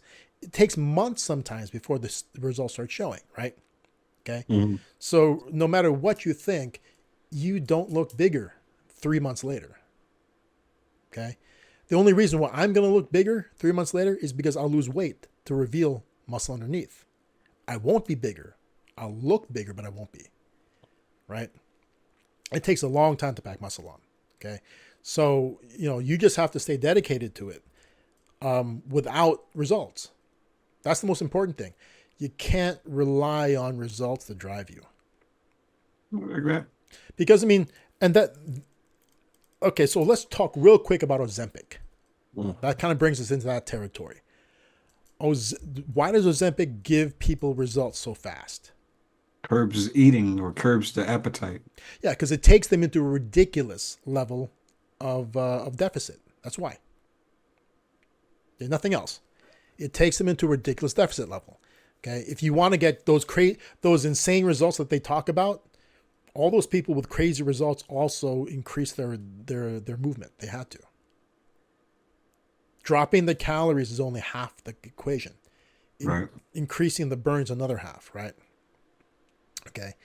And the reason why they were able to cut those calories out is the drug gave them the willpower. Mm-hmm. Okay. They didn't want to eat. Right? And it's not really willpower. It's like it's almost like being paralyzed. You can't sense you're hungry. Okay, just like you get paralyzed, you can't feel your toes, right? You can't move your leg. You mean like, somebody could be driving a screwdriver into your lower extremities. You will never know it, right? Going from 2,000 calories to 2,500 calories a day down to like 900 or 800, you should be tremendously hungry. I mean, like your body will feel like it's eating itself, okay? But with Ozempic, you don't feel that. Okay. And there is the problem. Like Raymond talked earlier about being on drugs permanently. What happens when you go off Ozempic? All your willpower is gone. Yeah. Well, it's not even willpower. It's suddenly what was numbing your sensation is gone. Right? And all of a sudden you feel the hunger. Right. Hopefully your body has gotten used to the hunger by now, and it's not sending out hunger signals, maybe, right? But who knows? I mean, like you go off Ozempic, suddenly you have to be able to maintain the willpower to eat like that, which a lot of people fail at. Yeah. Now, I don't know if Ozempic can be permanent. Can a person permanently use Ozempic? I don't know. It's still new. We don't know yet. But here's the thing. Even if they could, you got to pay for it out of pocket. Right. The only person who can get Ozempic in a prescription that's actually covered by insurance is somebody with diabetes.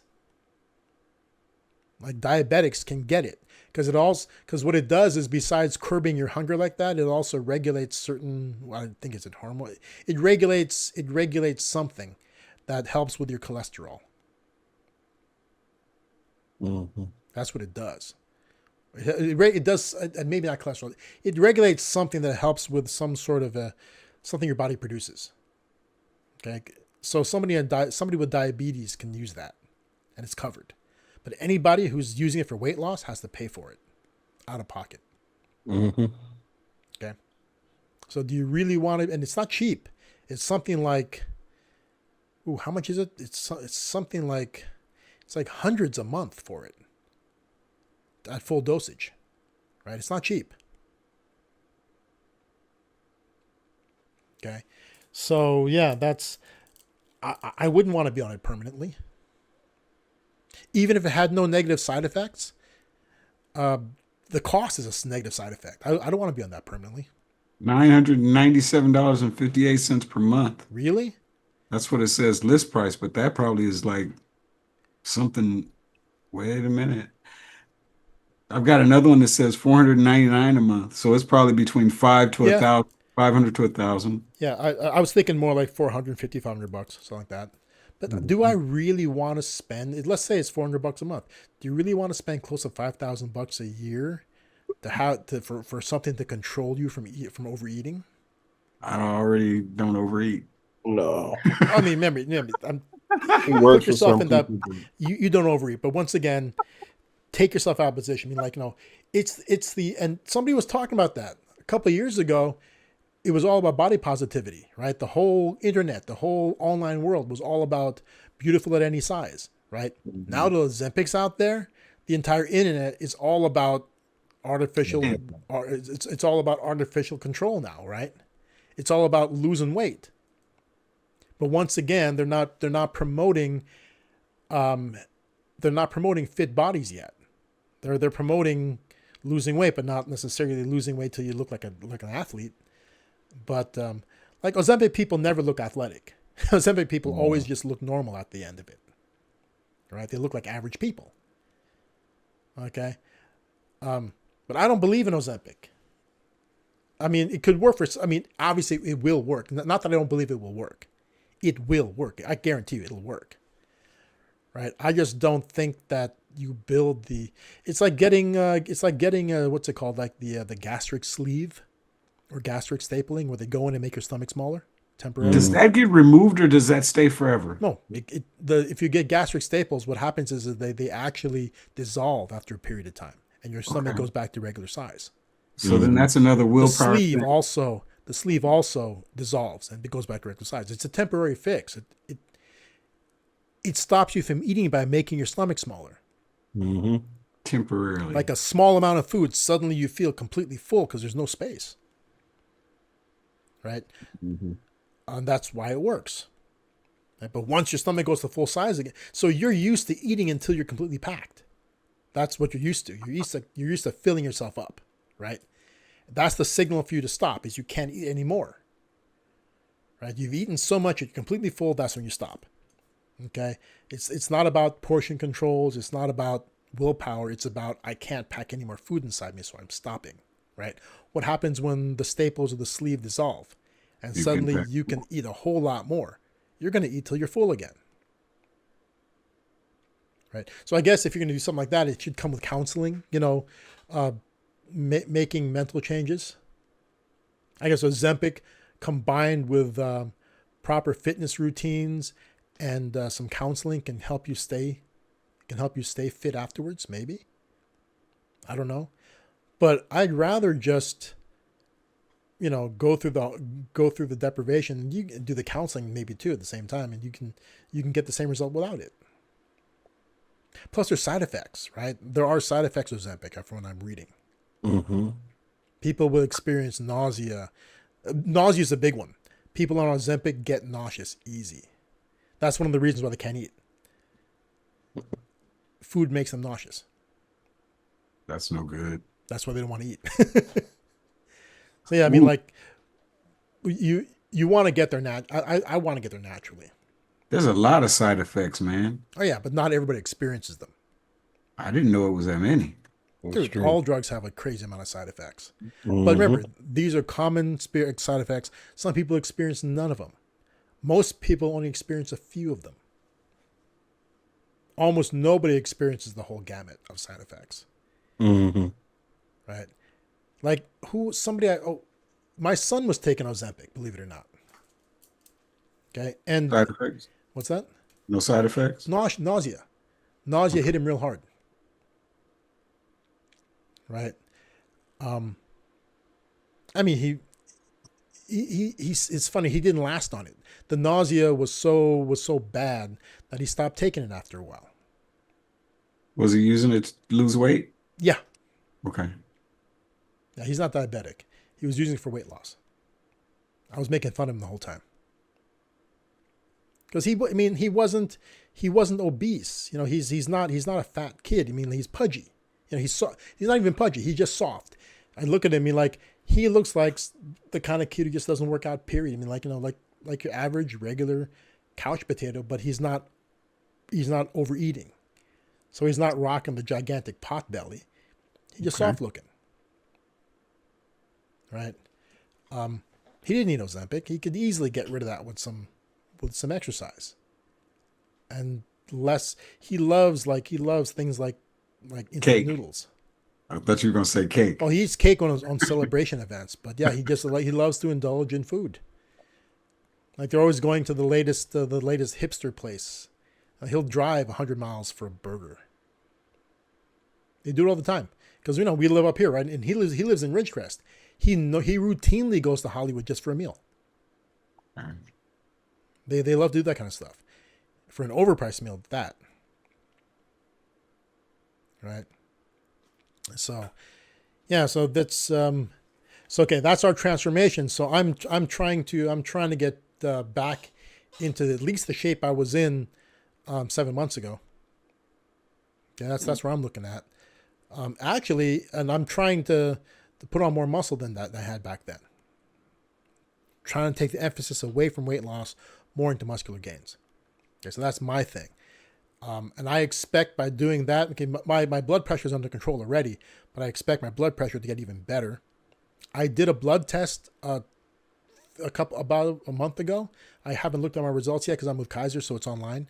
So I'll get a look at what my labs look like, and I'll compare myself after I get back in shape to what they are when I'm out of shape. How long do you think it's going to take you to get back to the 7 month period point? What's that?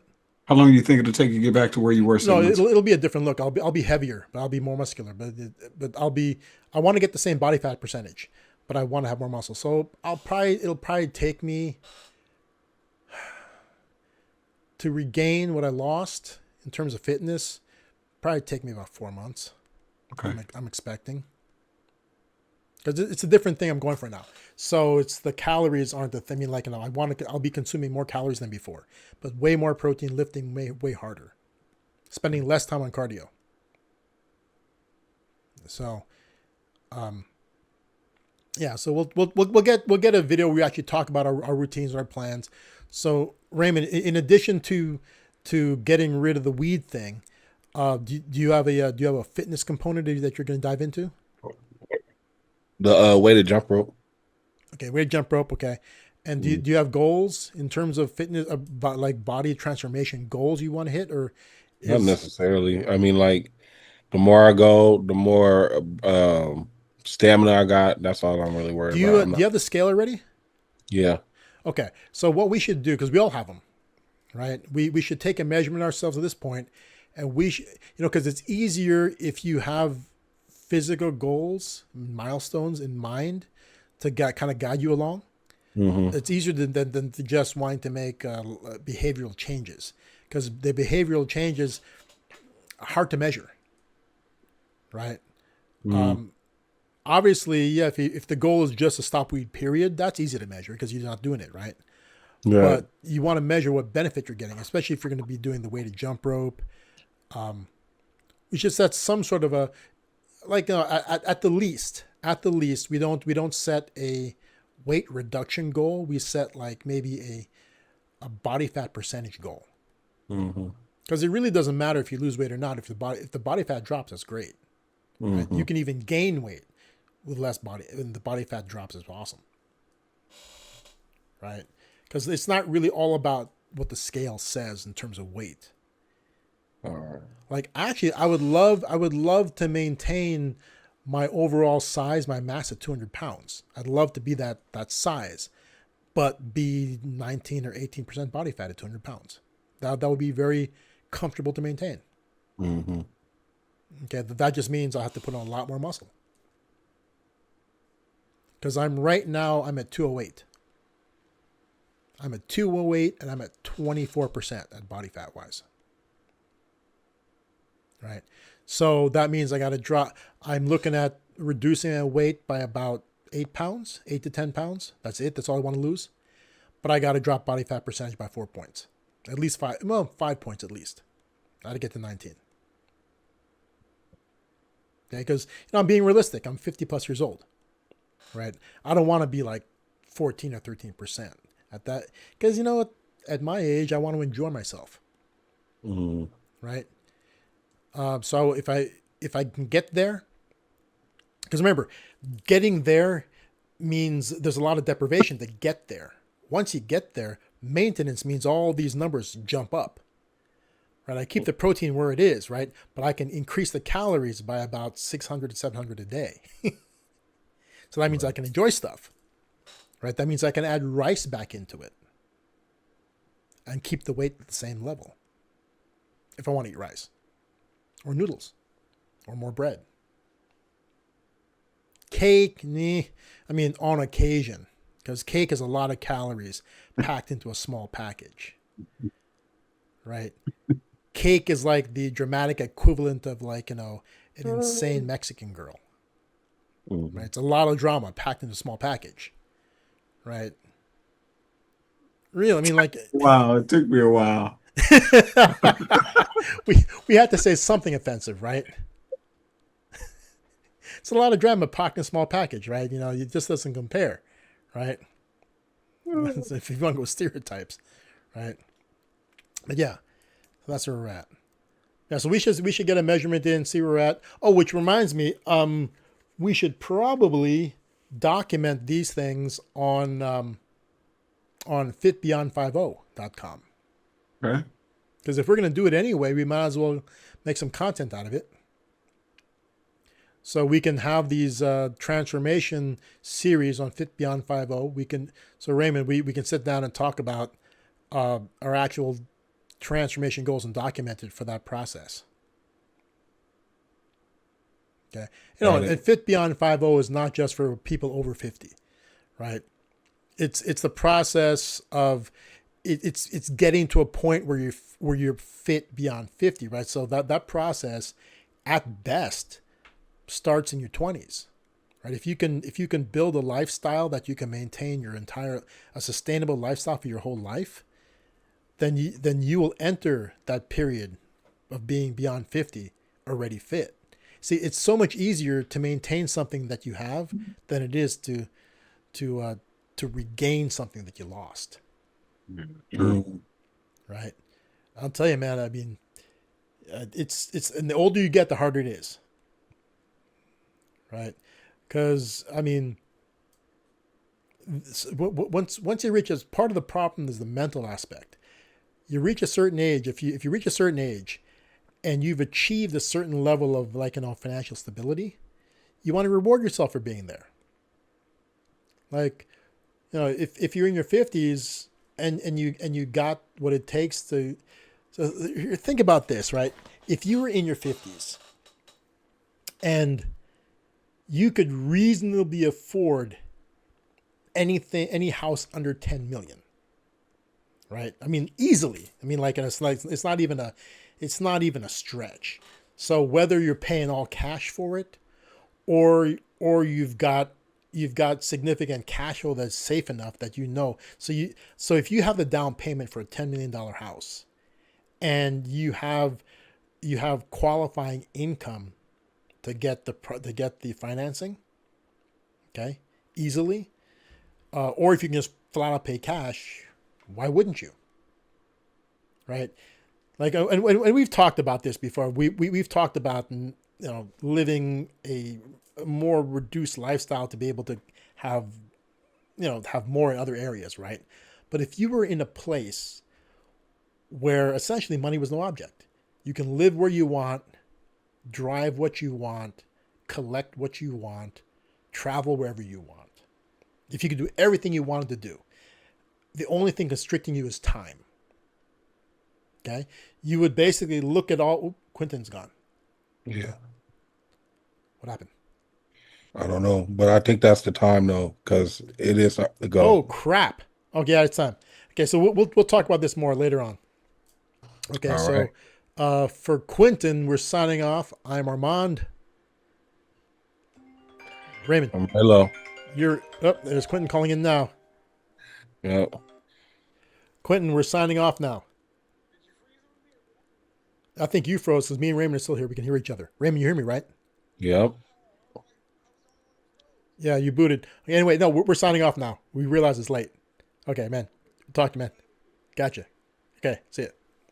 All right. Okay, so we're out. Okay, so we'll touch more on this one in our next session. All right. Okay. Good night, everybody. Yep. See ya. We'll see you later.